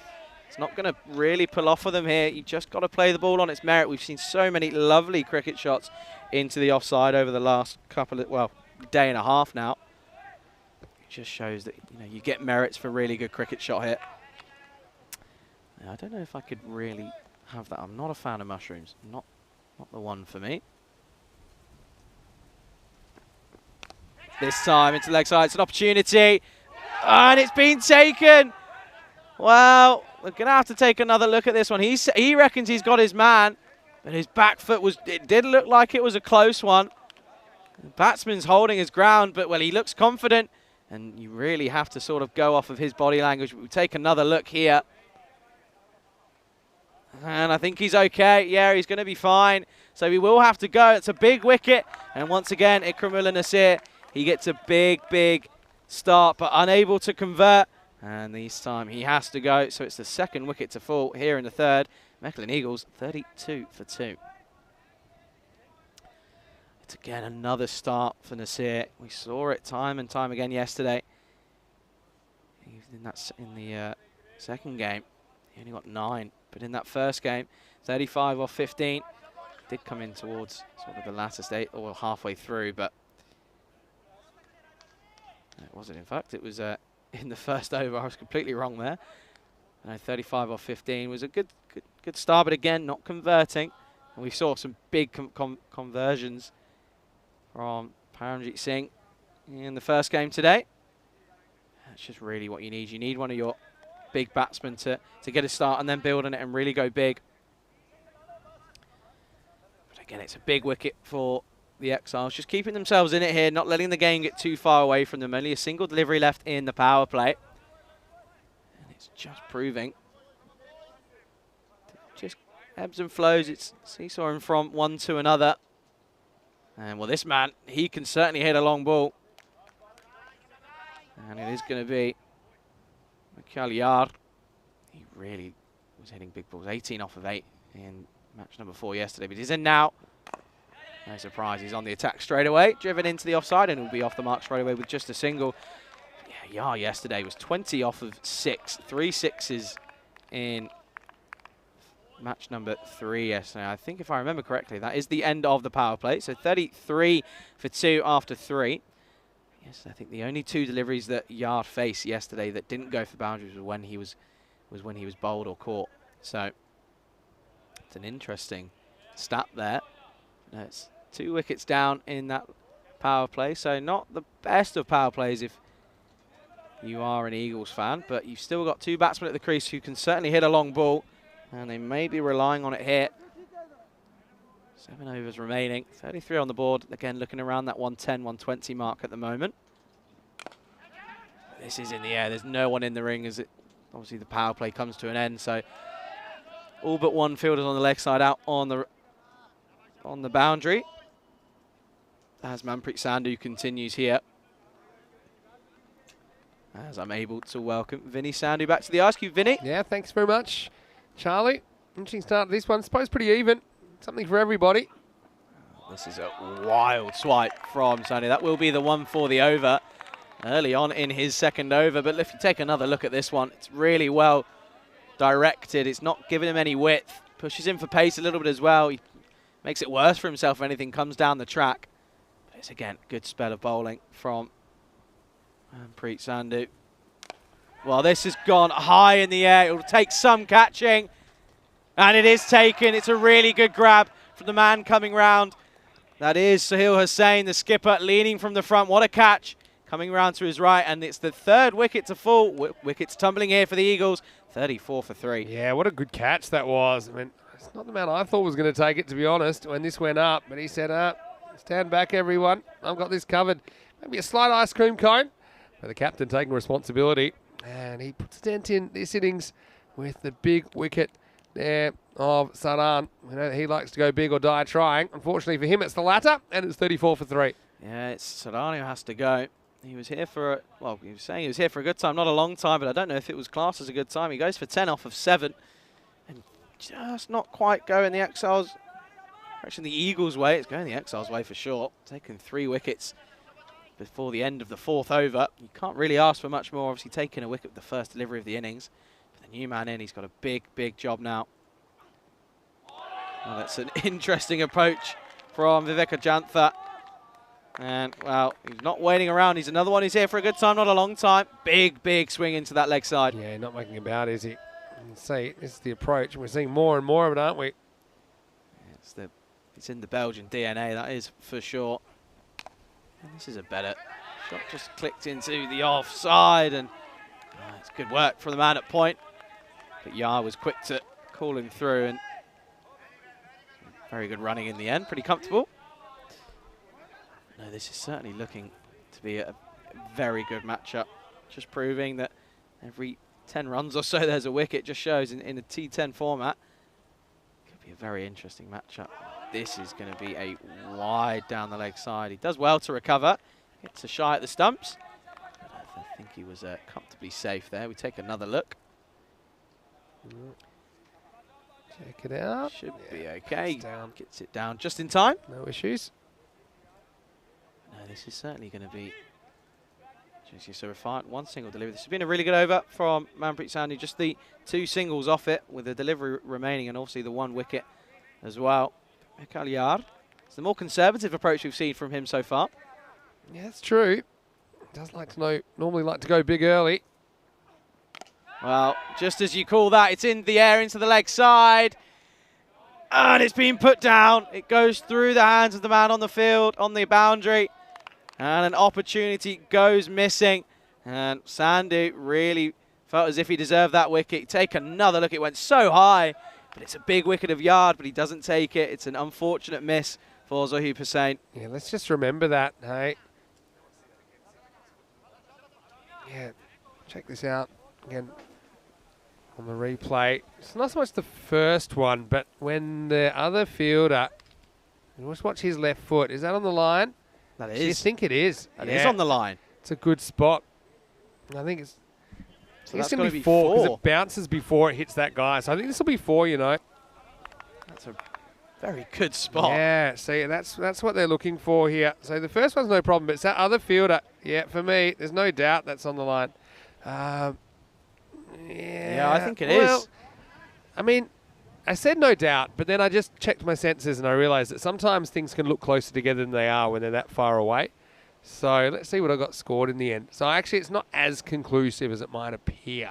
I think that's definitely 4. Yeah, it can kind of lie to you a little bit though when you're going from that distance. So maybe they've decided it wasn't 4 and it actually is 1.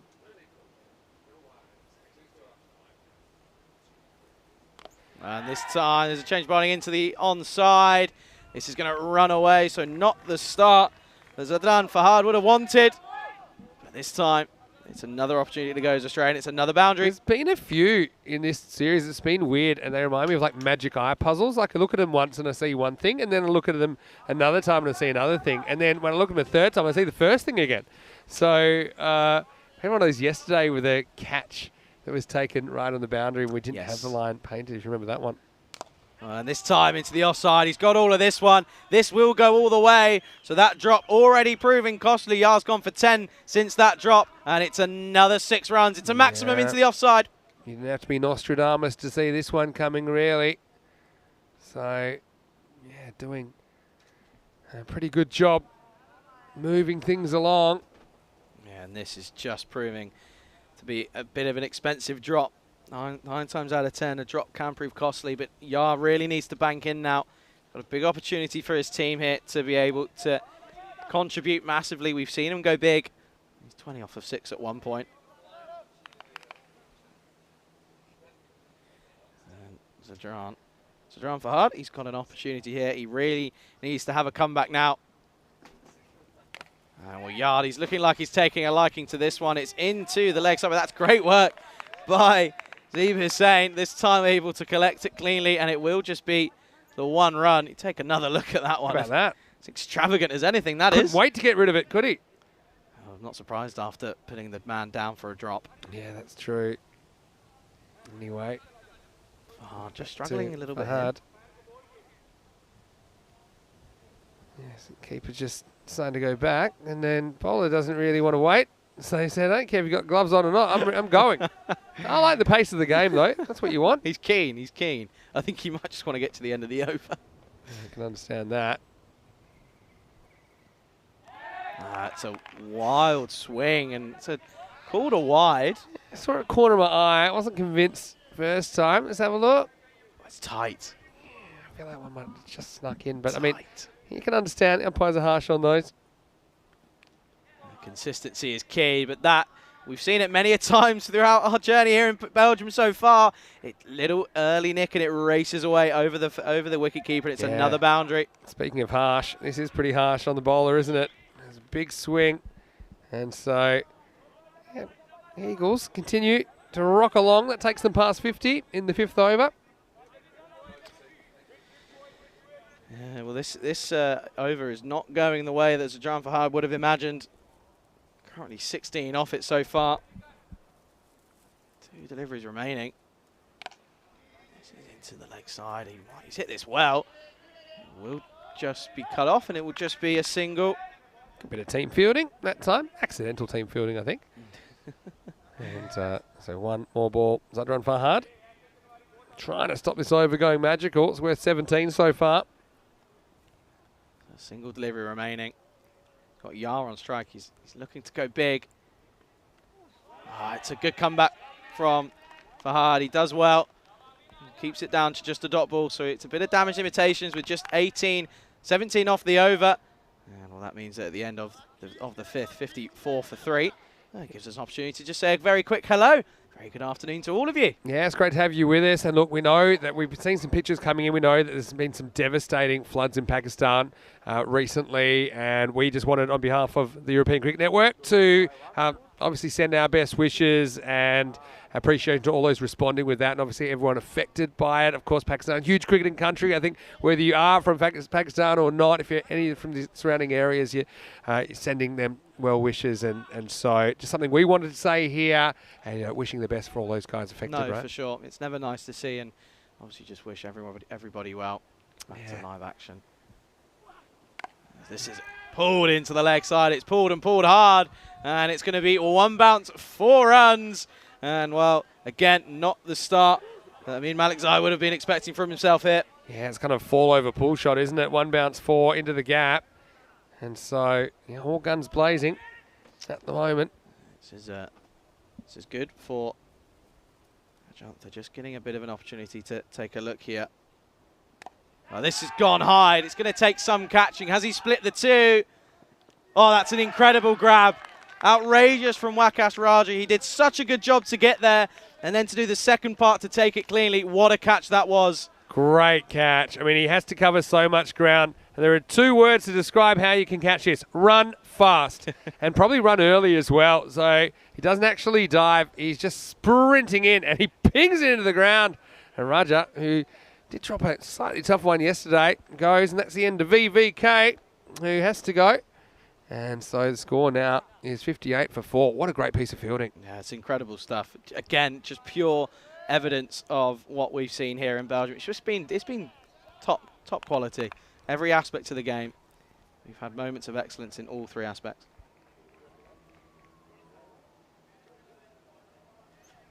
So again, the new batsman makes his way to the crease, and he's got an opportunity here, but just got to be able to really pin themselves down now. It's another wicket to go. Just got to keep a little bit of a rebuilding over or 2. There's a really nice shot from Singh into the offside. Just keeps it down to... Oh, they come back for the second, and well, this could be suicidal. We're going to go upstairs. We take another look here. Wow, this could be very, very close. It's not what you need, is it really, at this stage? I think he's gone here.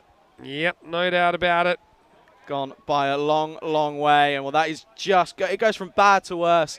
Dilip Singh, it's a golden duck. And it is too... Well... Is it a golden? He'll get a 1, won't he? They'll get a 1, so it's a golden 1. But it's not really what you want, is it? So, unfortunately, he's going to get the message that he's going to have to go. Yeah, just waiting for the response. There you go. Applauds go around the ground. There was never a 2 there, ever.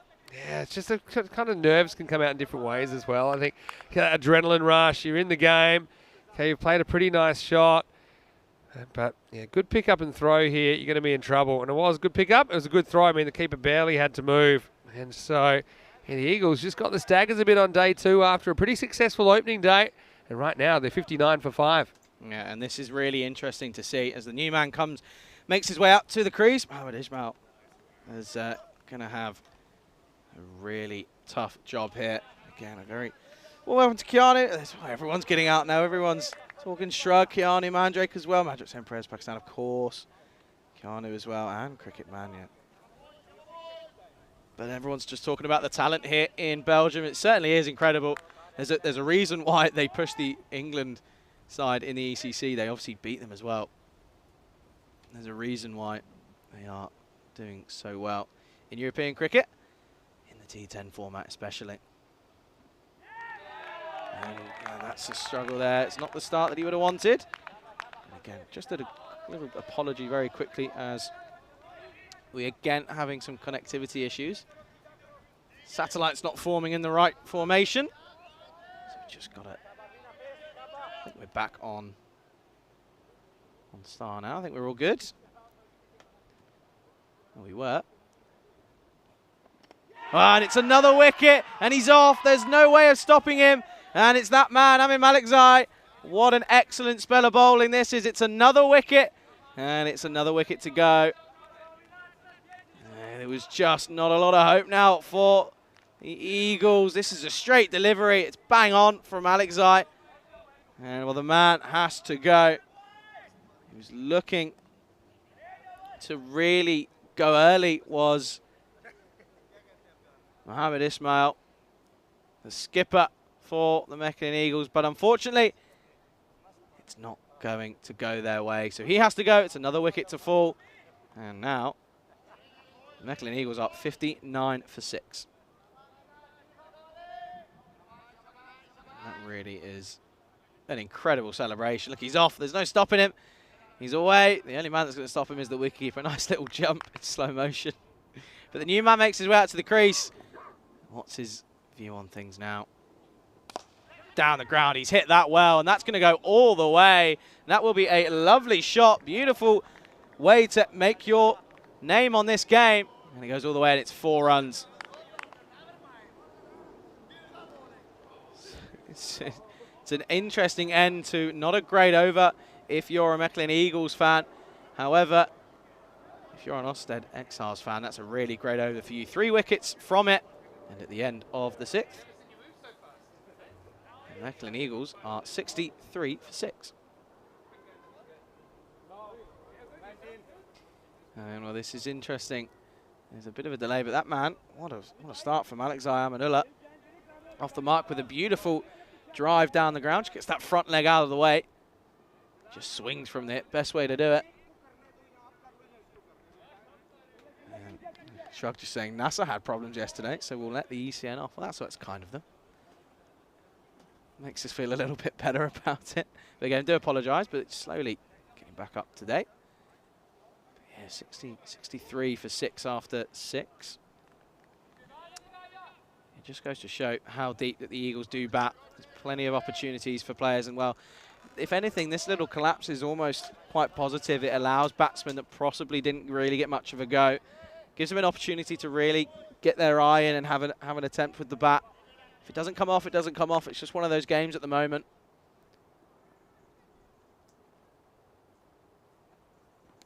Oh, that's a really lovely shot into the leg side. Is it going to go all the way? I think it has. It's been lost in the air, and it's gone towards deep mid-wicket, and it has gone all the way. Not the start for Ali Abbas that he would have wanted, but it's another maximum 6 runs. So that's now 69 for 6 for the Mechelen Eagles. It's that man again, Makaliar.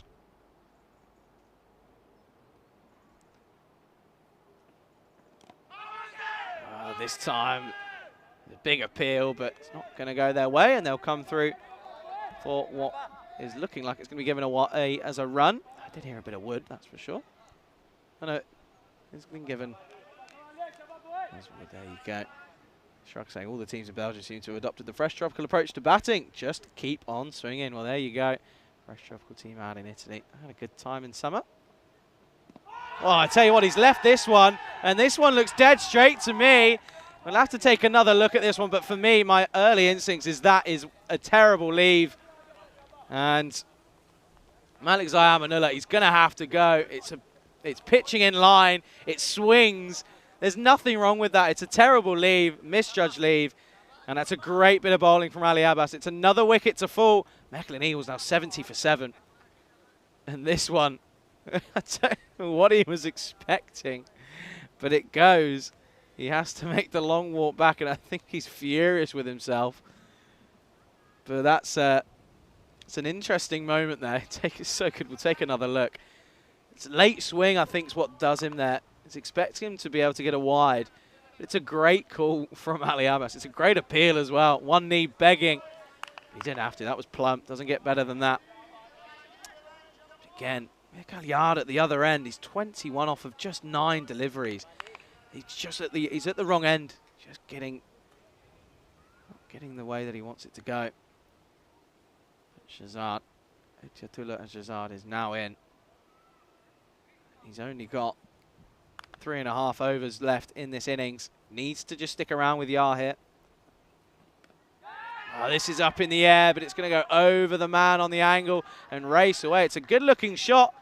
Don't know if it's quite out of the middle of the bat. It's probably off the top edge, if anything. But it flies away, and there's enough on it, and it will race away down towards that boundary. It's another 4 runs.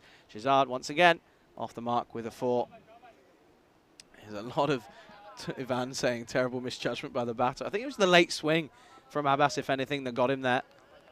But an incredible moment of madness, that's for sure. Let's see, we're back up to date now on all the scores. It's again late swing, but I think this one isn't enough. It looked like it was impact outside. Obviously played a shot as well. So that changes things. But again, an incredible bit of bowling from Ali Abbas. Look at the swing here. It's a late swing. Just starts a little bit too late, though, if anything. But again, good call from the umpire there. And it brings Yar back on strike. He's been starved of the strike over the last couple of, well, an over or so. That's a wild swing, and the wicketkeeper likes it. And if that does get given, it'll be an excellent bit of work. It's lightning fast hands behind the stumps. We take a look here. I think he's gone. Does he get that bat down? No, no way. And we'll see here. I think the only concern here, just behind the stumps there. Just taking a look at the gloves. Making sure they're not in front of the stumps when they're taken. I think he's fine. Only just, though. Only just. But I tell you what, though. That's still excellent work to remove the dangerous Mikael Yard. He goes for 21, and it's the 8th wicket to fall. 75 for 8 after 7. And again, this has just been the issue for the Eagles is that the Orsted Exiles have just taken wickets right at the right. You see there, Ali Abbas was so annoyed with himself that he didn't take the wicket bowled. He was so concerned at how close it was. Turned around, and then he turns around and, well, pure exhalation. It's incredible work behind the stumps from Fahad Shinwari. They just need to make sure they bat out their overs now. The wind's picking up. The cube's getting a bit of movement. Oh, that's a lovely shot over extra cover. And what a way to answer the critics. I'm still here. And this is going to go a long way. It's a lovely shot from Shahzad. And this goes a long, long way. Misses the playground. There's a few spectators out there just walking around. Nearly got in the firing line. But a great shot. It's a beautiful shot. 6 runs. And Kiani just saying earlier, on a ground like this, you really do get reward for some textbook cricket shots. It certainly is true. This outfield is obviously due to the continental wide drought. It's just not a lot of rain in Europe. This is a bit of a full toss, and he gets an under edge, and oh, he runs past it. It's gone through his legs.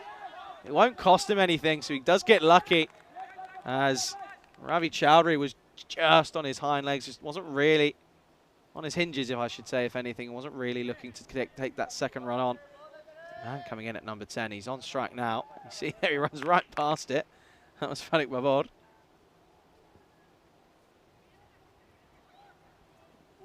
It's a slower delivery. It will be a wide down the leg side.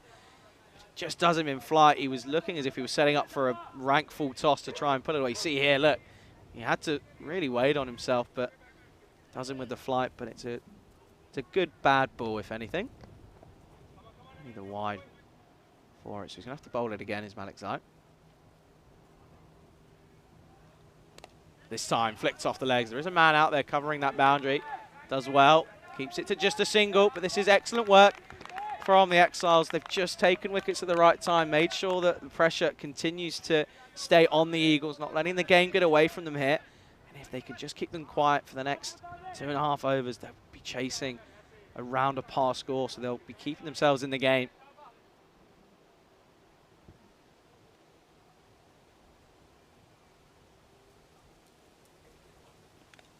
Oh, and this is another under edge. This time he doesn't forget the ball. Oh, it's a direct hit. Well, it could be close here. We are going to go upstairs.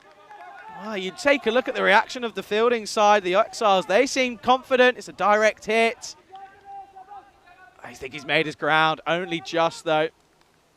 But I tell you what, that's excellent work by the man out there. I think that's Farouk Babod. After just running around it, or running through it, if anything, gets the direct hit.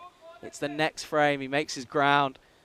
So Chowdhury living life dangerously here in the 8th over. It's all happening here on the European Cricket Network.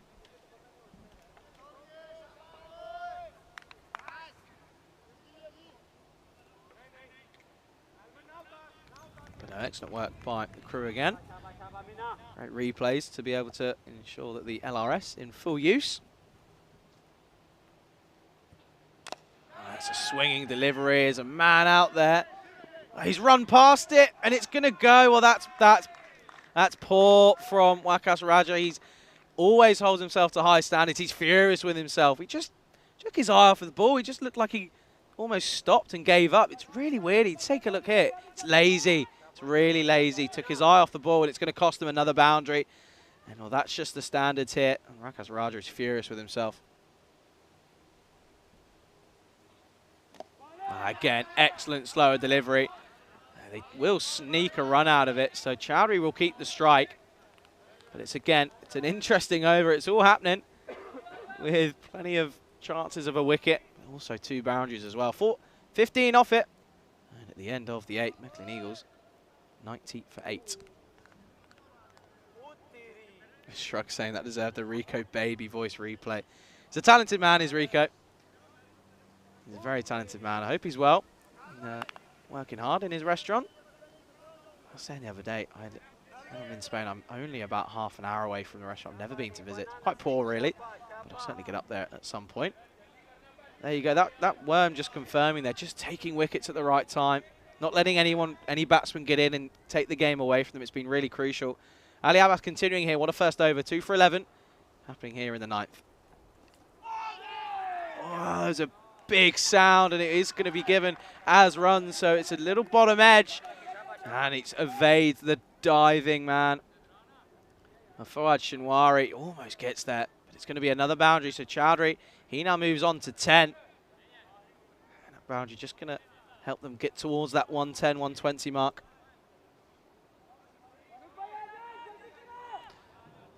As I think that ball might have been lost behind the banner, so we'll have to go for that one again.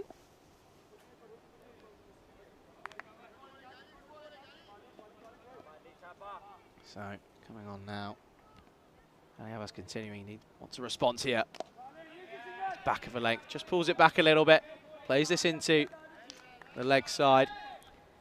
I'm just welcome back, Charlie, after having a little bit of lunch. Big thank you to everyone at the ground for looking after us. I'm sure that you'll probably get into it at the break. How was it? Nice? Yeah, it was pretty nice. Bit of chicken, a little bit of spice. That's the way I like it. Oh. Like my curry, just like my cricket. Hot. Something will get you moving. Well, I tell you what, this has gone a long, long way. Oh, that was you, That's Charlie. mine. You forgot That's rule mine. 1. God. You got to protect your equipment. I think I'm okay. You just come up. There we go. We'll find a kookaburra right here. Well, Charlie Hunt, you've got a lot to learn, my man. You backed off, and if you heard a thud, that was Charlie. I said, Charlie, what are you doing? You got to protect your laptop. And well, that's that realization. That's his shot. Well, I think he's got some back of the bat on this. This will be 4. Well, I'll give you a chance to recover, and we'll work out exactly what that hit. Yeah, if you're okay, you're lucky. Might have just hit the... Well, under attack. And you might be 8 wickets down, but when you're in Belgium, no one seems to care. They're going to keep swinging, and everyone's saying it's crazy. They're going to get bowled out, and they might be, but they might not be. They might still get this 120 plus on the board. Here's Ali Abbas. Goes again this time, and this one's travelling out of the ground. You betcha. Maximo Shazad, 28 off 8. Welcome to Belgium, Charlie. It's a place of potentially broken laptops and big Maximos, and we've seen it all here in this over. Well, that was a close call, but I'm certainly glad I wasn't near that one. That was almost towards the scorer's tent, but that was a brilliant shot from that man. That was my side. That ball's never reaching the table. I'm blocking it with my body. This time it's down the leg side. I think he gets a bit of glove on this one. I've got to say, while I was having my lunch, I was looking in the chat. There are a few people that thought the LBW where he shouldered arms wasn't out. Really? Those guys got to get their heads checked right now. That's Go to Specsavers right now, because that's out every day of the week. Pad up to a ball, it's pitched on middle, hitting middle. A height, yeah, that's out. You've got to give the benefit to the bowler on those ones anyway. He doesn't play a shot. Good bowling. Continuing. Well, this has gone high again. It's another opportunity. Has it got the legs? Well, I tell you what. Oh, that was almost a bit of excellence. Never mind that the catch wasn't taken, but that is incredible work. He's not too sure if he's kept it in, but I think he's okay. Yeah, look, he's such a cool dude. Sometimes too cool, like the last time where he forgot to bring the ball with him. But how about this? He takes it leaning over the boundary. Now, just check his feet. His feet's fine. He definitely gets rid of it. You watch the next bit. Yeah, I still think he's all right there. Benefit to the fielding side incredible. Anyway. Pity he meant to go round the back a bit more to get it to the other fielder. I think he was going, yep. So anyway, takes us to the end of the over. Wow, talk about excitement. I assume they got 2 there? I think so. Well, they've only got 1 actually. So, all right, fair enough. So it's the end of the over. 24 come off that, as you do, with 8 wickets down. The score is 114 for 8. Well, Shrug, he put it this way. As he said before, it's like watching Fresh Tropical in Italy, but every team's Fresh Tropical. So There we go. I think there's a bit of a Yeah, pause in now, play. I think they were. It was. Yeah. Ivan just said new laptop try didn't sound too good. It was fine. Luckily, it was okay. I thought. I thought it was gone. Yeah, I was saw it almost was gonna coming. It's the start crying. perfect trajectory. Could you see it? No, that's why I moved out of the way. Yeah, all right. Yeah, well then you still need to block it with your head if you need, if you have to. I'll show you the recovery position. It's just you go over the laptop and just and you just kind of It was open because your it whole went body to so it. high. I lost it in the clouds, then lost it to the cube. I thought it was over by a long way, but I obviously took one I was actually in very Rome that was very wrong. similar to that, but the difference was I saw it. It's hard to catch. Can't catch what you can't see unless it's a virus. the best bit was you could see my face when I Oh, I yeah. heard the thump. Yeah, that was a bad It sounding was thump. not great. Everything's Don't working know what a fine. broken Mac sounds like, but I don't want to think know. that is something sounds I something don't like want to that. know. My heart was in my throat there. Anyway, the Eagles looking good at the moment. They lost wickets consecutively, or consistently, I should say, throughout the innings. Oh, no, Is it? so good. We're going to see it Yeah, again. this are we? might be Brilliant. it. That's where I lost it. Yeah, because That's I'm like, where- oh, Charlie, what are you doing? You're not meant to back off. And that's a really good one. Yeah. Oh dear. I know for next time. Yeah. Well, hopefully there is. Just got to remember your emergency procedures. That's all.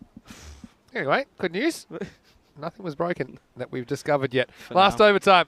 Well, this has gone high. I'm glad I'm not underneath this. And it is taken. It's a good catch. Good bit of work from the keeper. He puts his name under it pretty early. And it's a good bit of work from Shinwari. Another wicket falls. It's the 9th to go. And here in the 10th over, Meccan Eagles 115 for night. Yeah, that's how to do it, isn't it? I mean, the keeper and the bowler could both get this pretty easily. The keeper says, hey, makes a verbal call, also kind of waves away the bowler with his hand saying, just get out of my grill because I've got this. And he certainly did. So Shinwari holds on to the catch. End of a pretty handy cameo, though, wasn't it? The way that we saw this innings after 8 overs, you wondered, will they ever bat it out? And maybe they won't, but even if they don't, they've still got a pretty healthy score on the board. But I've got to say, it was a pretty useful contribution of 28 off 9 from Hadiatullah Shahzad. 3 sixes and 2 fours. So 1 wicket to go. That one only just misses out. But it's again an excellent bowling from Divan Ali. And if you think that number 11 is going to come out and just push a single and try and be sensible, well, think again. Because Idris has said, well, I don't think I'm a number 11. I think I'm a number 1, batting 10 spots too low. Anyway, we'll see what happens next ball. Maka Diwan Ali. Well, this is right off the turn of the bat. And they will come through for the single. It's good. Gets Chowdhury on strike. He's the in batsman now. Ugly 120 they put on the board, but it's still a 120, isn't it? It The is, Exiles, no, don't forget, they didn't chase down 95 yesterday. That is Against true. Antwerp in match 2. Going to be a very interesting matchup for sure. Only time will tell. Oh, that's a big, big shot into the leg side, and that's going to go all the way. Chowdhury getting in on the action, and that's going to get up to that 120. And what a shot that is. 6 more. You talk about using all your resources, and I think the other thing the Belgian coach said before the ECC was he wanted to have everybody come out and hit a 6 off the first ball they faced. And I think 8 of them out of the squad of like 13 ended up doing it. It just sounds like they're on tour and they've picked something out of a hat to say which shot they've got to hit every Oh, it's on the crazy. first 2 ball. to come then if they make it. Gone again into the leg side. I think it's going to be back-to-back, and it is. And, well, Chowdhury now getting in on the action, and this score is looking more and more competitive. What a great shot that is. It's another 6 runs. Wow, they were nowhere in this innings, weren't they? I mean, they were 75 for 8 after 7 overs. And if you can tell me that that basically the bottom 3 can put on 55 in the last 3, it's crazy. But you're watching it. All right, start running. They're going to go for 2 here. Should go keepers then. Should be out by a mile. It will be. But, geez, Chowdhury, 26 off 9. Another good one for him. And they're going to set a target of 130, Charlie. And you would have said there was no hope of that. But, yeah, right now, this is the kind of cricket we're watching. It's a different kind of cricket, even for us on ECN. But the Belgians are swinging it here in Mechelen. And the Eagles have put 129 on the board. Yeah, no, incredible stuff. It wasn't the most convincing start from them losing early wickets. However, it really was good to see that they were able to just carry on crawling through. They lost wickets consistently. But again, I think if you're in the Austin Exiles, that you're just going to feel a little bit hard done by. You feel as if you've done well, you've taken wickets at the right time, but luck just wasn't their way. But that was the first ball. And well, he started off with a bang. It was a bit of a wait, but eventually that finger went up, and that brought the left-handed number 3 of Ikramullah Nasir into the attack. And well, he did well to start with, got a few lucky escapes, but then he also played some really nice shots all around the ground. He only went for 20, but they were 20 crucial runs. 20 off of 11 with 4 fours. No maximums for him, but again, incredible stuff. But then that was a really nice shot from Dinesh Saran. He went for 10 off of just 7, but that was his maximum there. And then again, that was a really nice shot into the leg side. However, it was an outstanding catch from Malikzai. And well, he had a really good game, and we saw that celebration a few times. Well, this went sky high, and it was eventually a really good catch by the skipper leading from the front. It was a really good bit of work from Sohail Hussain. And then it was again, well, this time, that one we thought was just a drop, but it ended up being a little bit more expensive than we thought. It was a foot on the line. It ended up being another 4 runs. Again, there was a lot of runs behind square. That was one of the best shots of the innings over extra cover. That got me excited. That went a long way. But then there was also many a shot behind the square that we saw many times. But again, it's a scrappy 129 from the Mechelen Eagles. They will technically be bowled out off their 10 overs. But that was a really good run, or a really good catch, I should say, from Rakesh Raja. He had a couple of moments of pure excellence, but also a bit of a poor moment when he just sort of forgot to gather the ball and just ran past it, really. But again, there was also some really good bowling. It's that man again, Amin Malikzai. Excellent bowling from him. You can see he was off. He was over and away and away and away. But that was a really nice shot to get off the mark for Malikzai Amanullah. And then also he went out to join Yard as well. And then this one, that went a long way. Even the camera couldn't pick it up. But that was a bit of an interesting moment. What an innings it was, as eventually he was given out. He left the straight one, a bit of late swing. And the man came in, first ball, swept him back over the leg boundary, went all the way. And then, well, that was an excellent piece of work, but it just was enough to remove the dangerous yard. He went for 21. And again, 21 off 10, just proving that he's a vital man in this innings. That was, again, another really nice shot into that side there. And then, well, this one just ran through him the first time. Then next time it was a direct hit. It was close, but it wasn't given. Well, this one into the this is a bit of a moment of brilliance. It's not quite this one. That's the moment of not brilliance. Runs past it, goes all the way for 4, and he's just so annoyed with himself. And then this one, a bit of an inside edge. And I thought the keeping really from Fahad Shinwawi was actually really quite good. Well, this was the moment here. This is where my heart was in my throat. I was going to be going home to an expensive bill, but I was okay. I escaped very, very lucky. And then after that, it was all happening. I even missed that. Didn't even know that happened. There was a bit of a reverse scoop with the back of the bat. Went all the way for 4. And then this one, that went a long way. We won't see the moment of brilliance. And this one was even bigger. That went all the way. I'm glad I wasn't underneath it. I wouldn't have taken it. Well, there is that moment of brilliance. Unfortunately, wasn't able to take that catch. But again, prevented what would have been a certain Maximo. That is for sure. And then this one just went high in the air. It was good from the keeper, Shinwari, setting the standards, putting his name on it early, and was able to keep it down to just a minimum. But again, a really interesting game, or first half of the game here. Just ebbed and flowed, didn't it? Wicket at the right time, but a bit of an expensive final few overs. 14 off the last, 25 off the 9th, 15th and 12 off the 8th and 7th, respectively. So it brings us to the end of the 10 overs of the Mechelen Eagles. They've set 129 off their 10 overs. So 130 exactly for the Ostend Exiles for victory. And we'll be able to go ahead and take a very quick look at the scorecards. And we can see there most of the runs coming from 3, 4 and all the way back down to 9 and 10. But again, that middle order just collapsing with scores of 10, 1, 0 and 4 for Singh Ismail and Amanullah. Again, incredible hitting from Shahzad and Ravi Chowdhury. They'll be sitting there, they'll be saying to their captain, like, look, what am I doing down here? Get me up there. Outscored almost everyone. But yeah, incredible stuff, and Idris at the end finishing not out on the 1. But again, looking at the scorecard for the bowlers, it's an interesting one, wasn't there? The wickets were shared about. Sadran Fahad, the only bowler not to get a wicket, but he also went for 17 off of his single over. So an interesting matchup in this game. It's what we said already, but don't go anywhere. We'll be back in around about 5 minutes or so, as we are watching match number 7 of the FanCode European Cricket Series here in Belgium on the European Cricket Network.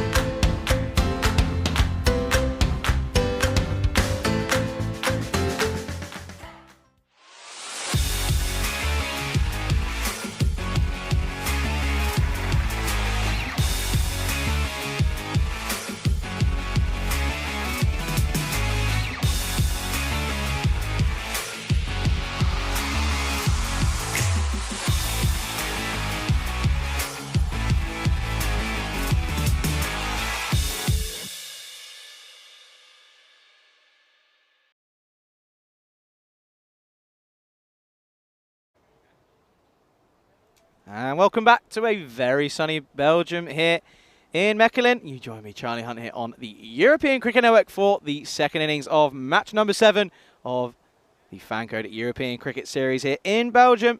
And what a matchup we have, and it's just proving that we are on for a very interesting second half here, as the Eagles have set the Austin Exiles 130 for victory off of 60 deliveries. They need to go at 13 and over. It's more than 2 a ball. Boy, oh boy, have they got a big ask on their hands. But no surprise that we're going to be seeing some familiar faces at the top of the order, but also it's going to be interesting to see how the Eagles take this on from a bowling perspective. No shock that we're going to see the man for the Mechelen Eagles is going to be Mohamed Idris. There's no surprise there. But again, a huge welcome to everybody tuning in all around the world, whether it's on the ECN European Cricket Network YouTube channel or on FanCode in India. We're almost set to get ready for the response of the Austin Exiles, and it will be that man, my man Idris, to get us underway. This is a shot into the off. So it's going to be close at the non-striker's end, but it's an underarm throw that was left and gathered, and well, eventually it is just going to start with a top ball. But the skipper, Sahil Hussain for the Austin Exiles, he wants to get on strike straight away, and no surprise they go down and have a conversation and go, probably sorry, that was my bad. I am now settled down, but I think congratulations are in order. Archie wants it. How are you? He's been granted the moderator role. I hope you're okay, Archie. Congratulations. Welcome to the crew. Well, that's going to help proceedings into the leg side. There's no protection out there. It's going to go a long, long way along the floor. It's going to be a couple bounces, and it's trickle over. What a way to get the account open. 4 runs for the Exiles.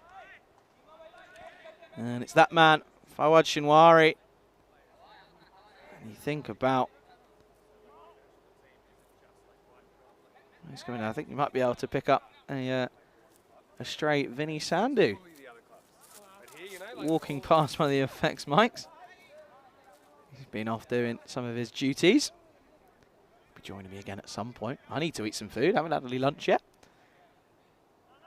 There he is, and Karina doing some more camera work.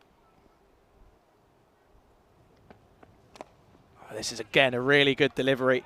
Right in the block out, isn't able to get anything underneath this, and it will just be the 1 run to the total. But good cricket, rotating the strike after the early boundary. Keanu Nolan, he's putting an early shout in there, saying I think if anyone was wanting an outside team to back in the ECC for this year, he reckons it will be Belgium. This is into the onside. There is a man out there now. And it will be taken. So the skipper, he goes for a golden duck. Hussain has to go. And he goes for a golden. And it's the first wicket to fall. And the Exiles at 5 for 1. And I hope that Rico was proud of that little duck. But again, early signs of struggle for the Exiles with the bat. It's going to be interesting to see how they take on the attack of the Eagles. But again, a good start for Idris here.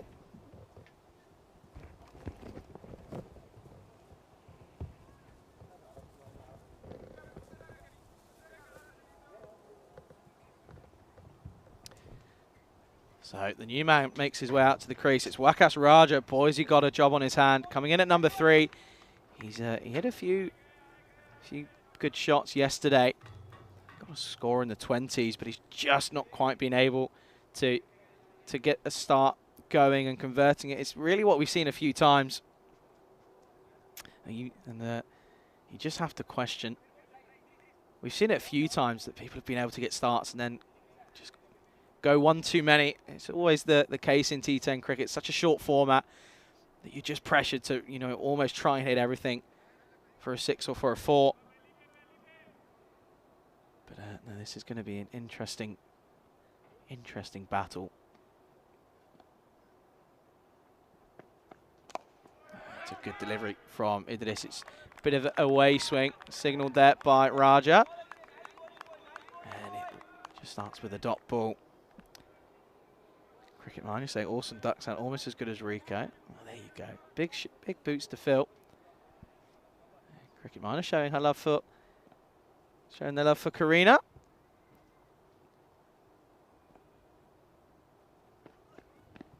This is off the pad. I think a couple of questions of why wasn't it caught from the fielders, but fair enough, it was certainly off the leg and is given as a leg bye, and that will bring us to the end of an eventful first over.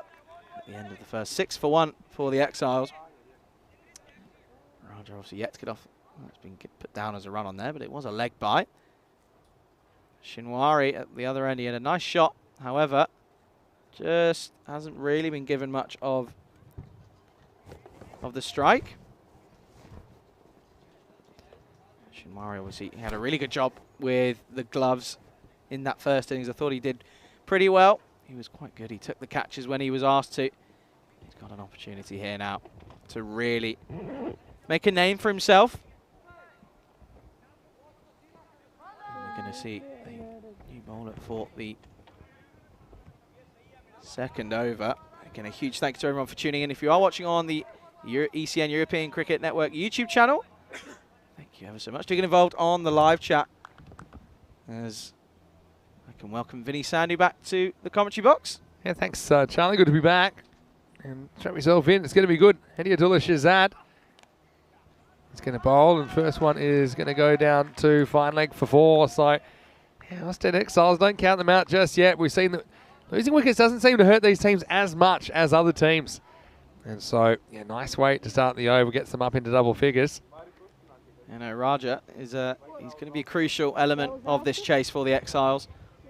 He came in at number 3 in the last couple of games and got a few runs, but again needs to push on and make us start. Yeah, for sure. Archie Watsit's got an upgrade. I just noticed that. Congrats, Archie. As we see Shazad come in again. This will be 4. Man, it's blasted down the field, isn't it? And there's no stopping that. Power play batting at its best. I mean, there's normally a gap straight down the ground.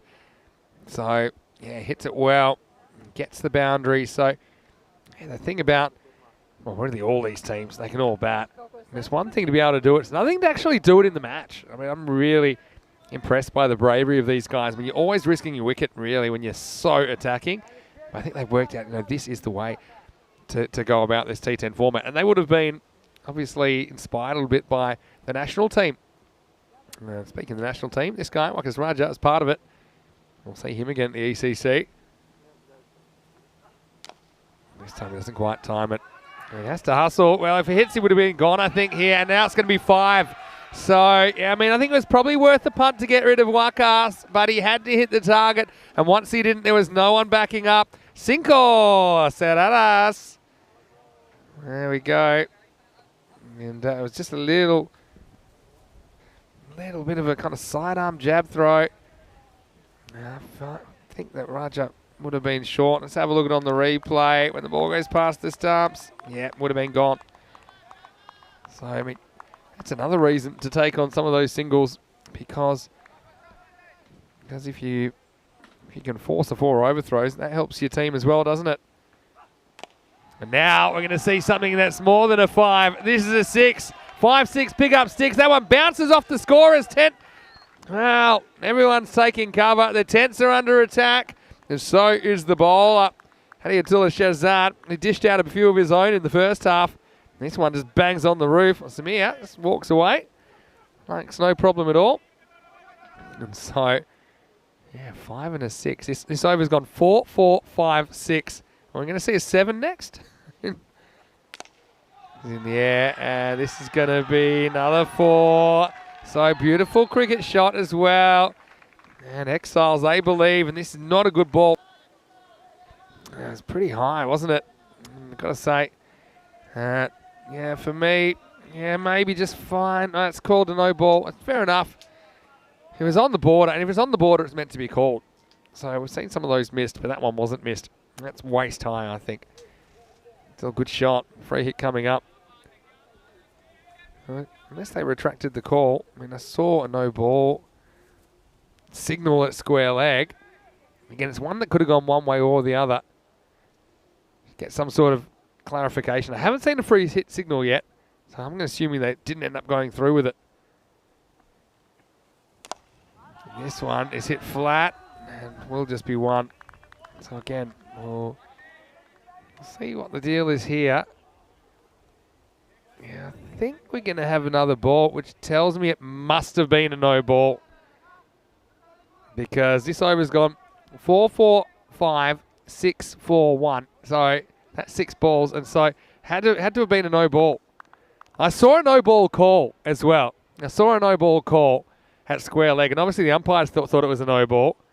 But now they're saying actually, it's not that. So let's just say it's the end of the over, okay?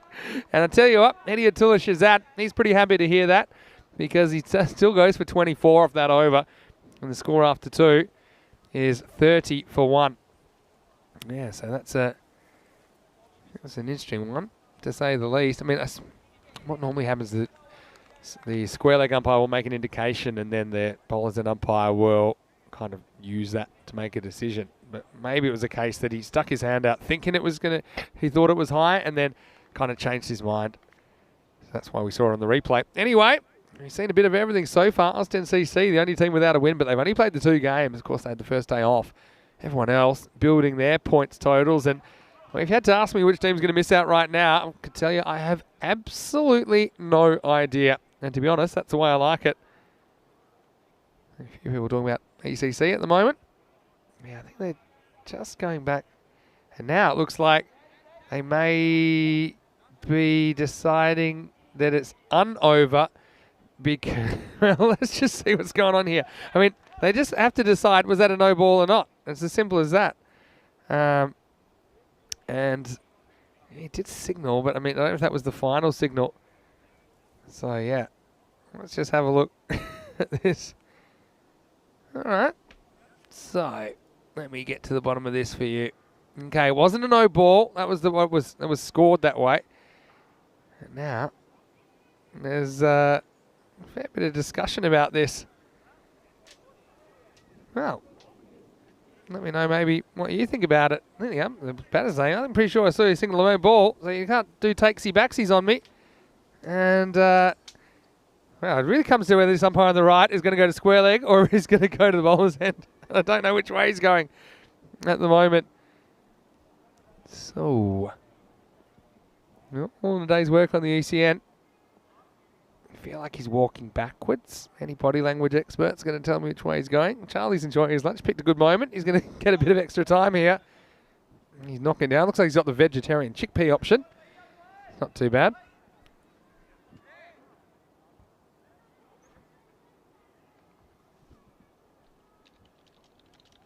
Yeah, so, I mean, yeah, there was a signal. And I think maybe sometimes the scorers then tell the umpires, hey, that's 6 balls. And umpires have said, yeah, okay. So we've gone to taking the scorer's word. But then the scorers, I think, might have missed that no ball call. I think that's the thing. And so, yeah. I mean, I think they're saying, yeah, that one there was a no ball. And then other people are disagreeing. It was borderline. I will say that. I mean, it was borderline, but I mean, you are meant to call the ones that are waist high. That's one thing that was added just for safety reasons and also for clarity for the umpires, because sometimes they're kind of at the waist. You're not sure if they're above or not. We just want balls waist high and above to be called if they're on the full. See this one here. Yeah, I mean, it could go either way. But I mean, I never have that much sympathy for bowlers in that case. Yeah, so here we go. 1.5 was a no ball and 4. Now, I'm not seeing things. So Shazad thought he was out of jail. Now he's gone from 24 up to 25 and has to bowl one more ball. Well, I will say this. I think ultimately they get it right. Ultimately they get it right. And the thing is, I assume there was a free hit signal because the umpire seemed to know what was going on. I just think that was a bit of miscommunication between the umpires and the scorers. So yeah. That's the one from, it's actually 2 balls ago. So now we might have a slight technical delay. I hope not. I'll tell you what, Shazad's trying to walk away with the ball like no one's watching, but he's not going to get away with it.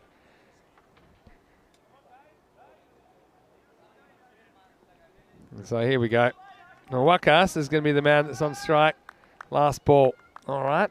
of the over. So we've gone back in time, ladies and gentlemen. I mean, I thought this is what should have happened, and now it's going to happen. So that's good at least. Here we go. And he's going to blast it for 6, because of course he is. And this one's going to go supersonic. Maximo! Wakas, well, had plenty of time to think about what he wanted to do with that one. This is in the slot. So this one's going to go for 31 in the end. And the score at the end of 2 overs is 37 for 1. 22 matches without a golden ball. And who knows? I mean, Belgium is bringing the entertainment, isn't it? And it wouldn't surprise me if we had 1 or 2 golden balls along the way, especially with all these teams so evenly matched. What I will say is at least the right decision is made, I think, ultimately. That's what was called on the field. It's a marginal call, but, you know, most people will say that no cricket, that if you're bowling high non-pitching deliveries, like, for example, if the batter got out to that, as a batter, I'd be pretty annoyed if it was given out. And so anyway, Wakas, he certainly had no problems with the ultimate decision. 37 for 1 after 2. As we see, I mean, Malekzai continuing. Starts with one that flicks the pads and goes for 4-leg buys. So up and away. Extra's having a field day as well. And, yeah, this one just flicks the ankle. And, yeah, no fine leg at all. Shrug saying golden ball in Belgium. He's favouring the batting team. Yeah, you're not wrong there. I mean, the batters need a bit of help in the old golden ball count. I think we're up to, what is it? I think it's, someone will help me out here. I think it's 12. It might be 13-21 now. Andrus, he'll put the golden ball up for me and help me out. I know we've had 34 golden balls. So, yeah, the batters probably need a few.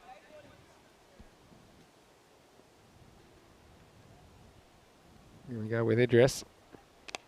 Again, that land. It's going to go square. Not quite off the middle, but it will be 4 more. Shinwari's enjoying himself, and why not? And Idris, he bowled pretty good first over. He went for 6, including a leg by. And now he's in the eye of the storm as well. Let's have a look at this. Yeah, 13-21. There you go, 13-21. You see the batters had all the running, didn't they, early on? But then the bowlers have just been on fire throughout the second half of 2021. And then, although we started with the batting one, it was the Iceman, Sam Houghton, in Gibraltar at the start of the year. That was able to score a batting win on a golden ball. We haven't had much since. Now, this could be out, and it should be, except it must have been a no ball, the ball before. Wow. Well, this one's called, and actually it's not a free hit, it's called a no ball. And it's either, it must have been for a front foot no ball, that's all I can think. I didn't hear the call at the time. And although it's caught, I think everyone heard the call. So, bit of chaos early on. Yeah, obviously the umpire's in a much better position even than we are. I think he's a lot closer. And decided that the bowler didn't have anything behind the line. So this will make this a free hit coming up. Well, we've seen it all, haven't we? And I tell you what, when you're in Belgium, you don't want to be bowling extra deliveries because a lot of them, we're losing balls off them. So, here's the next one. No, I won't. It's one way to avoid a free hit, I suppose. Don't let go of it. So, let's see what's going on in the chat while this is happening as well. Yeah, so a few people talking about the ECC and being on multiple channels. Well, I know we'll be on Fox Sports Australia and probably Premier Sports in England as well. So yeah, we'll have a lot of broadcast partners, of course. It's one of our marquee tournaments here on ECN during the year. Free hit, and well, it's going to get through the keeper, eats him up. It's going to be 4 more. Well, that brings up the 50 in 2.5 overs. And Wakas, who likes to live dangerously, you just had to watch him in the field if you didn't know that. And he French cuts for 50. 50 total now. He moves up into the 20s, 23 off 7. Wow.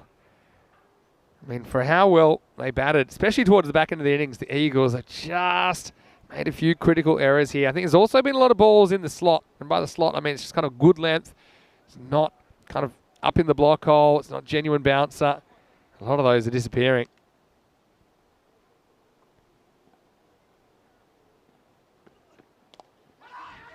Out the corner.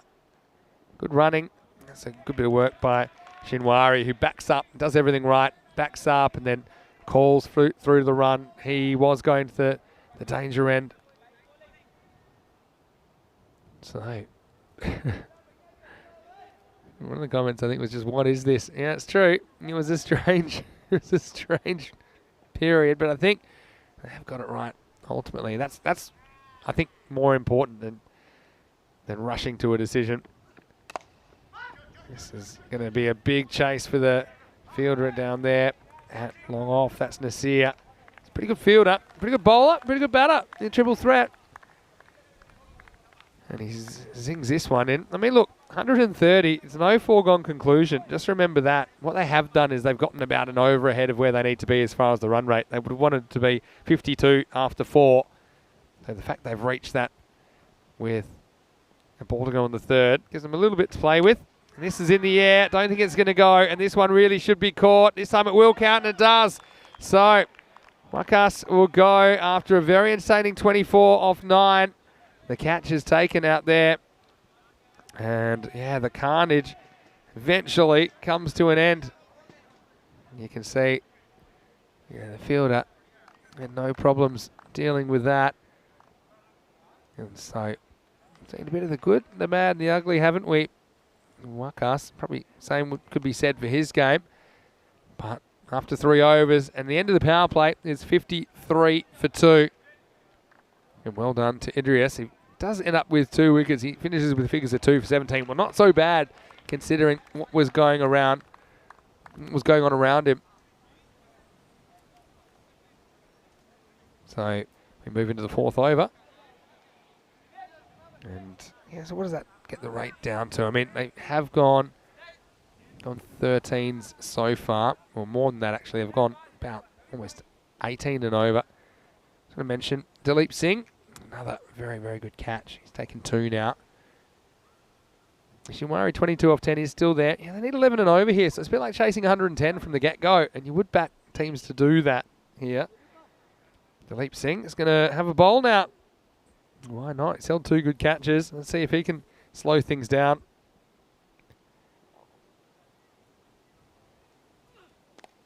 Well, it just angles in. This one almost takes out the umpire, almost takes out the side. And eventually, it'll be 4 runs, but not before we had some collateral damage. Have a look at this one. The umpire had to think quick. And a bit like Charlie, he was taking evasive action as the Kookaburra was hurtling towards him. Shinwari moves to 26. On the walk this time and gone. And he's done himself there, really. He's turned that into a full toss. He's tried to angle it away, but didn't try and keep it down. Shinwari goes as well. So this game takes another turn. Again, goes for placement over power, and that's fine, but you still got to place it anywhere but the fielder. So Dilip Singh with the magic hand at the moment, as he's taken 2 catches and now a wicket. And so Shinwari has to go for 26 off 12, and 3 wickets down now, 57 for 3. Got to say, big fan of the gold helmets as well for the Exiles here. Manpreet was the previous batter to come to the crease. Hasn't actually faced a ball yet. Been joined out there now by Wakadiwan Ali. So these two yet to do anything. Let's see if they can basically keep ahead of the game. And the risk here is you've got such a good run rate, you start kind of falling off and being a bit more conservative. That's normally what happens, but there's nothing normal about this series so far.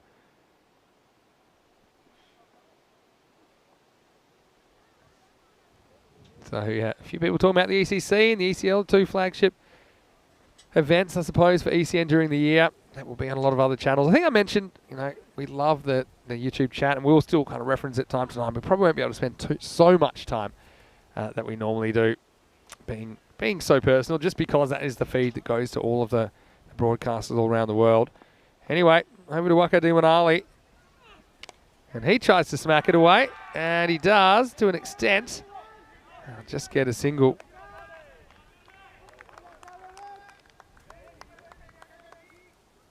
So this will bring Manpreet Sandhu on strike.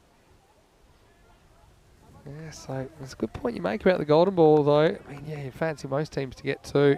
But having said that, you can still swing and miss it. We see a fair few wickets as well here in Belgium.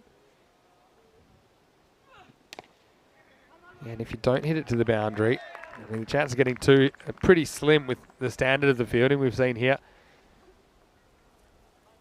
Mechelen Eagles, a team that, got to say, big fan of their strips. Same with the Exiles, very good. Yeah, goes straight, hasn't quite got it and should be gone. Is gone. And another wicket falls. This time it's Idris that takes the catch. And so Manpreet has to go for a duck.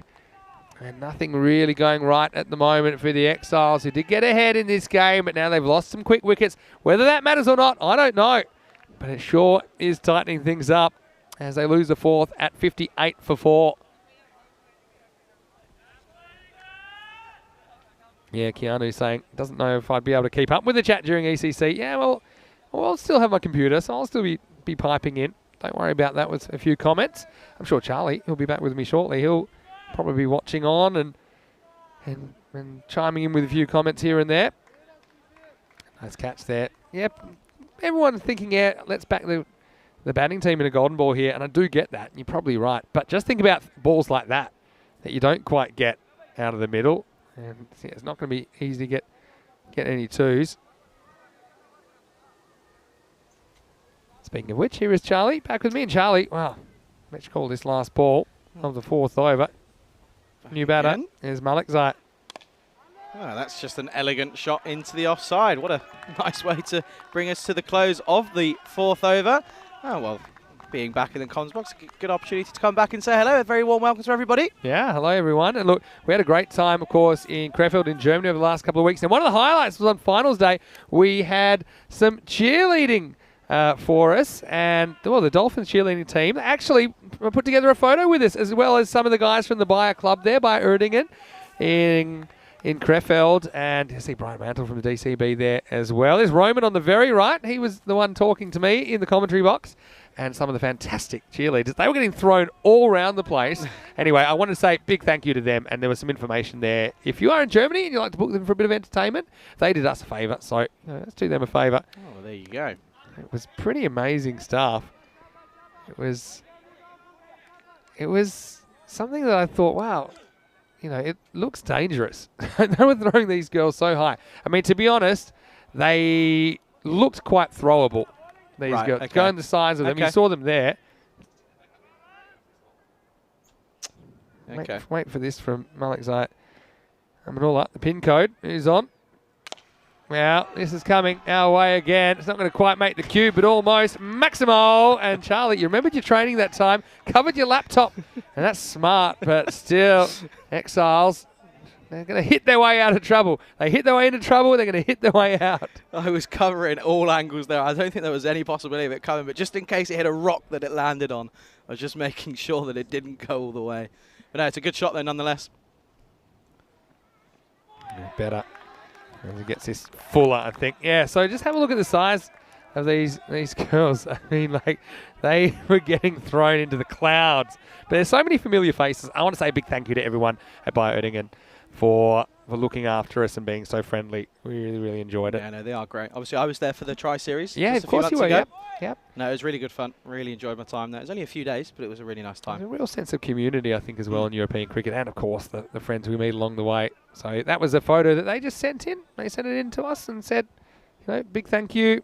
We took a photo for you, and just a way of saying that they really enjoyed being a part of the experience.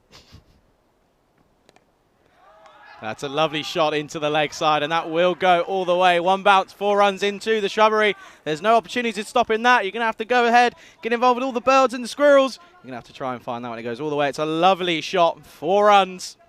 It is 4, and yeah, that's a pretty good shot selection. Well, Helix says, I shouldn't say that they look throwable. With me, the PC, please. I mean, that's exactly what they were done. They were thrown. They were very throwable humans. I mean, I wouldn't exactly normally say that unless I'd seen it with my own eyes. I mean, oh, dear. Some of them went so high they got offered a free meal when they were in the sky. It was a very memorable performance. Economy, was it? Yeah. Could be gone. Not quite. Good pick up on the half volley, and then he horns it. And the keeper has a few issues doing the backing up, but he will. So Malik Zait gets one. No, that was an interesting bit of cricket there. Did really well. I like the commitment he was going for. It wasn't going to stop. And, he just took it on the half volley, and then it was a really good arm in. It was just short of the stumps. Take another look here. Get time to just on the half volley. Good pick. Yeah, great very good pick up. How good does the ball look flying through the sky with the trees in the background? Yeah, it's really good when it's not coming for your laptop. Yeah, that's true. Well, not that you saw it. No. Last ball of the over. And he's going to be gone. So you saw there, tried to go down the ground. And this is more or less what a slip is, I think, in T10 that we've come to expect now. Because, yeah, you're there to save runs, but also those kind of edges. He's pretty fine here. Look where he is at third man. He takes a couple of steps around, holds onto the catch, and Amanullah is excited. And why not? That breaks a little mini resurgence up, doesn't it? And the score at the halfway point is 70 for 5. Yeah, we've seen so many runs just fly down towards that third man region. It's no surprise that there's always someone there. Normally it's been a little bit wider, but that one's he's quite a fine. He is basically a fly slip. Just goes to show how important that position really is. Yeah, I mean, you're always guessing about where the edge is going to go. And then you have to kind of counter that with the fact there'll be some shots that are more or less deliberate in that area. So you don't really want to have just like a first slip line back on the circle. You want to kind of go around to maybe fourth, fifth slip, something like that. Maybe third slip back on the circle. But yeah, had a bit of luck there and was able to get an edge in that direction. And he wasn't going to make any mistake. So 5 wickets down, 5 overs down as well. And here's Dilip Singh. That will just be a single eventually. So again, a really good arm in. Well, Dilip didn't really have too much regard for his fingers there, trying to throw that trying to catch the full force throw coming in towards him. It's just interesting. The game's in an interesting place at the moment, isn't it? It's to a ball. To a ball, exactly. So it's interesting to see from here. And this will just be a 1 run and just getting away from them a little bit here. Just a little edge there, and just keeps it to just that 1 run. But yeah, it's now creeping up to just over to a ball as. That sun is getting a little bit hot now. Temperature's rising. Yeah, it has gone up a bit, actually. Certainly feeling a bit warm. This is flat batted. Evades the umpire. Does really well. The umpires have been under attack, haven't they, really, in this game? I know how they feel. Yeah, well, 26 degrees are up to. I think this, for me, is the most perfect cricket weather 100%. You can get. 26, not too much breeze, maybe light breeze. Yeah, loving it. Oh, this is a loopy, slower ball. He's going to try and come round, but he's not going to get there, and it will be another boundary. So not the start to the over that Singh really would have wanted. Look at how much height was on that one. It's like an Arnold Palmer, I call it, because it's back in the palm of the hand, and this is so high, but then it comes down in baseball. They sometimes call that the ephus. Okay. Because it's basically, it's a nothing ball, and you just use it to try and shock the batter. But I mean, that gets stuck in the palm too long. And yeah, sticky palms, no good for Dilip Singh. I thought you were referring to the golfer Arnold Palmer. Yeah, well, that's why we got okay. Named after Arnold Palmer. It's just going to be dabbed into the onside. It's just the one. He was going to go for it, but just realised that the only man backing up was on the boundary, so it's just running the risk of dropping another single. Yeah, instead of holding it in the fingers like you normally do, it's like right back in the palm. So then you have the same arm speed that the ball comes out slower. But then that just came out wrong as well. It was way too high. Ended up dipping below the waist, but still got whacked away for a fairly simple boundary. It was a Gundy ball. It was Gundy. And this time into the leg side. He's not quite got all of this, but it will go all the way. Didn't sound right off the bat, but it doesn't matter. It's gone down as a maximum down on the book, and it's 6 more. Yeah, they're so good at this, aren't they? Just clearing the front leg and opening up that onside. And he's got the length to work with going. And look at the length of this delivery. There's a bit of bowling machine about the bowlers that are getting banged here. They're not really trying enough things for me. I know it's not easy. 6 overs down, 84 for 5. So at the moment they're on 140 pace. And at the moment they're ahead, obviously, of where they need to be. But yeah, there's a bit of bowling machine about this, which means they're coming in, they're hitting the same spots every time. They're bowling that kind of middle length. The batter's just treating it like a bit like a driving range, aren't they? Try slow balls. I know he did once, but he couldn't locate it. But at least he's trying it, I suppose. Haven't seen enough Yorkers, though. I just have not seen enough Yorkers, I think, across the board here in Belgium just yet. No, for sure. And even if you miss out on your Yorker length by just a little bit, as long as it's not a horrible full toss, a low full toss, said it time and time again, it's the harder ones to really get away. But a bit of spin into the attack now for the Eagles. It's a bit of a full toss again, but this is going to race down towards the boundary. I don't think it will go all the way, so it will just be the one. There's the new bowler is Kramula Nasir. Yeah, Nasir. As I said, bats 3 for them. Bowls handy, left arm spin. He's a good fielder. 3-dimensional cricketer. I don't know if that was just that angle, but that didn't look terribly far away from a shout at LBW. Probably with his arm angle around the wicket, probably just going down leg side. But interesting, no appeal there. Yeah, true. Continuing to see it. Well, that time it is on. And it's this time, even if there was a leg in the way, it would have been going out, out, out. This is all the way down in the dumps. It's another wicket to go, and it's the in-batsman. He has to go, and another wicket falls, and the Exiles now 85 for 6. Yeah, Maliksar gets his bat down, and he tries to say, look, I was in my crease. But I don't think that matters, because this one crashes into middle stump. And then he says, well, I made a boo-boo here. So the big hitting works every time but one, as Maliksar finds out, and he becomes the 6th wicket to fall. There's a lot of parallels with the other innings, although they were in more trouble, weren't they? I mean, at one stage, they were 75 for 8 in the first innings, the Eagles, and they found a way out of trouble. So they're not quite in as much bother, but it is 85 for 6, and they're running out of batters to get to this 130. Yeah, it's just looking like the wickets could be an issue. Mind you, we thought that in the previous innings, but they were still able to really motor along in those last couple of overs and get towards that, the eventual total of 129. But the new batsman, Abbas, he had a good time with the bat, with the ball in hand. Now he's got to do it with the bat. And he was eyeing up that real big shot. I love the way these guys bat. I mean, that's a pretty good ball, middle stump. It's the first ball he's faced. He's not thinking, am I going to hit it? He's thinking, how far am I going to hit it? Yeah. He's facing up again. Dot ball for his first ball. This time wider. Clever bowling. Clever bowling. That's just inside the tram line there. I don't mind that as well, because even though that is a shorter boundary than offside, there's so much protection there as well. That's what it's like when you bowl to your plan. That's what it's nice to see. That was the first one, of course. Second ball's a dot. And this time, he's hit this pretty well. Is he going to split the field? He doesn't. That's, again, really good work by Dilip Singh. And interesting. What would have happened there? Yeah, well, there's a slight fumble, so they start thinking of 2. But then he gathers it pretty quickly and absolutely horns it in. Watch this. So, yeah, keeps it in front of him, and then he picks it up and he set his feet pretty quickly. Not sure it would have been out. I think he's just back, but still, good pressure.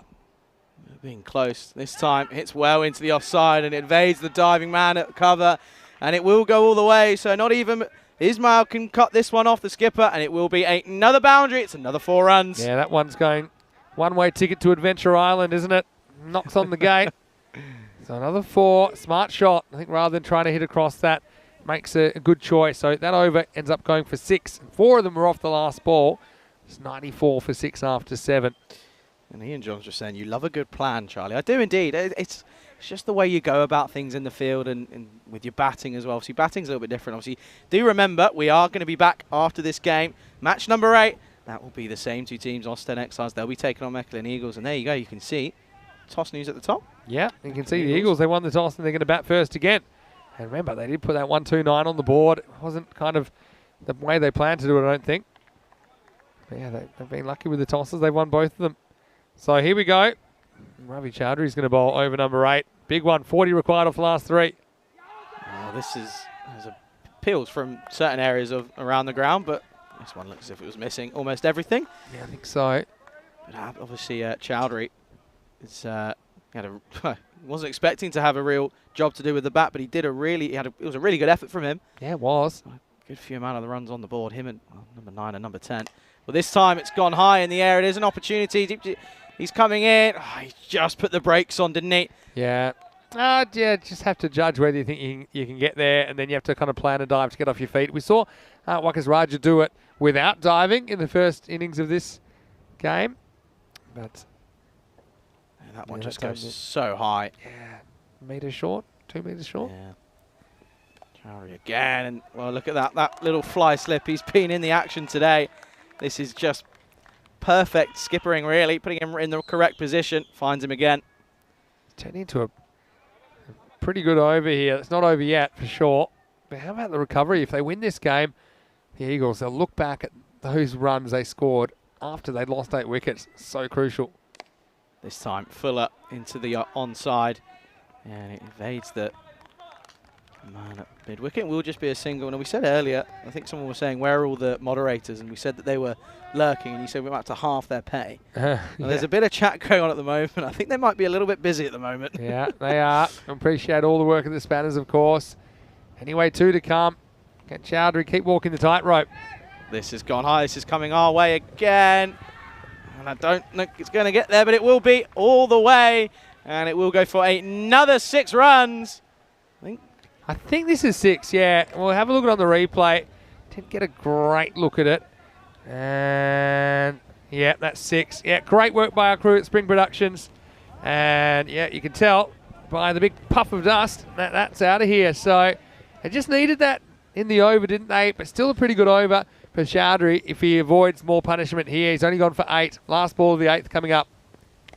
And this time, dragged into the leg side. There is a man covering that boundary. Collects it well. It will just be a single, but they're just keeping themselves in this game at the moment. They will require 31 for victory off the final 2 overs, as at the end of the 8th.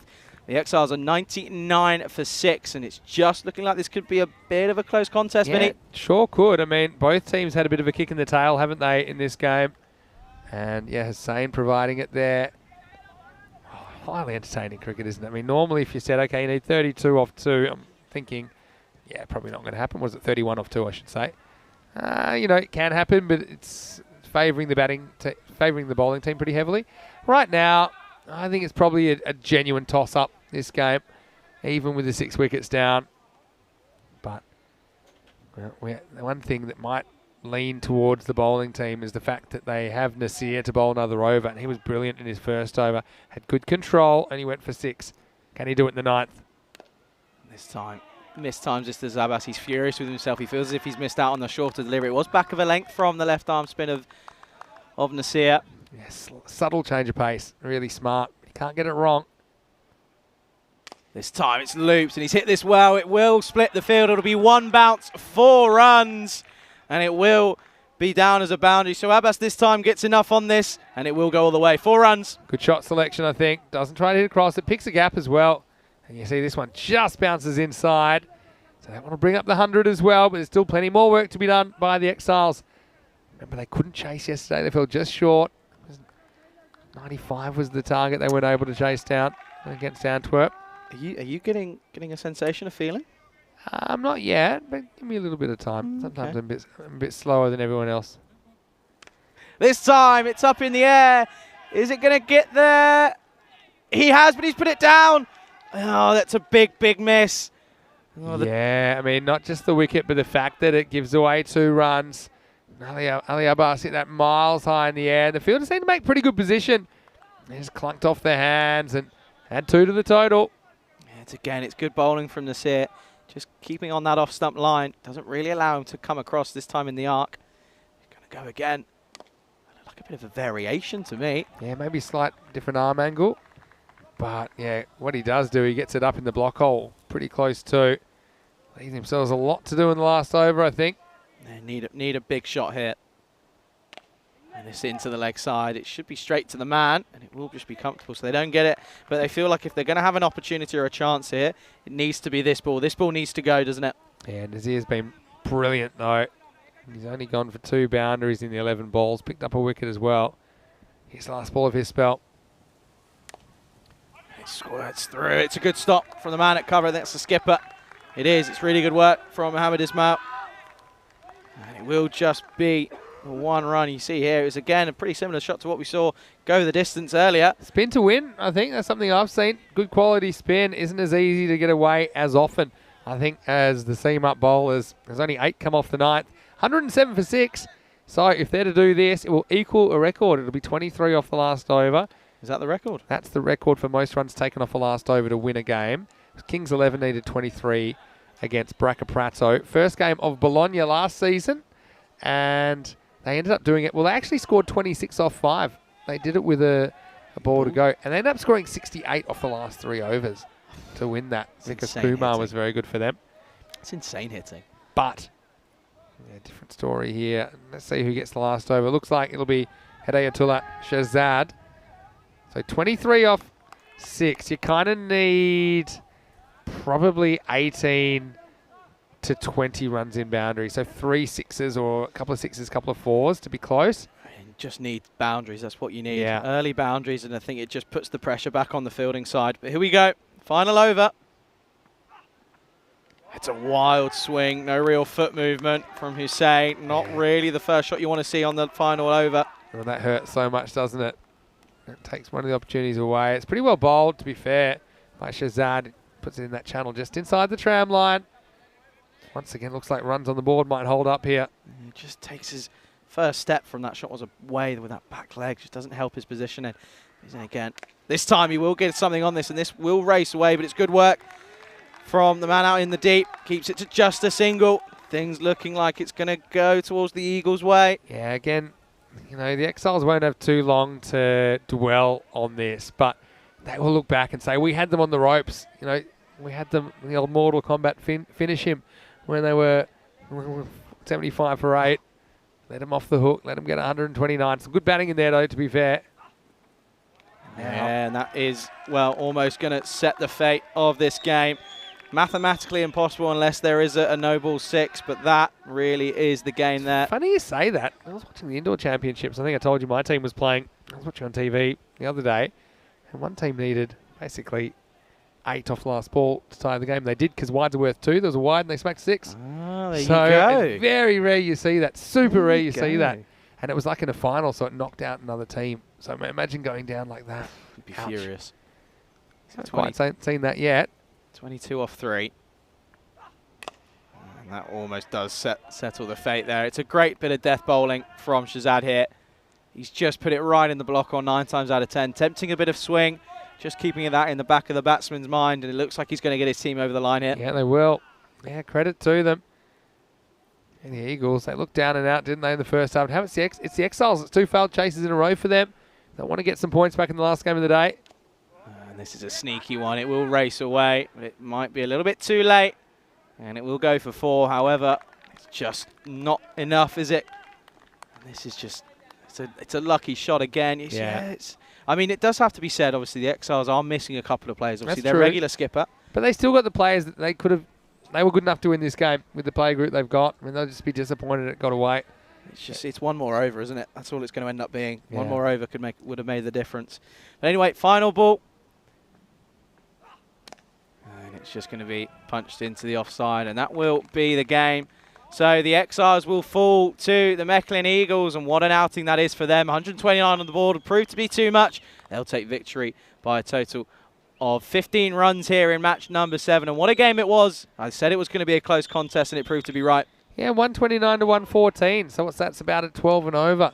So yeah, I think the more this competition is playing out, the more we're seeing that, yeah, maybe that 120 to 130s part. I think we've seen a lot of scores around there, haven't we? And yeah, we'll go through some of the highlights. So it's never going to be easy at 130. But before then, we'll just have a quick look at the teams for the next game. Of course, this one is starting in not too long to go now. I think there's a 5-minute delay on the start, I think. Yeah, 5-minute delay on the start. Okay, so we'll probably see this one begin in around about 15 minutes as we go through some of the highlights. Here with 130 to win. And yeah, Mechlin Eagles, and we'll be batting first again. And they'll be hoping to repeat the form in this one where they were successfully able to defend their total. Yeah, it just wasn't the start they wanted. Losing their skipper at the top of the order really early, going for the big shot. He was caught out on the boundary, and it just didn't go their way, did it? It was unfortunate, really. But at the end of the day, it just didn't prove to be enough. And this was a big moment here. Wakas Raja. It was a bit of a close call, but Wakas Raja went really well, didn't he? Obviously, there was a big pause in play due to the confusion for that no ball. I was eating my lunch, so I wasn't sure what was going on. And then Wakas Raja was just going big, was he? 24 off of 9 he finished with. That was one of the shots of the day. I really enjoyed that. That was the one I did see. Just kept his shape, and it was a beautiful shot. This one down the ground off the free hit. Excellent stuff from him, but it just proved to not be enough. You just wonder if he faces another 5 deliveries, then it just makes it a little bit closer as they end up losing by 15 runs. I know 24 off of 9 for him. Really good stuff. 3 4s and a 6. Striking at 266. He was batting alongside Fawad Shinwari for most of his batting. You can see those two in the middle there. 26 off of 12. 4 4s and a 6 for Shinwari again. Really good at the top of the order. But it's just after that where they sort of fail a little bit. Manpreet Sandhu, not off of 2 for him. and Divan Ali 2 off of 3. No boundaries for both of them, and then, well, Malik Zai came in, and he was looking like he was going to make a real game of it, wasn't he? 19 off of 9 with 1 4 and 2 6s to his name. But again, it just proved to be a little bit too late, as he was then bowled by Nasir. And Nasir was a really, really tight bit of bowling. His left arm around the wicket, over the wicket for the left armour, I should say, was just proving to be a little bit too difficult. He takes figures of 1 for 14 off of his 2 overs. And again, really good at the top of the order for Idreas. 2 for 17 off of his 2 overs. Never easy opening up the bowling. But again, it was just an overall really good performance from the Mechlin Eagles. They scraped 129, but that's the difference, isn't it? Those teams that are on that next level, even though it's a poor performance from them with the bat, they were still able to scrape a par score and get themselves up to something defendable. But no, do remember, we will be back shortly in around about 15 minutes or so. This game will be getting a repeat. These two take on each other once again, and the Eagles, they will be batting first. It'll be interesting to see how they go about things. Will we see 2 wins for the same team twice in a row today? Only time will tell here on the European Cricket Network, as we come towards the end of the highlights package. Just see there, and it was Evolution 4. The Mechlin Eagles, they take a victory here. It's again really promising stuff for them. And take a look at the scorecard for match number 7 of the FanCode European Cricket Series here in Belgium. And again, just at the top of the order, really, for the Ostend Exiles, just not getting going for Sahel Hussain. He'll be disappointed with his performance. Another duck. And then Shinwari and Raja settling the ship a little bit, but then just being surrounded by 2 ducks. 1 for Hussain and obviously for Sandu as well. And then Wakadvan Ali struggling also. But then there's a bit of help towards the back end. I mean, Malik Zai had a really good game with bat and ball, and also Hussain and Abbas trying to get them over the line, but it just proved to not be enough. Again, another over or 2, and it would have been a close encounter for sure. But in terms of the bowlers for the Eagles, I thought, again, really good stuff from Ikamullah Nasir. 1 for 14, and also, as I mentioned earlier, Abdul Rahim Zai Idreas, 2 for 17 for him, and also Dilip Singh as well, 2 for 19 for him. Again, do remember, we'll be back in 15 minutes or so for match number 8, as you're watching the FanCode European Cricket Series here in Belgium on the European Cricket Network.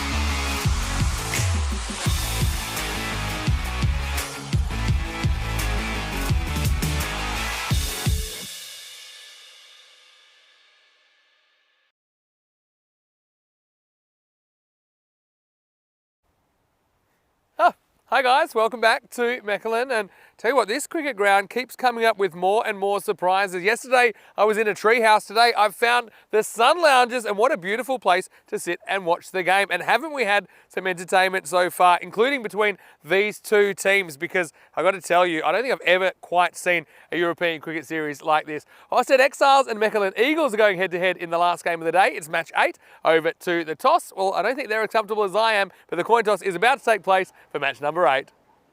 Okay, Exiles the call. Heads is the call. It's tails. Really bad for us. Okay. Thank Good you. luck, guys. Have a good game. Thank you. Okay. Good luck.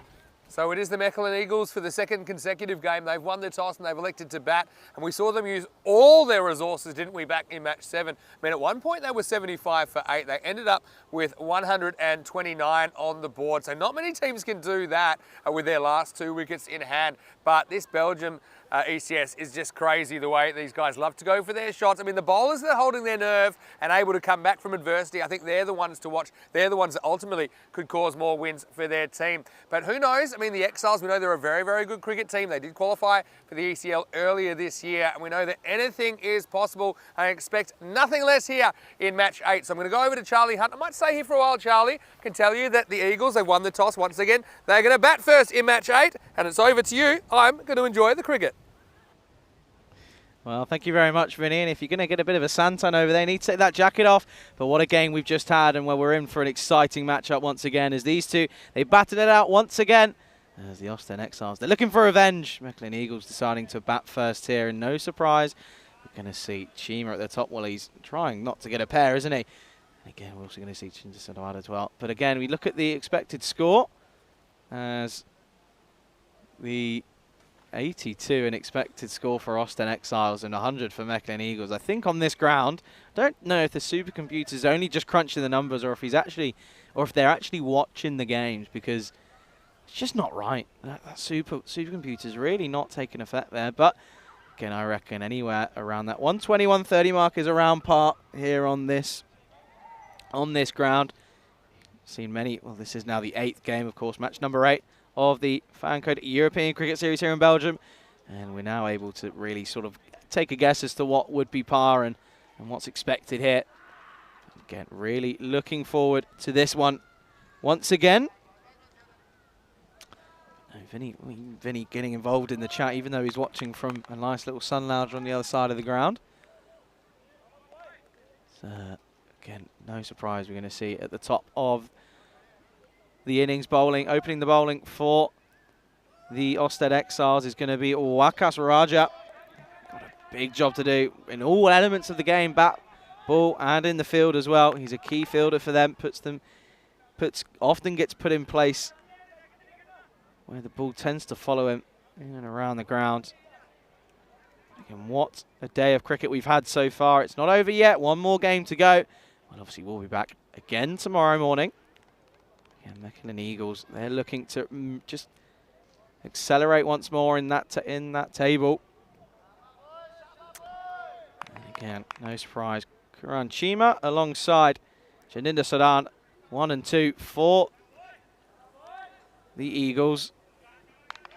Chima trying not to get a duck here, trying not to make it a king pair, but we're almost ready to get underway. And it will be Rakas Raja getting us into match number 8 here in Belgium. Oh, this is a wild swing from Chima, and it will be a dot ball. Take another look at this one. A little bit of movement off the seam, but not enough. So it stays inside the line. And again, a huge welcome to everybody tuning in all around the world, whether on FanCode in India or on the ECN European Cricket Network YouTube channel. And huge thank you to everyone for tuning in the live chat as well. There's a bit of conversation about ECC and what's everyone expecting as Chima just rises, stays on top of the bounce, and just drops this into the offside, and gets off the mark with a single. There's plenty of chat going on about ECC and whether it's going to be geo-locked and stuff like that. Plenty of information still to come on that one, so do hold on tight. They will be coming out at some point. More information as we get closer and closer to the ECC. 13 days away now. I know Vinny will obviously be there. I'm looking forward to watching that one as a spectator. be tuning in from London. But this has gone long into the leg side, and it will go all the way. And what a way to open the account for Saran. He gets underway with a lightning strike into the leg side. 6 runs. And well, not even Housey wanted to get involved with that one. He just wanted to get that one from the bush. And that was a big, big shot from Saran. Just setting the mood here for the Mechlin Eagles in match number 8. This is just going to, again, I feel like there's going to be an interesting few overs here. I feel like it is going to ebb and flow. If they don't get an early wicket, though, if these two get set, it could be in for a big, big score. I'm not going to say 200 because I said that twice yesterday and it was just completely wrong. It's a good variation. It's a slower ball. Keeps it on that leg side, and there is obviously a man out there. That's Ali Abbas, who I'm sure we'll see with the ball. He had a great time of it in the previous match. No, Waqas Raja, he's got a big job to do here today. Got a really good start, 24 off of just 9 deliveries in the last game, but just wasn't able to kick on. And again, that really is the main issue for batsmen, is not being able to kick on after making a really good start. Well, this is going to help.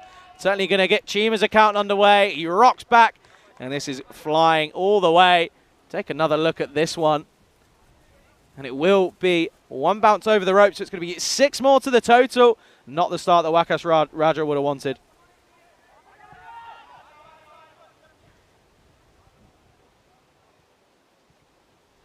He's going to have to try and dig out a response here. Again, just a few images of just how amazing this ground is looking at the moment. I know that the outfield is electric and it's not in the best of conditions due to the drought, but considering that, it just is such a picturesque ground. Waqas Raja, he's looking at the ball, talking to it, saying, please, please, don't go back over the rope. Wow, it's up in the air. It's going to sail over the infield. Well, he's almost kicked it over, and he has. Well, that's really unlucky for Waqar Diwan Ali. He was trying to be cool and collected and take it one-handed, but he ends up pushing it over the rope, tried to then go with the foot, and it's just not gone Waqas Raja way. He'll be furious with the fielding here.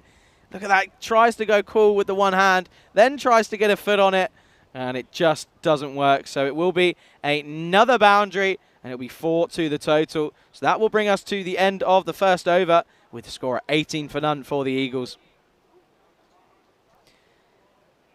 Well, Mandrake was saying that Raja was expensive in the first game. Well, Raja was certainly expensive there, but it really should have only been for, well, 15 or 16. Should not have been 18. It is 18 on the board nonetheless. Both Saran and Chima getting into the action. Manpreet Sandhu for the second over for the Exiles. And this has been flat batted down the ground. What a shot that is from Saran. Pure power from that man. And what a shot that is. Rocked back, swats that down the ground. He's had enough. It's another 6 runs. Well, if there was people sat in those chairs, they would have been in prime catching position. These boundaries are no match for Saran here. He's just looking to go big from the off. Go big or go home for him. Will he go for it again? Well, he certainly tried to, but could be an opportunity here. But Manpreet Sandhu is unable to collect it cleanly. And they come through for the 1 leg bye. They scamper through. But again, huge thank you to everyone for tuning in. If you are watching on YouTube, go ahead and get involved in the live chat. I believe it's still on subscriber mode. So if you want to get involved, subscribe to the YouTube channel. I know we ticked over 300,000 subscribers a while ago. There was obviously a couple of ice bucket challenges. And this is into the leg side, and I don't think he's going to quite cut this off. It's into the trees again, and it's a really good shot again from Tanjinder Saran. Correction, it wasn't. It was Kuran Chima this time. And he says, well, anything you can do, I can do better. And this is a lovely shot into the leg side. It's another 4 runs. And this is just getting away from the Exiles early on slightly. Again, it's just the difference here. They've not got an early wicket in that first over. They're over and a half into this innings now. And again, I've mentioned it many a time before, but just not bowling to a plan. They just sort of seem to just be hoping that they stick it around that off stump, and if something happens, it happens. If it doesn't, it doesn't. Needs a response now to Sandu. Down the ground. Hits this well, but straight to the man.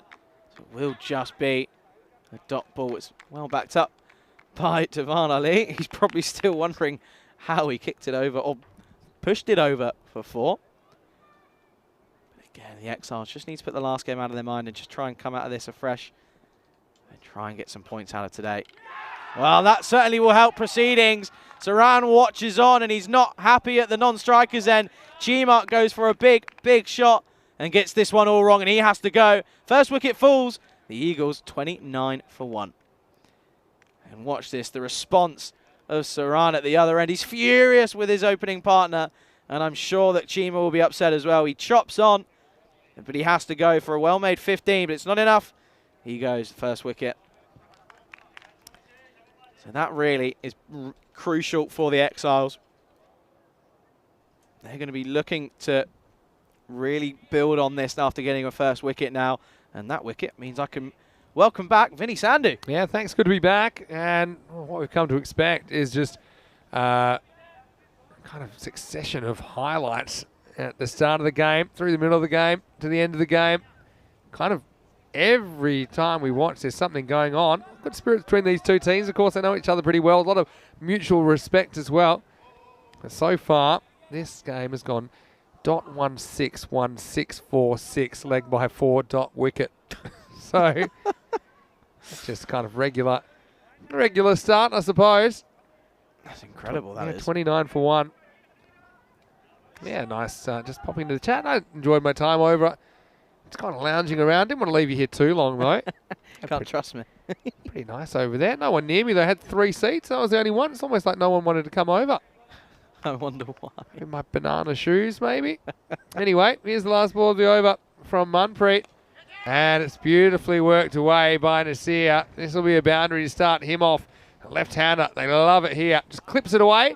So he is off to the races straight away with a boundary. And after 2 overs, the score is 33 for 1. What an electric start for the Eagles. Just been hampered by that 1 wicket falling, losing the opener Chima. But again, Manpreet Sandhu, really needed that. Otherwise, the second over could have been a bit of an expensive one. But no, this is going to be a crucial game. And you can have a look at the updated standings here. So that win for the Eagles puts them top. And, well, if they manage to get another one here, they'll go 4 points clear and almost really cementing their place at the top of the standings. In a competition where all the games are a toss-up, I think, or pretty close to, if you can get off to a 4-0 start, you're in really good position. Again, don't forget, there's 5 other very good cricket teams that are going to be in Group B. 4 of them will make the quarterfinals as well. So they're waiting for these 4 teams. And, yeah, so if you can finish up the top, then you have the lowest ranked qualifier. Just imagine. If you think it's intense right now, imagine when we get to quarterfinals and finals day as well. It's going to be huge. Anyway, here is Malik Zai. He's going to bowl the 3rd over. Last over of the power play. Last game of the day. So sometimes you go a bit of food chat. Must say I enjoyed a few Belgian beers since I've been here. Yeah. Too many. But you can't have too many. Do you know why? No. These Belgian triples, which they have on tap here and stuff, they're 9 or 10%. That's a lot. It's basically twice as strong as regular beer. Yeah, it really is incredible. Talk about that in a second. As we'll see, Malik Zai starts with a ball that kind of threatens to come back, but I don't think it quite comes back enough. No, but they tend to treat their beer as wine here in Belgium, don't they? Some of it is winey.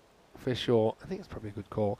I mean, there's actually, the first I heard about Belgian beer was back when I was back in Western Australia. And there's a Belgian beer cafe there. And I think the most alcoholic beer on the menu there was 17%. It's quite a lot. That's a lot. I suppose. Yeah, it is. That is a lot. Yeah. Here we go with Malik Zai again. Pitches up. Oh, this is absolutely smashed. I wanted to hear where that landed because I don't know where it's gone. Don't even bother looking for that. New balls, please. This has to be the shot of the day. As far as how well a ball's been hit straight, you won't do better than that. That is a massive 6. Maximal.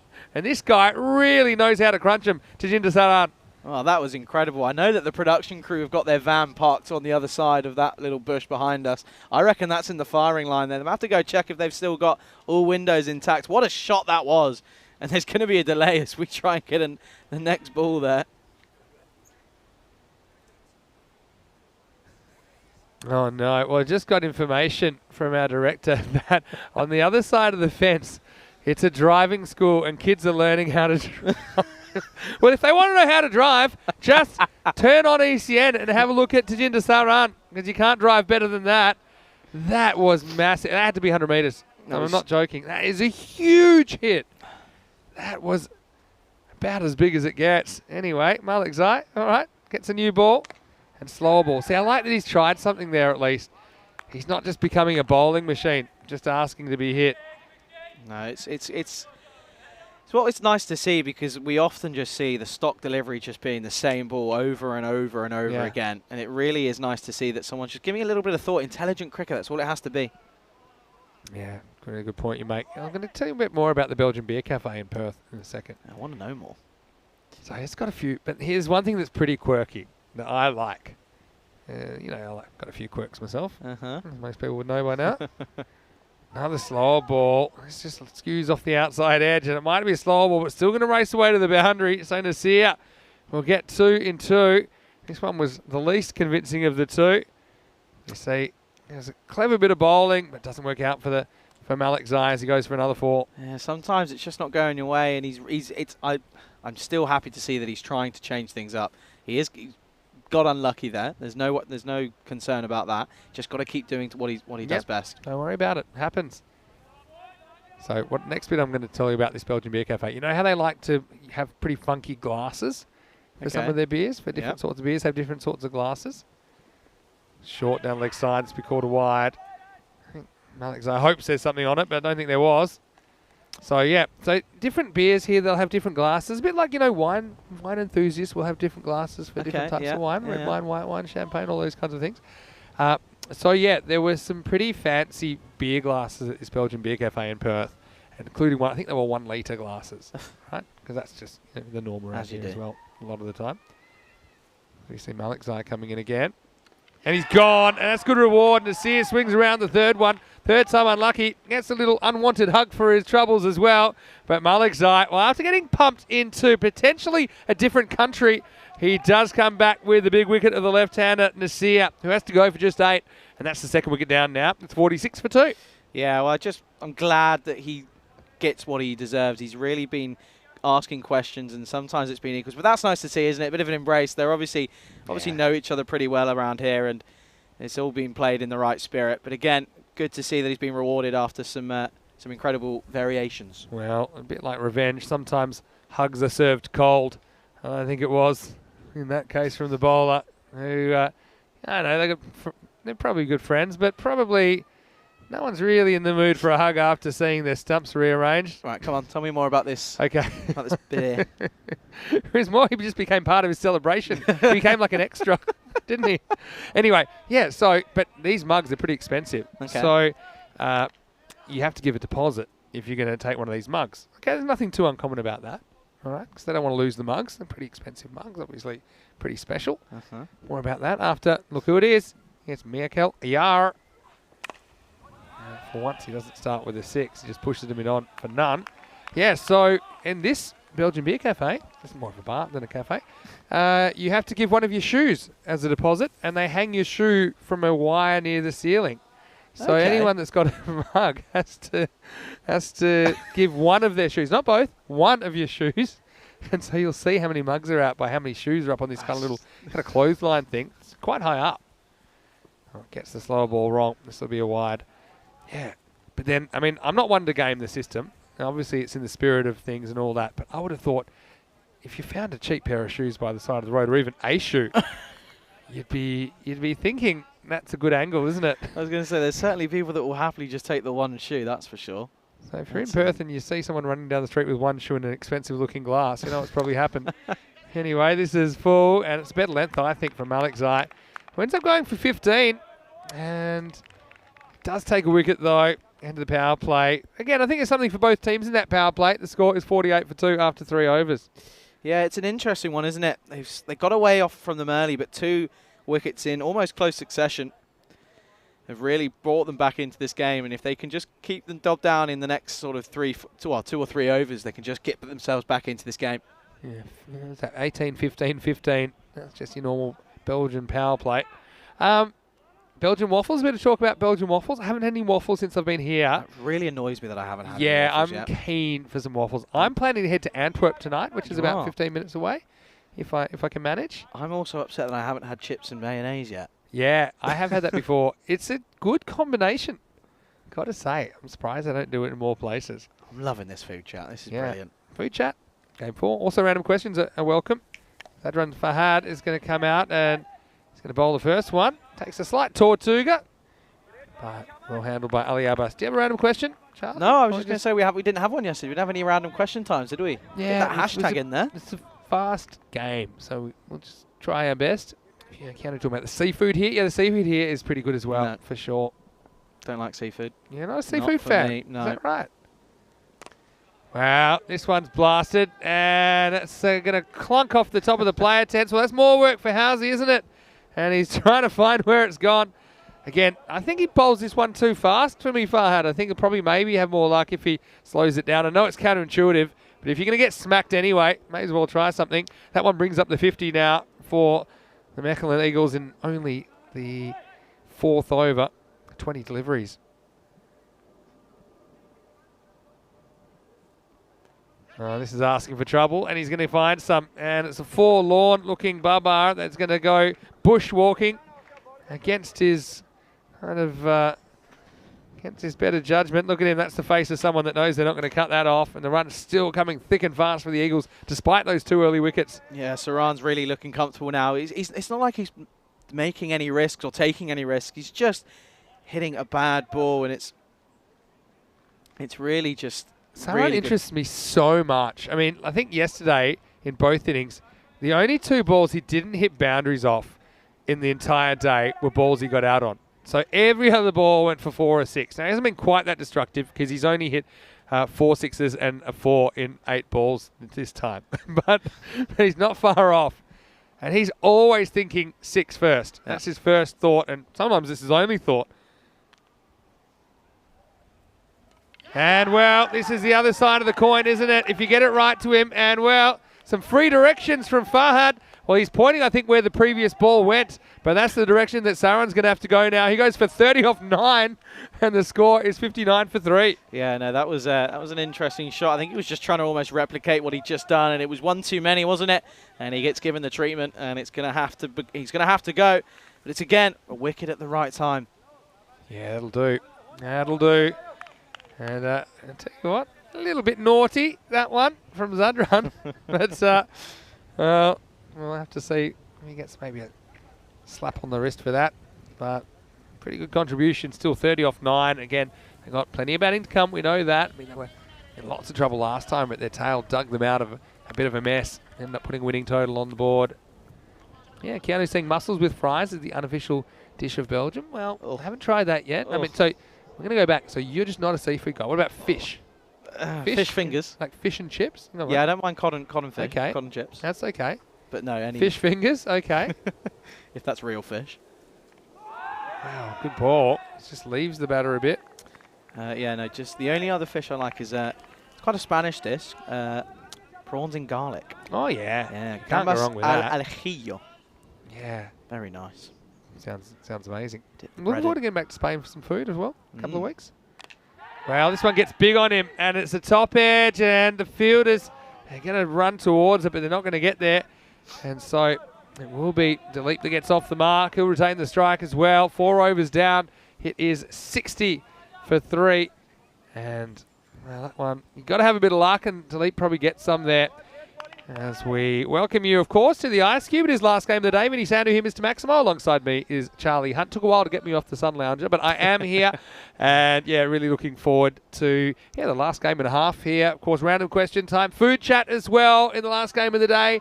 Of course, if you want to do a late lurker call out, if you missed it earlier, if you are lurking, if you just joined us, come and let us know. This is what's coming up on ECN towards the end of the year. We have 5 weeks in Spain, then Croatia, Malta, and then back to Spain and Barcelona. It's going to be a pretty exciting finish to the year. Speaking of exciting, the cricket in Belgium's pretty exciting too. This is going to be 4 to start another over. As you can see, Malik Zai comes back.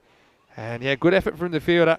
But in the end, not quite able to get there in time. And yeah, we can go back to that, Andres. I love his work there. So yeah, Croatia, it'll be in Zagreb this time. We were in Split last year. So that will be the only other new ground, I think, in ECS cricket this year, apart from this one. Malta, actually, it looks like that will be on a new ground as well. Oh, really? Yeah, it looks like... Not at the Master Sports Complex. Master, I think they are trying to extort money out of every single player there. That's just what I heard. Okay. The actual, not the actual cricket club, but the organisation. Sure. And so, probably extort's a bit of a harsh term, but we may be at a different ground in Malta. That'd be nice. And then also we'll be in Barcelona, of course, before the end of the year. Of course. So yeah, 5 weeks in Barcelona. The Nice Olympic way to finish. ground. And wait for this ball from Malik Zai. This is going to be square driven and yeah, well fielded there. Decides to hand it off, but that's fine. Just 1 run. Yeah, as a few people asking about Cyprus, and that's true, but Cyprus just had a few issues, particularly with we need 10 teams, right, to make the 2-week competition. Just given the timing of it, just wasn't that and a few other issues just coming into play. So that's why we'll get to go to Barcelona. It was a good reward for the Barcelona guys as well. They've got over 70 temes down there. Yeah, well bowled, slow ball. Uh-oh, we're going to have a bye here now. Oh, dear. So, for me, the thing is here, it's not about who's not backing up. I still don't quite understand how you can miss. Yeah, I really am not sure how that's gone all the way, So, yeah, almost to the boundary as well. Yeah, all right. He's missed by a fair bit as well. He's missed both pairs, both sets of stump as well. Oh, actually, I'll tell you about it. One of my favourite dismissals. I think it was in Kiel last year. Another good slow ball. He should be bowling heaps of these. It's working for him, except for that time, of course, where it hits the little edge and goes for 4. But he definitely falls the bat up. I was wondering if this was off the bat. Yeah, maybe he was. A little bottom edge. Good effort by the keeper, but he wasn't able to get there 4 more. It's another slower ball, and again, it's good that he's really putting these out there, but doesn't seem like he's disguising them that well. I think it might be getting picked is the only issue as to why it's getting a bit of treatment. But again, it's good to see a bit of variation. Keanu's asking, is Barcelona going to be at the Olympic baseball field? And the answer is maybe. Was it Just only be 1 down the ground. I've heard it wasn't, and then I heard it was, and then I heard it wasn't, and then I heard it was. So I know it's been renovated. Yeah. So I think it might depend on a few things, but we'll get back to you. But we are confirmed. It'll be a 16-team series as well, so that should be a really interesting format. In fact, we'll finish on a Sunday. We thought we've gone this far. We're going to finish on a Sunday and have a grand finale to the ECS season, the ECN season, on the 11th of December. Big swing and a miss. Guess who? This is Yar, who I just love the way he bats. It's the end of the 5th over, 71 for 3. I've got a question. You've Yeah, obviously been on tour quite a lot this year. Sure. Done a lot of countries. And last year, yeah. What's your favourite moment this year so far? Oh. One moment. Yep, Albies Army winning the Group D final. Nice. Albies Army winning the Group D final, where they almost balls it up chasing 67. They came from 4th. They're a team that actually finished 4th in Group B in their ECS. Right. And then they beat everyone to win their ECS. They had to win another playoff to get to the ECL. Then they were 4th out of 5 in their ECL group, and then they beat everyone. And I don't know if they ever made 100, to be honest. So if you ask me for one moment of just pure emotion, probably that one. That's incredible. Because, it's a great story. I mean, and also MSC Frankfurt, one of my favourite teams in Europe, the team that they beat. But I just think the emotion of the all running over the fence with the Swedish flag and almost killing the guy that hit the winning run. And this one is going to go all the way. And, well, umpire signal 6 there long before the ball hit the ground. Gives you an idea how well he hit it. Well, yards away. And he'll take 6. Yeah, that's a really big shot. Again, it's just a bit of a nothing delivery, bit of a Gundy ball, if anything. It's just sort of sat up, and he's just gone, yep, that's fine by me, and it gets the treatment it probably deserves. That's a pretty good random question to throw to the chat. What's your favourite ECN moment this year? Keanu's piped in already. There's a bit of a bat pad. So Keanu's he thinks that Pakai Care winning the ECL was amazing. It was a pretty good final as well. Well, I remember, obviously, being in quite a few Spanish group chats, Spanish cricket group chats. Everyone was just over the moon for them. There was just so much support around the country for them. It was incredible to watch. I was watching on a bus in London. I remember when I watched it. All right. This one probably is going to be 4. You know it will be. Anyway, it doesn't matter how you get him to leap. With 113 on his back, he'll move to 16 with this shot, and really Not much you can do about this. Short third man's in place, but he wasn't never going to cut that off. Yeah, we've seen so many runs just leak through there, but it's just one of those places you can't always have a fielder down there, so it's one of the ones you always sacrifice. Yeah, no, honestly, I remember watching that final, the ECL final. I was on a big red bus. So you didn't feel split loyalties with the English in you and the Spanish? I played all of my cricket in Spain. Yeah, okay. So it's one of those ones. Summer sport, right? Yeah, makes sense. Let's wait for this ball from that run for hard. Pitched up and driven inside out. Pretty nice shot. This is smart batting, I think. And it's going to end up going for 4. So he's good at picking the gaps at the moment. This one was a bit more convincing. This ball's probably missing leg stump, but he's got a good swing on that. He'll get cuatro carreras más. That's one of the best shots I think we've seen all day. It's a lovely into-out shot. Yeah. Right along the floor. No issues of being out. Doesn't try to overhit it either, does he? It's incredible. Yeah. Mandrake's got an interesting shot there. All right. Okay. Here we go. That also brings up another good memory. Yeah, that's a good one as well. Wait for this. So they can try for 2 here. They will.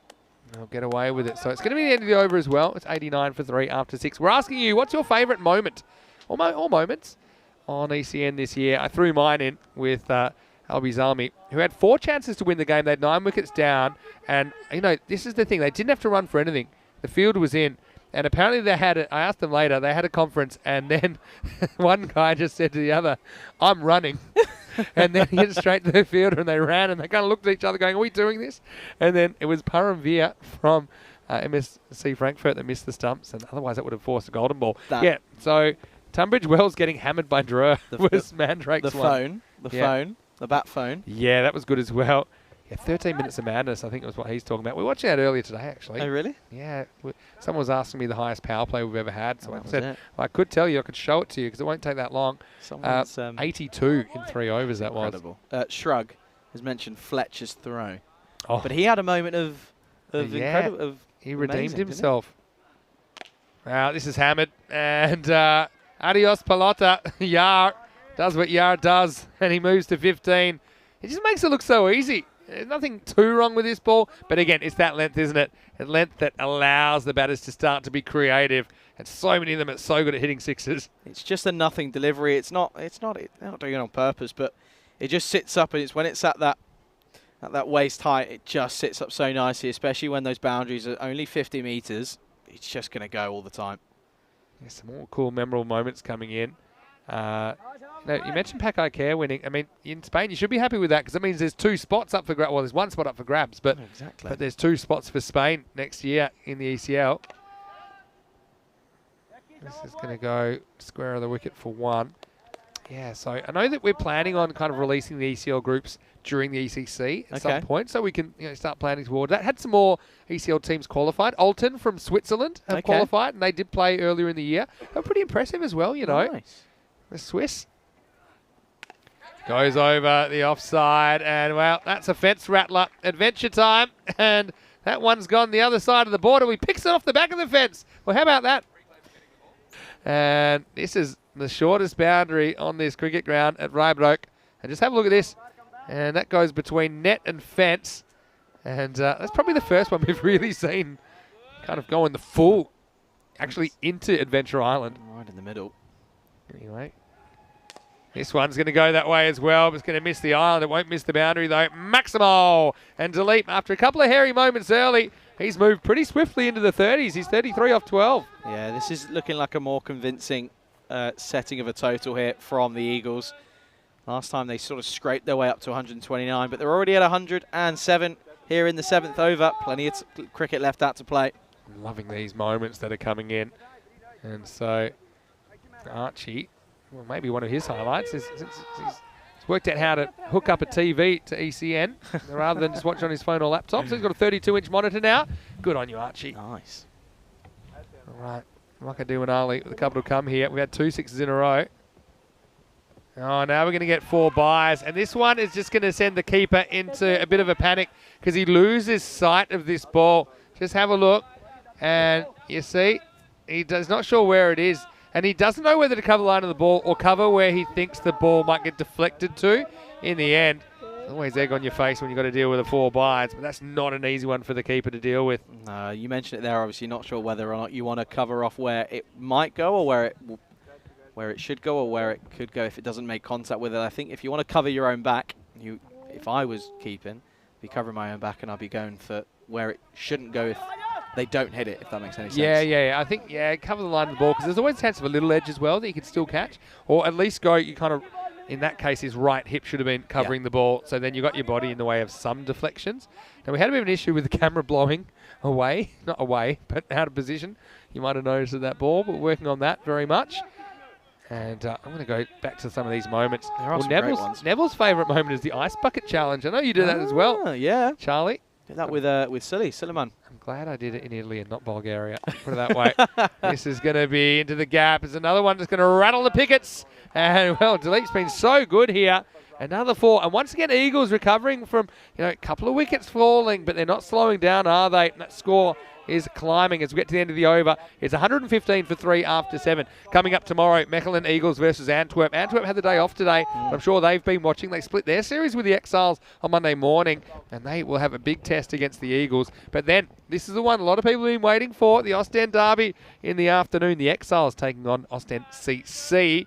So join us for another exciting day of cricket. Exciting is probably not exciting enough of a word to describe it. 6:30 a.m. GMT, 8:30 in Central Europe, and noon in India. Should be great, Charlie. Yeah, I think those teams are really evenly matched as well, and I think that's why it's going to lead to a really important matchup. Those matches 11 and 12 could be really crucial. I think 9 and 10 are also going to be interesting. Don't take the attention away from those two.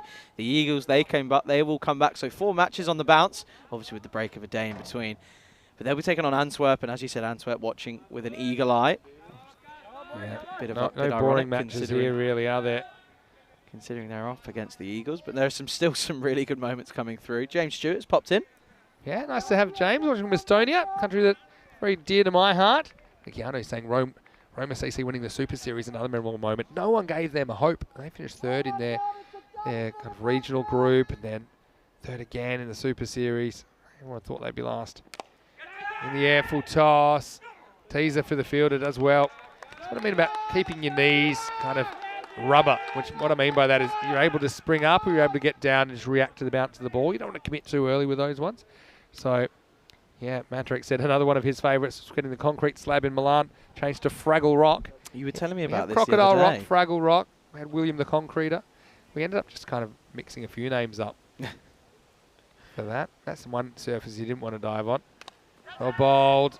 Man, will he get away with it? Well, not really. This is going to be 4. I think this is a pretty good piece of bowling from Wakas because he sees him step away and says, okay, we'll reach this. And he says, okay, I will. And he goes one hand and he goes over the infield and somehow that's ended up at the boundary as well, like most things have. Well, I'd love to know the stats on how many runs have gone behind square on the offside. There's been so many throughout the first 2 days here. Into the 40s.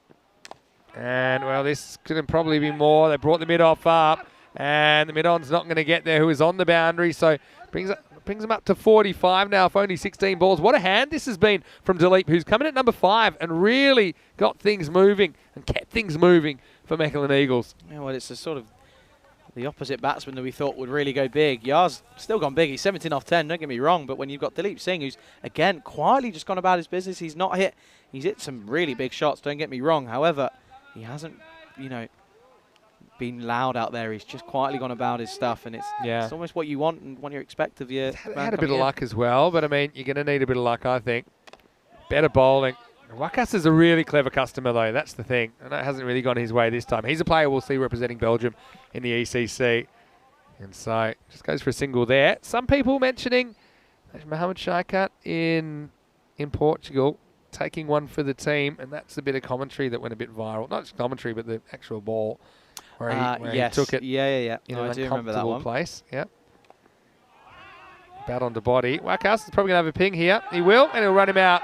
So Yar's going to have to go, and it's not often you see the captain playing second fiddle, but yeah, just couldn't quite hit with any consistency. Did hit a couple of decent ones, didn't he? Hit 2 big Maximos, but in between, just didn't have his timing. You see, he pretty much gives it up. He says, if you hit, I know I'm gone. And Wakas wasn't going to miss out. So the captain is run out for 17, but not a bad day at the office for him as he's leading Mechelen CC to another healthy total. 125 for 4 now in the 8th over. Yeah, it's one of those runs where you set off and I think you immediately know, well, I'm not going to make my ground. So if it happens, it happens. It is what it is. But Neville's put an interesting chat in.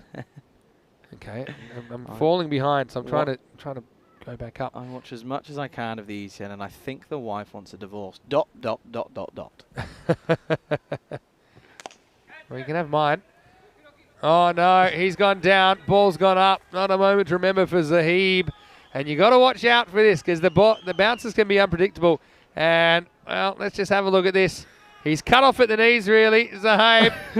And, well, Charlie, he's enjoyed that one. I don't think Zahib did. Anyway, it's another boundary. In fact, that will bring up the 50 for Dalip Singh. So nothing funny about that.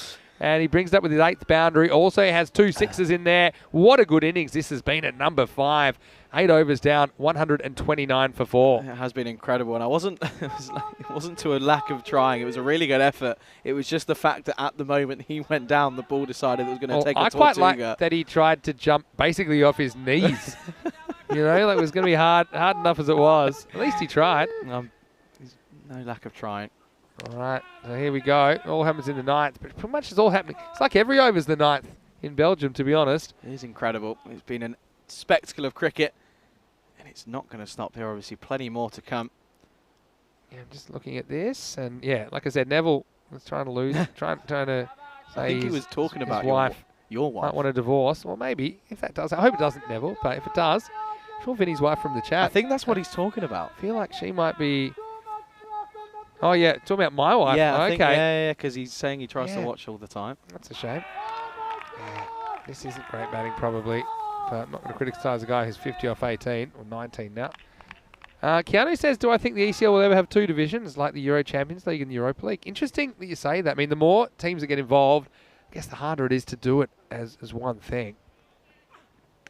Nice shot. Really good. Goes short, and he just goes with the bounce, doesn't he? And this is a beautiful shot from Dalip, who's hit shots all around the park. Let's have a look at this. I know it's a bit difficult. I feel like that's 6. They can't really make out the boundary there because we're looking into the sun now at this time of the day. No idea. Well, if I can't... I think it's 4. I think it is 4, yeah. I think the line's just beyond it. Yeah, I think it's probably 4. And we'll wait and see. But, yeah, we're not going to get too much help there. Oh, the umpire is going to surprise us. Yeah, he says 4. I think that's a good call. Again, not much we can do about Mother Nature. It's probably a good thing the sun's out. We're enjoying a beautiful day here in Belgium. Still at 26 degrees. And now this is angled into his body, and this is certainly going to be 4. So back-to-back boundaries, and this score continues to climb up to 134, and there's still an over and a half remaining. It's incredible hitting this is Dalip Singh. Again, just quietly going about his thing. He's just dispatching the bad balls. That's all he's doing, and that's all you have to do, especially at this level. You are going to get some interesting deliveries, and he's just doing what's being asked of him here. It's a tough one, really, for the bowler, Manpreet, because he saw what happened to the last one. But I think he's banging in too short. I think you got to try and bowl a good Yorker here. Again, there's length on this, and this is hit straight, and this is going to be 4 more. Well, this is what I'm talking about. They keep bouncing the ball. Don't get me wrong, it's a beautiful-looking pitch. I just wouldn't be using so much of it. I'd be trying to wear out the popping crease, I think, if I was bowling right now. And 3 consecutive 4s, and blink and you'll miss it. Dalip Singh is up to 62 not out. Is that the highest score of the tournament so far? There was a 60 in the first day. That's a good question. I'll tell you in a second. First, I'm going to have a look at this. Well, this is going to be another 4. Well, the wheels are off now, really. That's Malik Zai. He's normally a pretty good fielder. And he lets that one eat him up. And that's going to be 4 4s to finish the over. It went 1 dot, 4, 4, 4, 4. And the score at the end of 9 is 146 for 4. Well, it's all happened in the 9th, isn't it? And there was a moment there right at the end. I think Shazad. Was it Shazad? No, it was Singh. Singh went up to the bowler, Sandhu, just went, almost apologised a bit, I think. Yeah. Just feels a little bit bad again. And again, it's the length, isn't it? I mean, that was a bit of the bowling machine for me. One was over point, but the rest were pretty similar. Yeah, top scores in this series. Well, we had 72 not out from Paramjeet. That's what I was thinking of. That was just this morning, right? It all merges into one. Yeah, it can be like that. I'm with you. But this one is now second. Sohail Kalim scored 60 as well for the Exiles yesterday. Hit back reasonably hard. This will just be a 1. And so over to the Dileep Singh show. Yeah, but having said that, I mean, Exiles got some pretty good batters. We know that. They didn't quite perform in the last game, but they won't think they're out of this just yet. This is going to be worked away, and this is going to go all the way, I think. Maximo! Well, how about Dileep? He swung himself into the 70s. Again, angled in. It's the length, and they're just feasting on it at the moment. The Eagles are flying, and that one brings up the 150. Yeah, what a way to do so as well. He's picked that up. He's seeing it like a football out there now. He's just picking it up every single delivery. He's so quick on the length and judging it, whether or not to go forward or back. It's brilliant to watch. This is from Singh. Yeah, it's been big, and he's not going to stop. 4 to come. Oh, this one is going to be a wide. It could have been worse, really, for the bowler. And Ali Abbas is being asked to bowl his only over of this innings. Yeah, every over has had boundaries in it. In fact, I can go further. Every over has had at least 2 boundaries in it. That shows you how you build such a big score. Another wide. So up to 155. Now, one record I said I thought would go off, it's a bit of a prediction in this series, was that we might see our first chase in the 160s. First successful chase in the 160s. The highest successful chase at the moment is 159. Could this be the game? Well, first, we're going to have to see how many they're going to get. Now, this is hanging in the air. The fielder comes around, takes a good catch. Sahil Hussain, the captain, has been so good with his hands with some high balls. So, unfortunately for Dileep, the show will end on 72, but what an innings. 72 off 25 balls, and he actually only hit 3 sixes. He hit 12 fours in that innings, and he was just reeling them off consecutively most of the time, but he is the 5th wicket to fall, 155 for 5. What a great innings that is by Dileep, one that he'll remember for a long time. Yeah, and it has to be said, it just goes to show you do reap the rewards for hitting elegant cricket shots along the ground. 12 fours, 48 of his 72 runs coming along the ground over the boundary. That's excellent work from him, and it just goes to show what an absolute spectacle of talent there is here in Belgium. Yeah, and if you add in the 3 sixes, that's 66 out of the 72 runs in boundaries, so 4/6s. Anyway, he's gone now, and so it's over to the new batter out there. It's Ravi Chowdhury, who has to face up, of course, and he misses out on one. It misses the leg stump. Yeah, this one just missing by only a whisker, but Chowdhury again coming off the back of a really good time with the bat in the previous game. So he equals the top score then. Paramjit Singh scored 72 out of 26 this morning. Let's see, this is interesting. He's only just got to the crease and he's already said he's had enough. Said, looking at that, I don't think it's too fast. Normally you wouldn't do this, but well, again, we know how we feel about helmets, but he's dispensed with it. Maybe because he saw the slower ball first up. Imagine. I don't know if he missed it just because he was wearing a helmet, but I guess we'll find out. Chowdhury has 2 more to play with here. Kind of want him to get 159 so we can see that highest chase. Yeah, well, potentially Keanu's just said that was probably one of the best matches he's ever seen. Well, this one's high as well, and it's travelling. I think it's travelling too far. It is Maximo! And so that one takes him into the 160s. And 161, it will be the highest chase now if they are to pull it off, the Exiles, but they've got a long way to go. Remember, they couldn't chase up in the 120s.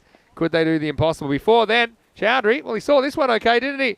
He's got 1 more to go. Abbas has gone for 15 in the last. Get your running shoes on, but you might not need them because this one's travelling as well. Maximo, back-to-back sixes. Welcome to Belgium. This is the way they play their cricket, and it is so attacking. The final score is 167 off their 10 overs, and Chowdhury, well, he might have missed the first one, but he didn't miss the second or the third, and a mountain of runs. The Exiles, well, they're going to risk losing 3 in a row here. And remember, this is the team that represented Belgium in the ECL earlier in 2022. Well, no, that's very true, and well, that is the largest total we've had in the entire tournament so far. Obviously, you're coming towards only the second day of games here in Belgium, but what an innings we've seen, and it all comes down to really one man. Well, there's a couple of contributions towards the end and right at the start. Saran, don't forget, 30 off of just 9 deliveries. Well, that was one of the funniest moments I think I've seen in a while, pushing it over for a boundary.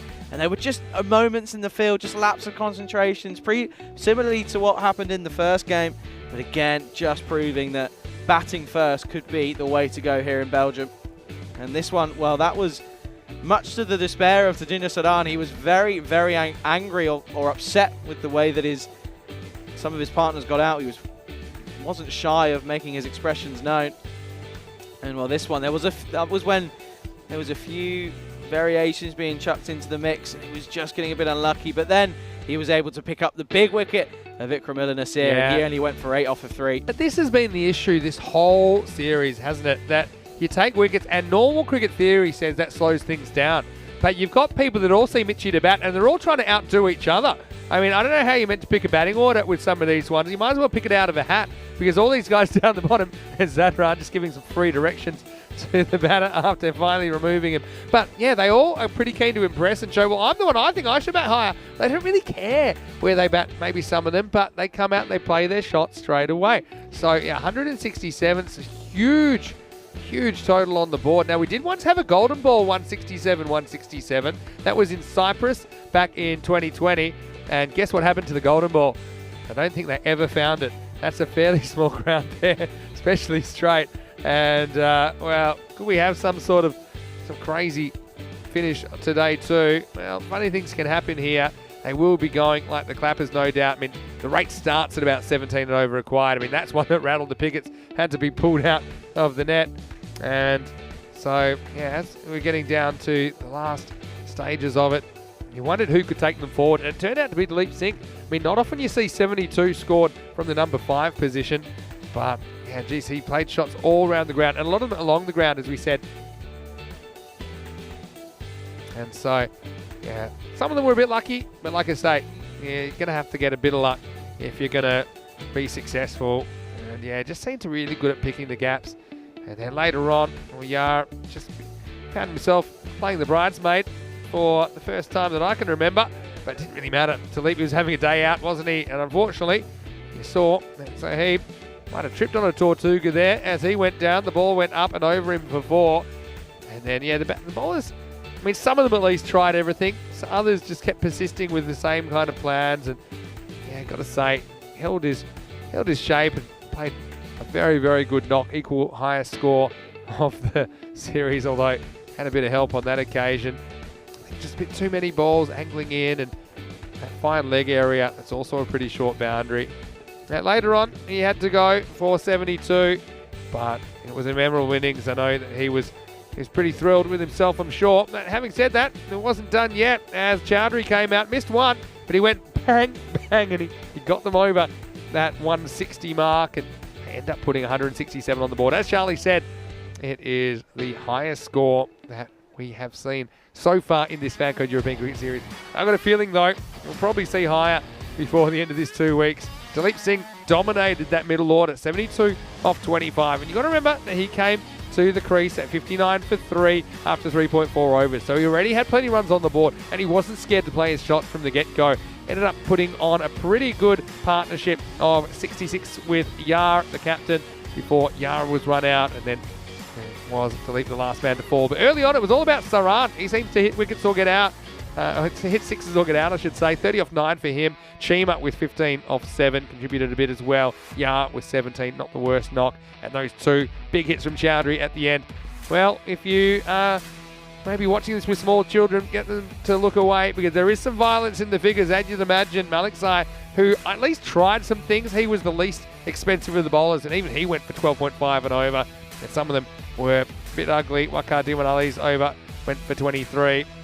But there were some wickets shared around, as you could see from those figures. So we'll take a quick break. When we come back, it will be the second half of Match 8.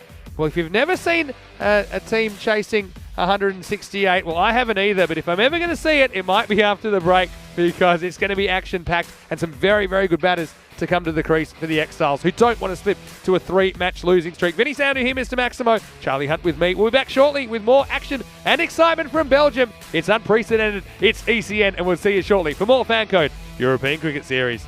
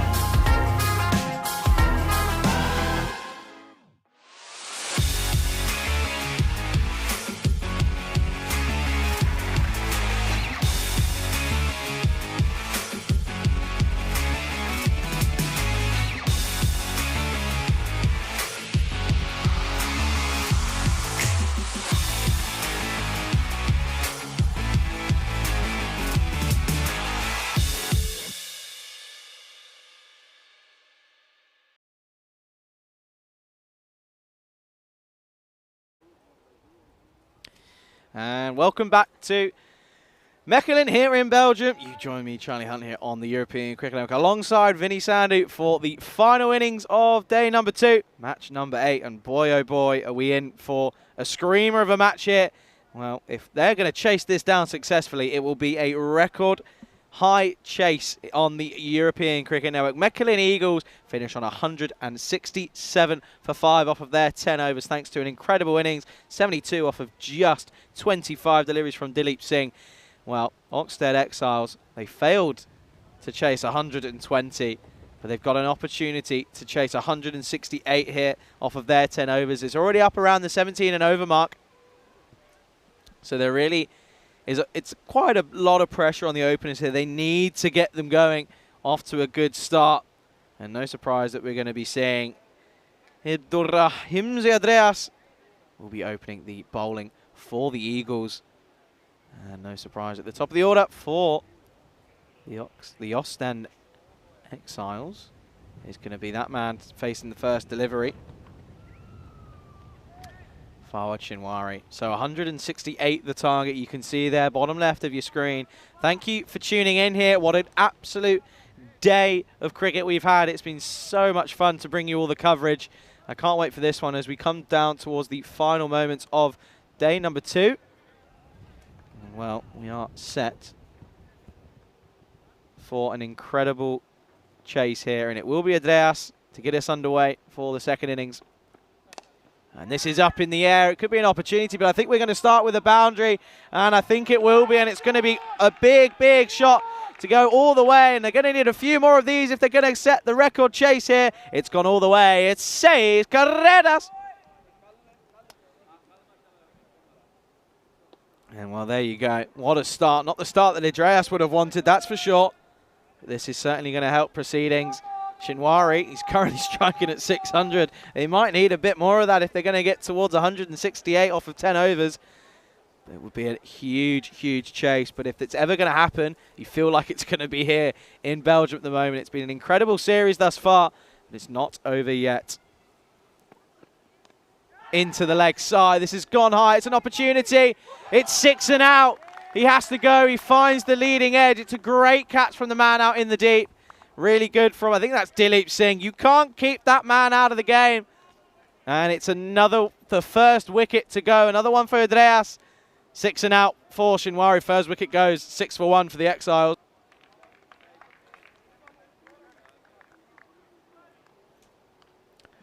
And this is a really big wicket. Shinwari was going well in that first game, wasn't he?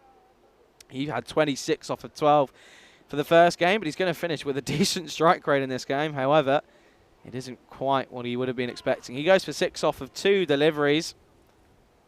And this one, getting this one all wrong. Finds the leading edge. And it's the best of comebacks from Abdulrahim Andreas there. And this is just going to spice things up here. Again, a huge welcome to everybody tuning in on YouTube, on the ECN European Cricket Network YouTube channel, or if you're on FanCode in India, a good afternoon, good evening to you. Thank you for choosing to tuning in, joining myself here alongside Vinny Sandu. He'll be back ever so slightly soon. Keanu, he wants it. He wants the record broken. It's going to take a lot here now. And this is hit down the ground. It'll evade mid-on. Long off will come round, and that's the left-handed Ikramullah Nasir. Cut this off and it'll just be a single. Just dropped something in the chat in the break there, and I can confirm that is me on the link that I did drop. That is, Vinny mentioned it earlier. He's had a source that's dropped in some information. I can confirm that what I dropped in there, that is me.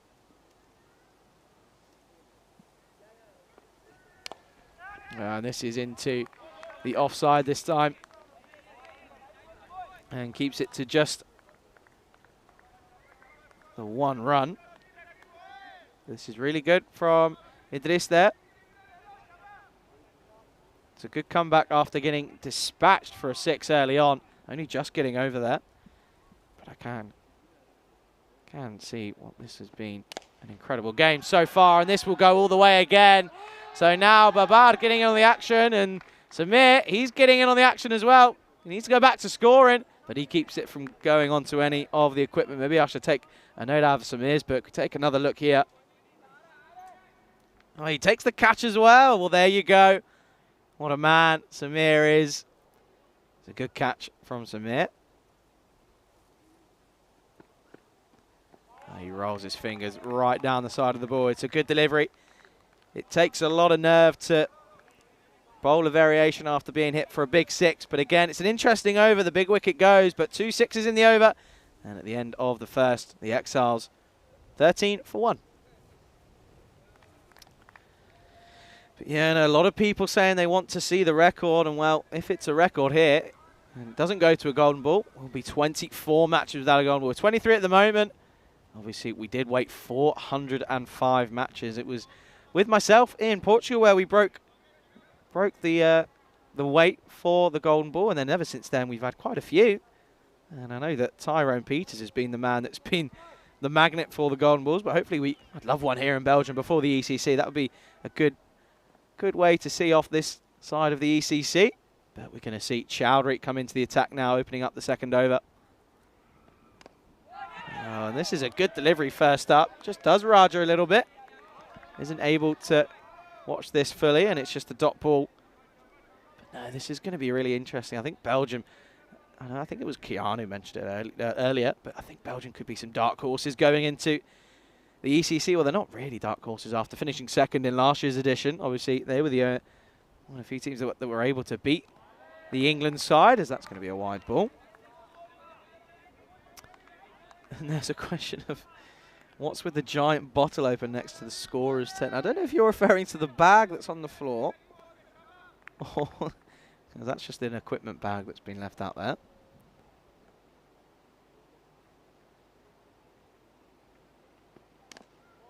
And again, it's a sensible shot. It's going to end up... Well, there's a dive in there. It's a really good effort from the diving in Sanila Babar. It's a great dive, in fact. It didn't really need to in the end, but I'm loving the commitment. But no, this is going to be a really tough chase. They have to go from ball one. There's no real slowing down. They can't have 1 or 2 quiet overs. But that's all that the Eagles will be thinking of. If they take another victory here, they go 4 points clear at the top of the table after 2 days of cricket. And if they can do that, they'll feel that they can really settle themselves as one of the favourites in this group. But that's, again, a great bit of fielding there. There's a bit of a Tortuga. Keeps it down to just the dot ball. Metal thing. That's just the bottle of the tent, I think, Mandrake, is what you're referring to there. This is slapped down the ground. This should just be 1. It may be an extra. I don't think it will be. This will just be... It will just be a single after the misfield. Now, I know we had a bit of a chance in the first innings, but let's have a bit of random question time. Not all just about cricket or anything like that. I know Shrug said that last time he did this with me, he ended up opening up a few holes that weren't quite great. But no, let's have some random question times. Get them in. And this time, it's just going to be a dot ball. It's a great bit of fielding. He will get the direct hit. We'll see Hussain. Correct, so that's actually Kuran Chima. Again, he was home safely, but that's, again, really good work in the field. Keeping it to just the dot ball, and these dot balls really are crucial in this game, especially when you're defending. It's a big total to defend, but again, if you just let them get away with a couple, the game could all of a sudden be taken right away from you. This is into the leg side, but this is really good bowling from Chowdhury, and it brings an end to an excellent over from him in the second, just 4 from it, and at the end of the second, the Exiles struggling slightly, 17 for 1. Again, really do appreciate everybody getting their thoughts and pros and queries into the chat over the last 2 days. Really thoroughly enjoy it. But we can go ahead and take a look at the standings at the moment. I mentioned a victory here for the Eagles will make them on 8 points, which means that they will go 4 points clear, obviously having played more games than Antwerp and Ostend. again, obviously, I'm looking forward to that Ostend derby tomorrow between Ostend CC and the Ostend Exiles. But again, if the Exiles fail to chase this one, they really will be questioning whether or not they can get this into the context of this tournament. But this is, again, into the leg side. Good bit of fielding by that man again. Dilip Singh. He's busy out there, isn't he? He's been busy out in the middle all game. Very good afternoon to Janet Russ. How are you? Saying that Neville said I needed to subscribe. Thank you for joining the family. Oh, this is a good question from Wazza, which I will get to in just a moment. Oh, this has gone high in the air. Has it quite got the legs? I don't think it has. The man's under it. And it's an excellent catch from Dilip Singh. Look at the smile on his face. He knows that's a big, big catch. And Ihsanullah Babar, he has to go for 7 off of 6. It's the second wicket to fall. Ostend Exile struggling here. 18 for 2. And you just wonder, I think that pressure of the big score on the board is just proving to be a little bit too much. Trying to go for the big shots and not playing the ball on its merit, and it's been really the source of their downfall early on here. But another wicket goes, and the new man makes his way to the crease, and boy, oh boy, he's got a job on his hands. Was that saying, random question, favourite music / song? That's an interesting one, obviously. I can't say my own one. Obviously, that's been found out, so there's no point trying to hide that now. But I can't say my own one, but there certainly is a few that I'm liking.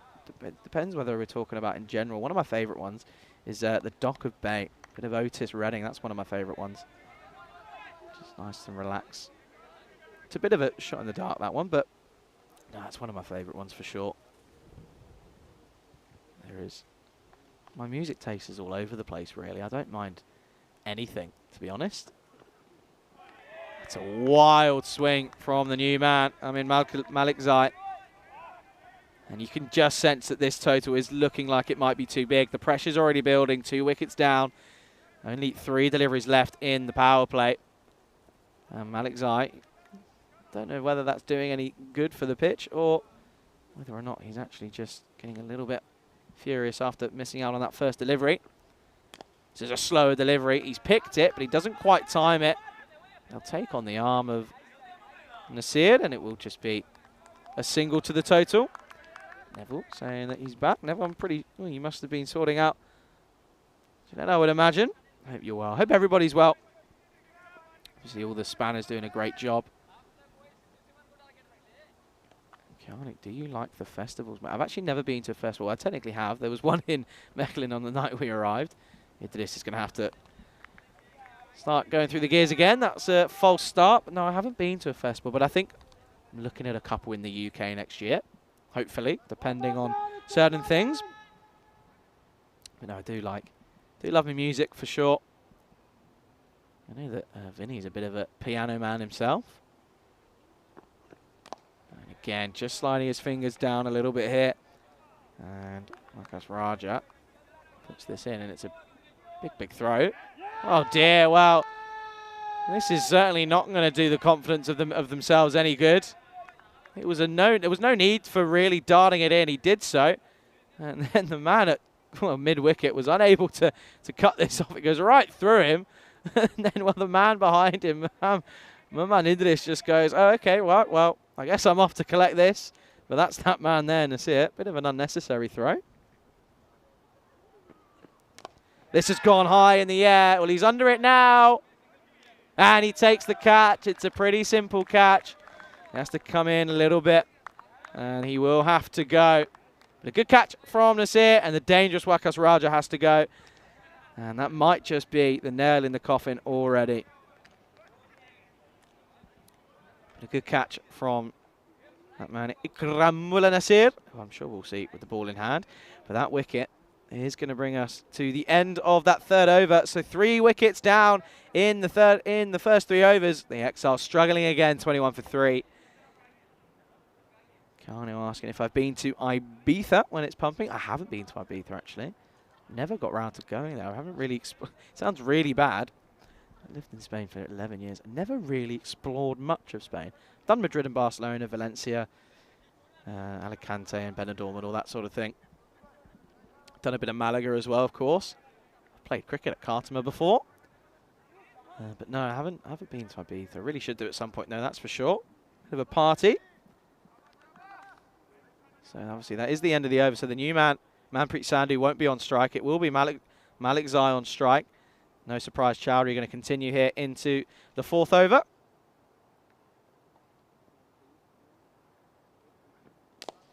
This is a big swing into the offside. Straight to that man again. He's a bit of a magnet at the moment. This time, doesn't quite carry.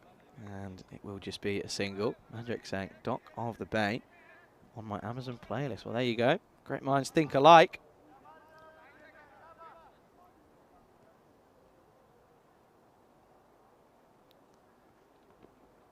Oh, this one just missing the top of off. And Chowdhury, he deserves a wicket, really, doesn't he? He bowled really well in his first over. And now he's really trying to get that top of off to go sailing out of the base. And he's also had a really good time. Really good time with the bat in the first game. And in the second game as well. This is flicked off the pads. 2 straight from Chowdhury, but it will only cost him the 1 run. So bowling to his field. So I don't mind that, really. This is, again, really good to see. I think the Eagles have just got two hands on the scruff of the neck of the Exiles here.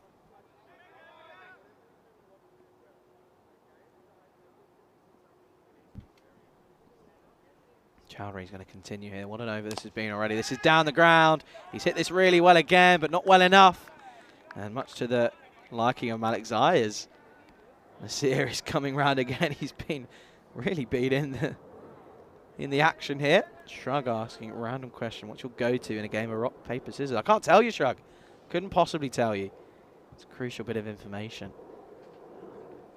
He comes down the track, and that's certainly going to help, but it might be a little bit too late, really. Ali Abbas is off to collect it, but again, it just is it's a lovely shot from Manpreet Sandhu. He's a bit of an all-rounder. Finds the middle of the bat this time, but he needs a few more of those. Not out of this yet, but you just have to say that they're going to need a lot more for that. It's already into the almost 23 and over now.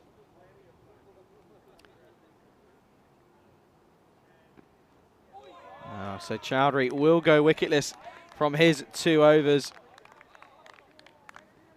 And it's a shame because he has bowled really well, only going for 13 off of his 2 overs and only going for 1 boundary in 2 overs. That's some incredible work. But there we go. Don't forget, we've mentioned it a couple times. ECC is not far away. 13 days to go until the action gets underway. Spain, Malaga, Khartoum, it's there. That's where the action is. Group 8, Spain will be in that first week. They'll be up against Portugal, Czech Republic, Austria, and Ireland 11. And I'm certainly looking forward to that. Obviously, I'll be supporting Spain. I won't be there in Malaga, but I'll be watching from the comfort of my flat in London. Can't wait for that one. But I also think Group B is an interest. I think all groups are really good. I think Group D might be my favourite, though. The likes of Italy and Germany. Obviously, no Ireland, Netherlands, or Scotland. Obviously, England making their way to the final week already. It's going to be Malik Zai Manula into the attack now. This is up in the air. It's an opportunity. The man's underneath it from point, and he takes it comfortably. So Malik Zai, he gets done, and he has to go for just 3. It's another wicket to go in this game, filtering out to a bit of a dead rubber, but it's 30 for 4 in the 5th over. And, well, this is what I mean. The Eagles have just been top-notch with their bowling. They've set a plan. They've set the field. They're bowling to that field. They're not putting men out on the offside and then dropping one short that's too straight, or, you know, vice versa or whatever. But it's just been really good, and it's just proving to be a little bit too much for the Exiles. And Wazza's just asked a question. Obviously, there's a bit of music chat going on today, which I don't mind at all. Archie was saying he's just found Jacob Dennis and Charlie Hunt and that feeling on YouTube. Is that Charlie? It is indeed. Can confirm that is me. Wazza said, what was the first instrument that you learned, and what do you play now? Well, not my finest moment, because I'll admit I don't play instruments now. That's a great delivery again from Amanullah.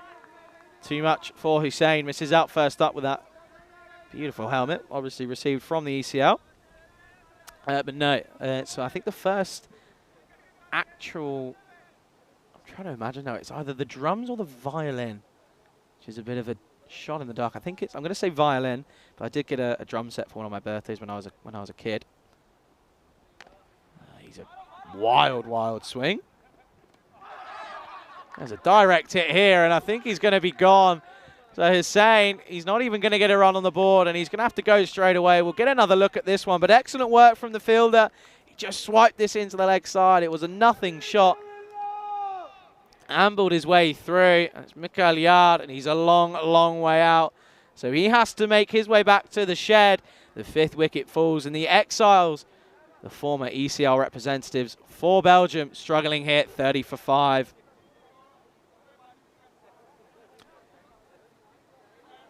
And well, no, going back to that, so yeah, so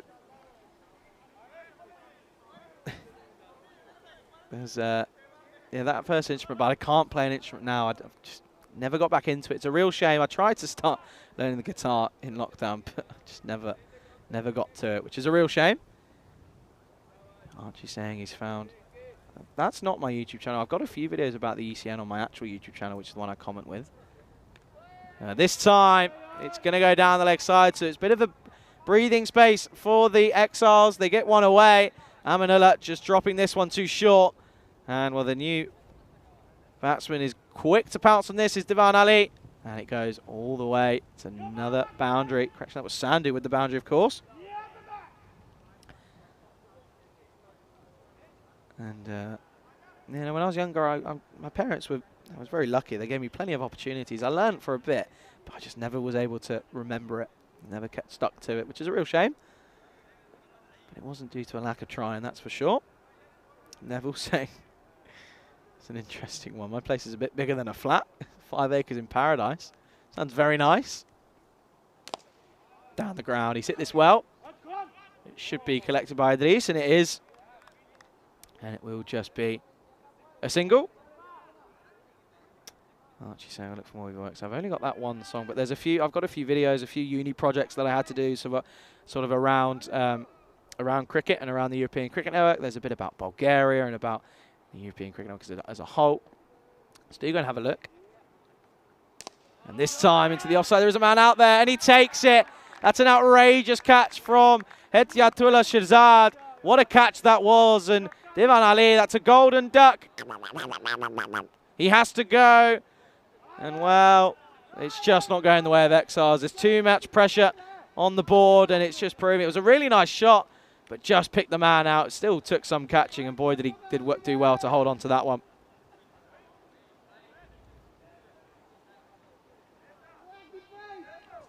So another wicket falls, and that does mean it's now at the halfway stage, 35 for 6. So this game all but over. But no, yeah, there's... plenty of cricket coming up, of course, as the ECC is only a couple of weeks away. Well, it's less than 2 weeks now. And I know Vinny's super excited for that one, and I certainly will be. But no, I'll be watching that from London. Be getting involved in the YouTube chat for sure. Look forward to seeing a lot of people in there. But no, there's an interview I did with Vinny on my YouTube channel as well. If you want to go take a look at that one. In fact, I might drop a little link for that in the chat, but there's a bit of a mix-up here, and a direct hit would have been close. But he makes his ground. Take a look at this one. It was an interesting shot, just pushed.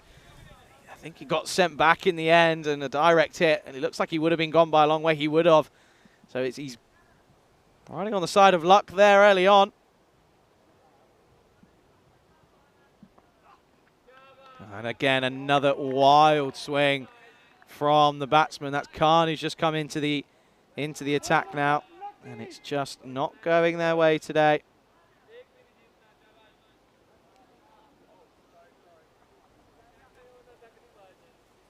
I will drop that link in for you there. This is again into the leg side, and Yar almost runs past it. And it's just the wheels are sort of coming off here. I think this is a prime example of that scoreboard pressure being just a little bit too much for the Exiles. And it's just not coming off here. So they're going to have to go back away from today and Have another thought. That's a really good delivery from Shahzad. Stump to stump work. Matthew Hodgson said Charlie should compose an anthem for ECN on his violin. Well, I think if we did that, I think it might sound like a squashed cat or something. It wouldn't sound great. Well, this is down the leg side. This is a great shot from Sandhu, who's just going about his stuff quietly, really. And this time he gets this all wrong, does Shahzad. And he's not going to like the look of that. He will be punished into the leg side for a lovely shot for more.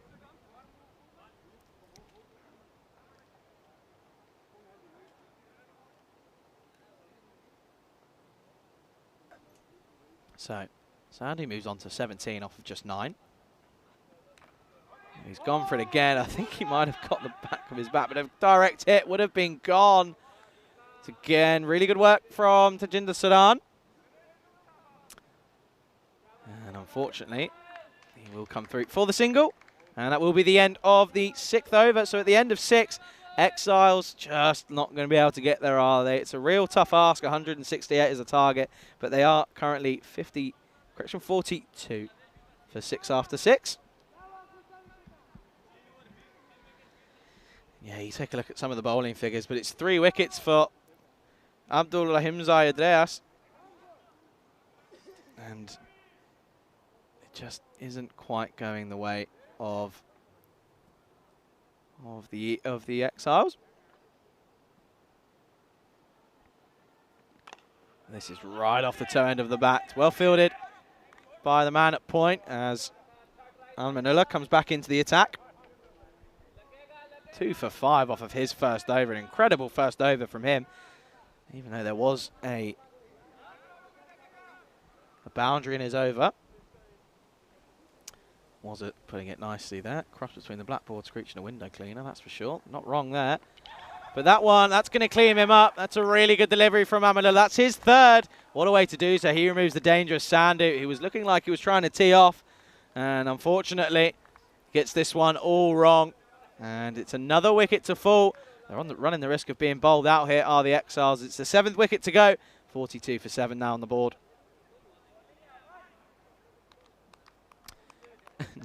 Neville looking out for me. I appreciate it, Neville.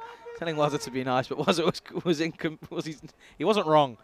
As we get to take another look at this one, he's just in the complete wrong position, gets this one all wrong, and he has to make the long walk back to the pavilion as the next batsman makes his way out to the crease. No, Wazza is completely right with that idea. Certainly wouldn't sound far off, to be fair. But Ali Abbas, he's coming out to the middle. He can certainly hit a long ball. He did end up with 17 off of 14 in the previous match. However, that's not going to be enough at this point. What's that run rate up towards now? 34. Oh, and this one. Well, dear. It's lucky to get away with this one, does Amanullah. What an over this has been so far. Could we see... Actually, do you know what? I'm not even going to mention it. I don't want to jinx it for the bowling side because, to be fair to them, at this point they have obviously deserved to win this game. They've put an excellent amount of runs on the board. It'd be really good to see how they get along over the next couple of days. It's a wild swing from Abbas. It's another dot ball. And 2 left in this over. No runs off it yet.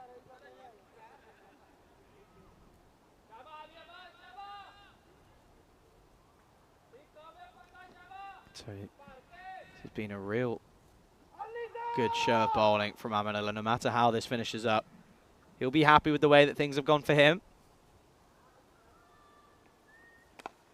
And this will be a single, so it won't be a maiden for Amanullah, but he won't mind the single. He's already taken 3 wickets so far. He's only got a single delivery left in his spell, but it will be incredible no matter what happens this delivery.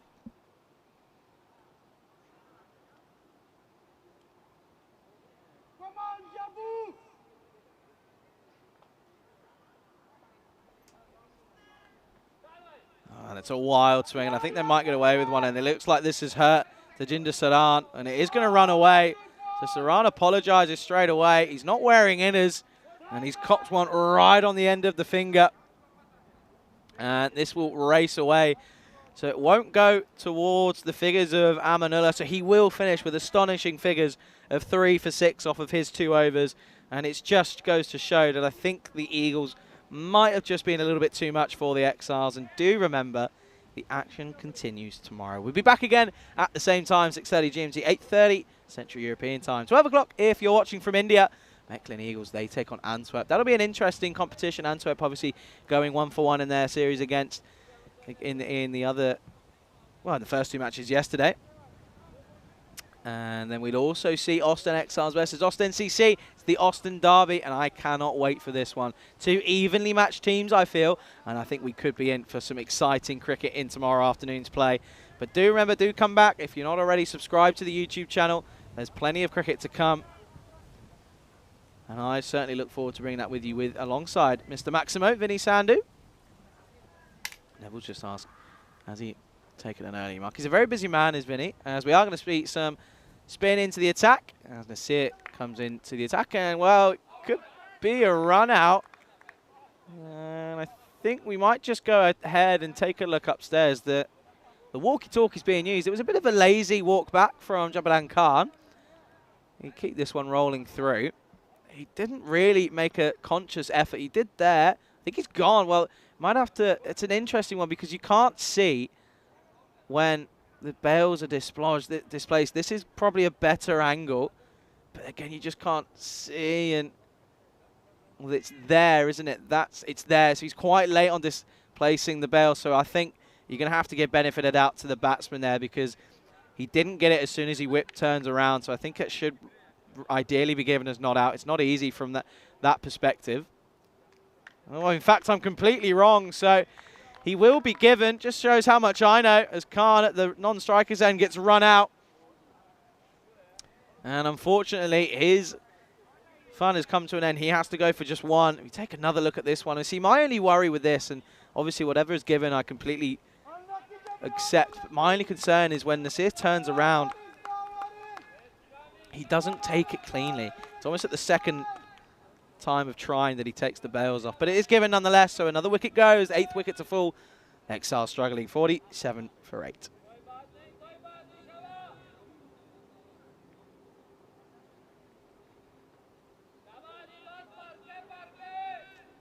So the new man comes out to the crease, the number 10. And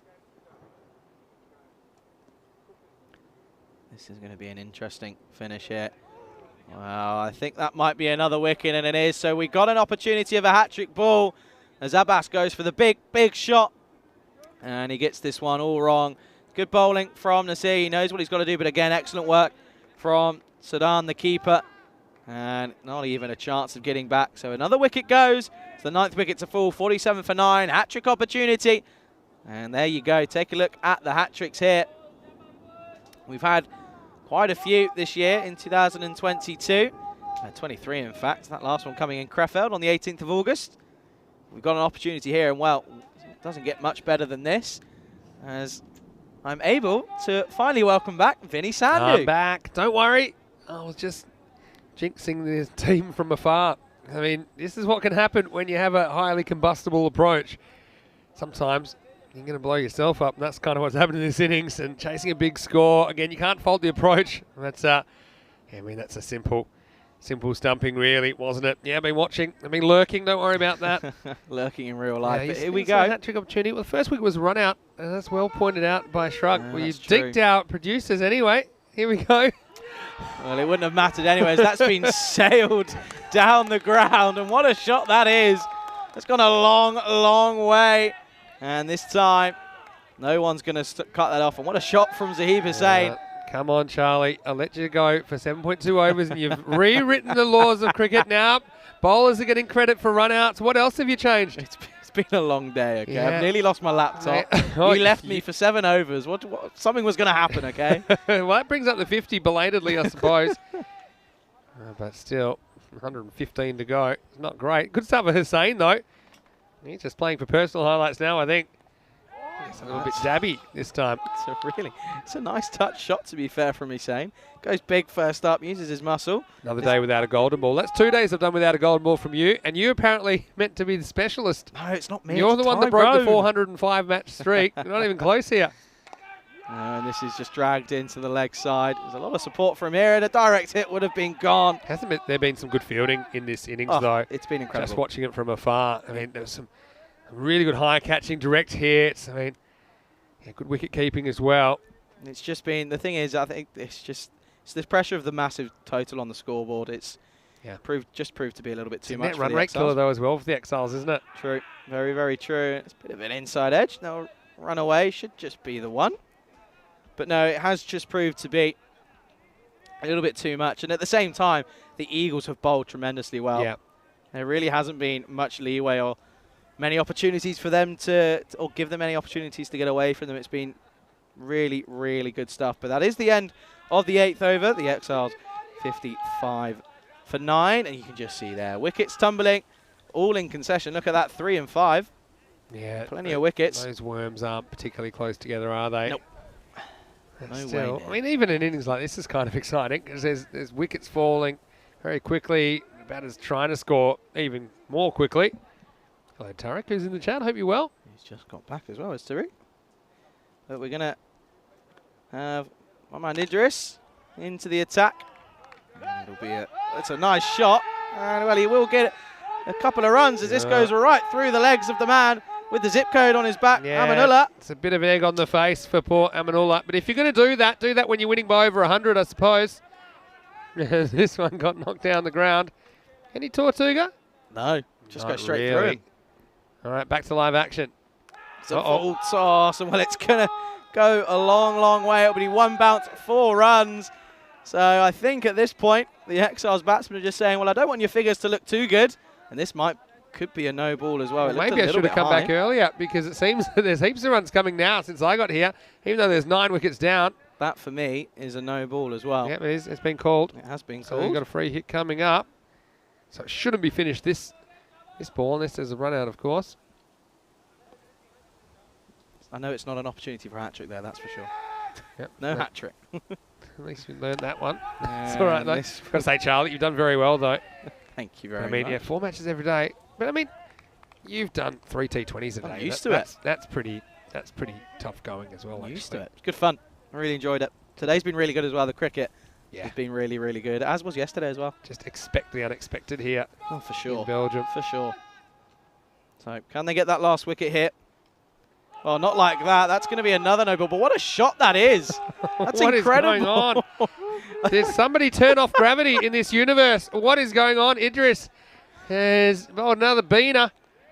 Watch out here. Oh, that's even worse. That's a brilliant Great shot. Yeah, that's the old jump back cut inside edge 4. You won't find that one. Maybe in Appendix E of the coaching manual. If you go right to the back, you'll find that one. The freestyle section, no? Well, once he realised it was above his head, he realised he probably wasn't going to take it in the head. Yeah, that's freestyle. Was he a bit of a rapper yourself? You'd appreciate that. Not a rapper. There's been a bit of chat. There's been a lot of music chat whilst you've been away. We had some random question time. Yeah, okay, brilliant. Yeah, I'll have to catch up on it when I get a chance. Thought whilst I'm on my own, I'll have a bit of fun. This has gone a long, long way. And it's yet again another maximum 6 more runs. And, well, if you're Idris, you don't want to turn around and look at your figures because this has gone a long, long way. Yeah, so you got a guy who's batting number 11 coming out and smacking that one. So he's now 17 off 5. And he's number 11.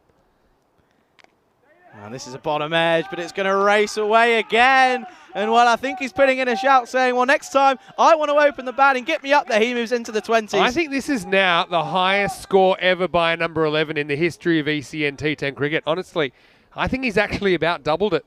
Not often you see the 11 get a hit, right?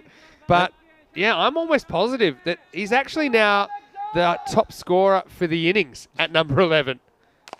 This is down the ground, and it's going to go all the way again. This is incredible hitting. Amanullah couldn't even get that one. He shakes his head. He goes, well, what do you expect me to do? What a shot that is. Yeah, that is big. He's 27 off 7, and he's batting 11. He's now easily the top scorer of the innings. And also, he's the best number 11 of all time. This is insane. And we had this, it was actually Fresh Tropical number 11 that, there you go. that had the record, There I you think, go. before this from Italy. I don't think Idris is going to get another bowl this week, possibly. Well, he's gone supersonic to the number 11. That's not a good thing. And now he can afford to then retain the strike. So now he's doing some casual farming, isn't he? Dear. So 32 off the over. It all happens in Game the ninth, on. Vinny. It all happens in the ninth. It's 87 for 9. So what did you put in here? Did you put in the interview that we did for your I did. university? Yeah, that Yes. was when? That was September, October now. Yeah, It's a while ago. around then. And that's a bit of behind the scenes, a bit of behind the mask of Mr. It Maximo. was a little bit. It was a nice little interview. It was good fun. Very I really- authentic, yeah, though. It was good. Good little Might have interview. another watch of that. I can't remember what we spoke about. Yeah. Luckily, so hopefully edit out the bits I wanted you to. But anyway, yeah, I'll have a watch of that later, actually. I did. Yeah. I don't know if I told you. I did have to cut it down. There was a time limit. Oh, yeah. I did have to cut it down by about 15 Sounds, minutes. sounds about right. Anyway, Last overtime. All right. Come on, Hussein. 50's on for you here. well, he's certainly going to get there with He's shots doing- like that. That is Who's this guy? incredible. This guy needs to get about 10 spots higher. He's 32 off 9 now. Absolutely smoking it. Wow. Oh, that is just incredible to watch. I'm just trying to see. Well, this is interesting. Oh, I just saw a pavement pizza chat. I know what that means. That's no good. On the predicted lineup, have you Yep. seen where he is? No, but I will have a look. So he was listed at 1. Why wasn't he there? Where's he been? Maybe he just wants to hunt the record for best score from number 11. He's already done it. Because he's 32 off 9. Make that 39. That's coming our way. Yeah, that's coming our way. That's cube bound. If he scores a 50 from number 11 in 12 balls, what is going on? This is why you don't turn off. Right. ECN. This Whoa. This is incredible, right? So he's supposed to come in at number 1. And the man who was supposed to come in at number 10 opened. I think that he only wanted to come back once I came out the commentary box. He goes again. I think that's 44 now. I think it's 44. Batting at 11. This is incredible hitting Wow. from Hussein. Wow. Come on. He's got to do it. Come on. One more time. It's a horrible delivery. It won't go all the way, but it will be another boundary. This is insane from Hussein. He My moves on to scorecard- 48. My scorecard stalled when he was on 28. That's how fast he broke my computer. That's how fast he's going. I'm just going with what I'm seeing on the screen now. I reckon that's 48. It's 48. He's It is. beaten the record for a number 11 by about 38 already. He's 48 off 12. Oh, if this game went another 2 overs, they might win. What is happening? Yes, there was a bowler's game. There's 9 wickets fell before I came back. The thing is they're going to get to a pretty decent par score. That's the worst bit. Wazza says that ball is sore. All right, come on. Don't want a single here because I want him to get to 50. Into on, the leg run. side. Oh, Run! He's Run! got You're to on turn and go. 49. He's got to turn and go. Sorry, I shouldn't be yelling He's at the got mic. to turn and go. Oh, no! He's going to be run out. I don't know. Well, that's one. Yeah, no, that's one run. That's all over because it's they're 10 out. So that's game over. He's going to have 49 not out. I'm sorry to everyone. I was trying to yell so they could hear me in the I'm middle. actually so disappointed. Well, I mean, That game was insane, but it does 49 not out. to an end. 13. At least it'll be an easy one to remember. Well, at least we can say no number 11 has ever scored a 50, and that is still true. And just when you think the game's dead, and look, the game was dead, but they were playing with the body a bit, weren't they? Yeah, it certainly was. Well, I think the good thing is now there's a bit of a highlights package now. Yeah. I think we were Let's have a look struggling at this. beforehand. He kind of had to go because otherwise he was going to get stuck on 49 not out anyway, right? So at least it was worth a try. It's just incredible. But so what a we're way all, to they're end it. all out for 108. What a way to end it. But what a game, though. 100. What's that? 100 and 108. 274. Yeah, 275 runs in Five. the game. Yeah, if you add on the one they got off the Of course, last ball. of course. But high entertainment, if you want to see it.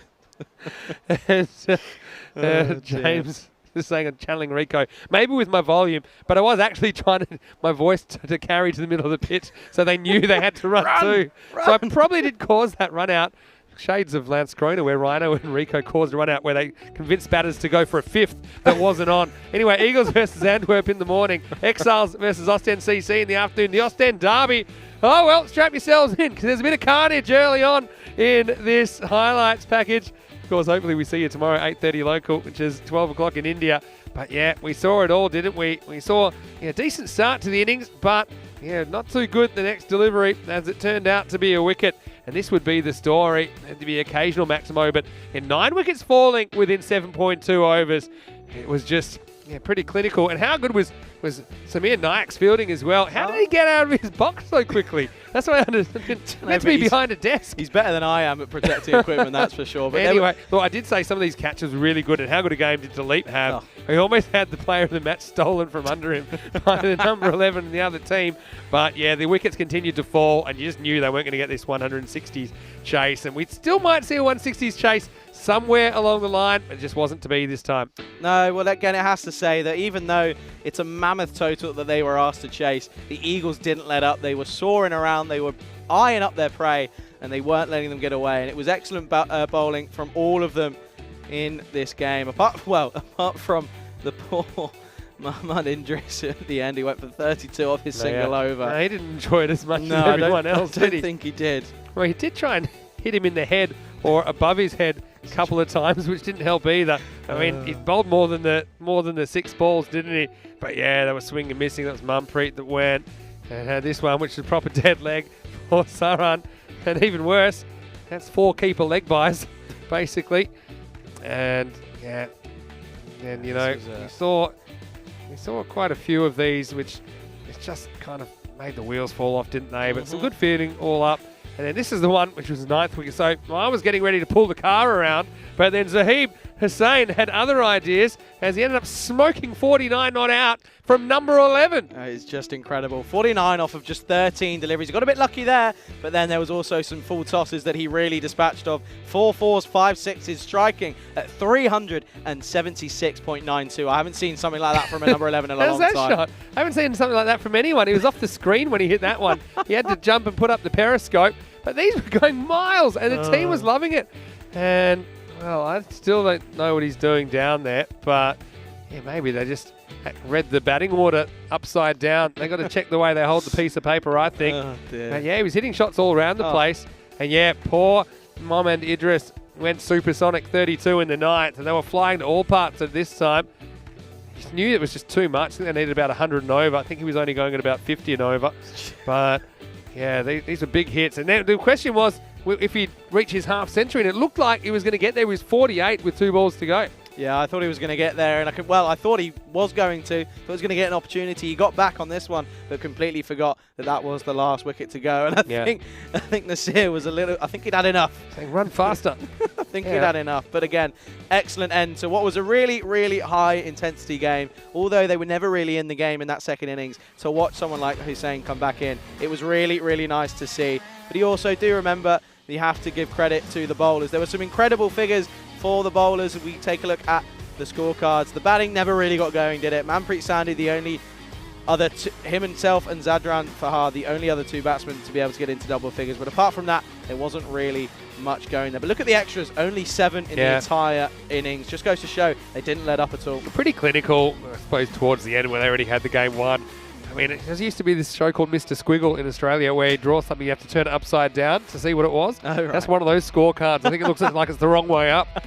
Anyway, 3 for 6. I've got to say, Amanullah was pretty good, wasn't he, with the ball. 3 also for Idris at the top of the lineup there, and some really economical work by the top 4. But then, yeah, of course, Nasir and Mohammad Idris copped a bit at the end, didn't they? I think Nasir was just kind of gambling to try and get another wicket. Eventually he'd get it, but it would be a run out. And the final score here in the last game of the day is 167 to 108. And the Eagles, they sweep the Exiles. Eagles now haven't lost a game. Exiles 1 and 3. That's not the position that the ECL representatives wanted to be in, was it, after 4 games? No, it's also probably not where we expected to see them either, but I'm sure that they've got the characteristics and they've got everything to come back, and they are going to be really eager to correct what's happened in the last couple of games, and I'm sure that they're going to be hoping that they can really look to get back into form. And again, it gives us an opportunity to say a huge thank you to everyone around the world. Are you okay? Everything all right? I mean, I just came in. I was just saying, okay, I'll come in, got the last wicket down. And I said, pull the car around. And then I saw some of the best hitting I saw all day from the number 11. Belgium is crazy. It is incredible. It is crazy. And, well, I often say you'll only see this on ECN. I mean, I don't think you'll often see that on ECN either. But Not again. yeah, it was an amazing display of hitting. Just a sign, again, how dangerous the Exiles are. I mean, again, they're disappointed, I think. They failed in the chase now, I think, 3 times in a row. Yep. But maybe if they can bat first, put a high score on the board, you can see they can bat all the way down. So, look, it's not the end of the road for them. But they've got 2 big games against Ostend CC tomorrow. And they're another team that want to win because they don't have one yet. They only played 2 games this morning. But they're a star-studded team that didn't have any success in the morning session. Yeah, no, for sure. And I think tomorrow is a really crucial day. It's the 3rd day of cricket that we've had here in Belgium. And I think it's really crucial to see where teams are at after the 3-day stage. It really sets us up for Thursday and then Friday and Saturday as well. It really just proves, it also builds momentum going into the latter stages of the week as well. Yeah, that's exactly right. Well, hopefully you've enjoyed the day. Again, thanks to our official timekeeper, Frederick Constant. Well, I'll tell you what, that one was so fast. It would almost break a Frederick Constant timepiece, but it wouldn't because they're very, very high quality. But I want to say a big thank you to them, of course. They've come on board just in time for the ECC. A reminder to all of you guys, if you haven't already, please like this video if you're watching on YouTube. Give it a thumbs up because if you do that, actually that's how to order a beer in Germany, by the way. Oh, there you If go. you want to know something, a little Didn't know that. bit of trivia.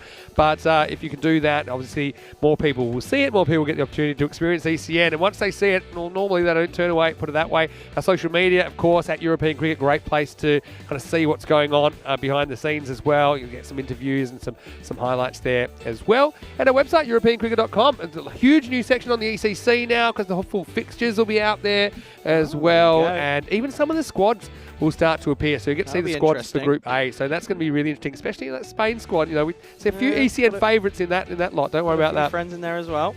Yeah, so, well, Charlie, it's been great to work with you. Again, give me a little fist bump there. I think thanks for covering as well, because there's a lot going on in the background. I was just taken away for a little bit there, but I certainly was watching, and I was kind of jaw on the floor, a bit like anyone else. So tomorrow, got some really good games. Antwerp will come back. Don't forget Sherry Butt leading them out. And they've got a tough game against the Mechelen Eagles. Can the Mechelen Eagles be slowed down at the moment? They are flying. They're 4-0. They are 4-0, but it's going to take something special to really get this predator out of the sky. They're preying on their prey like it's nothing. Yeah, it's that's certainly true. going to take something special. That's true. Ostend Derby in the afternoon. You do not want to miss it. We'll be back 6:30 a.m. GMT, which is 8:30 in Central Europe, and noon in India, 12:30 in Bangladesh. I think it's 2:30 on the west coast of Australia, 4:30 on the east coast of Australia, 6:30 in New Zealand, and well, sometime in the middle of the night in US, but it's worth staying up for. I know we've got a lot of North American viewers. Thanks to all the Blue Crew, all the officials. I think the umpires were very good today, I've got to say that. Match referee Stefan Gooch didn't have an easy day in the box as well with some tough reviews. I think he was spot on.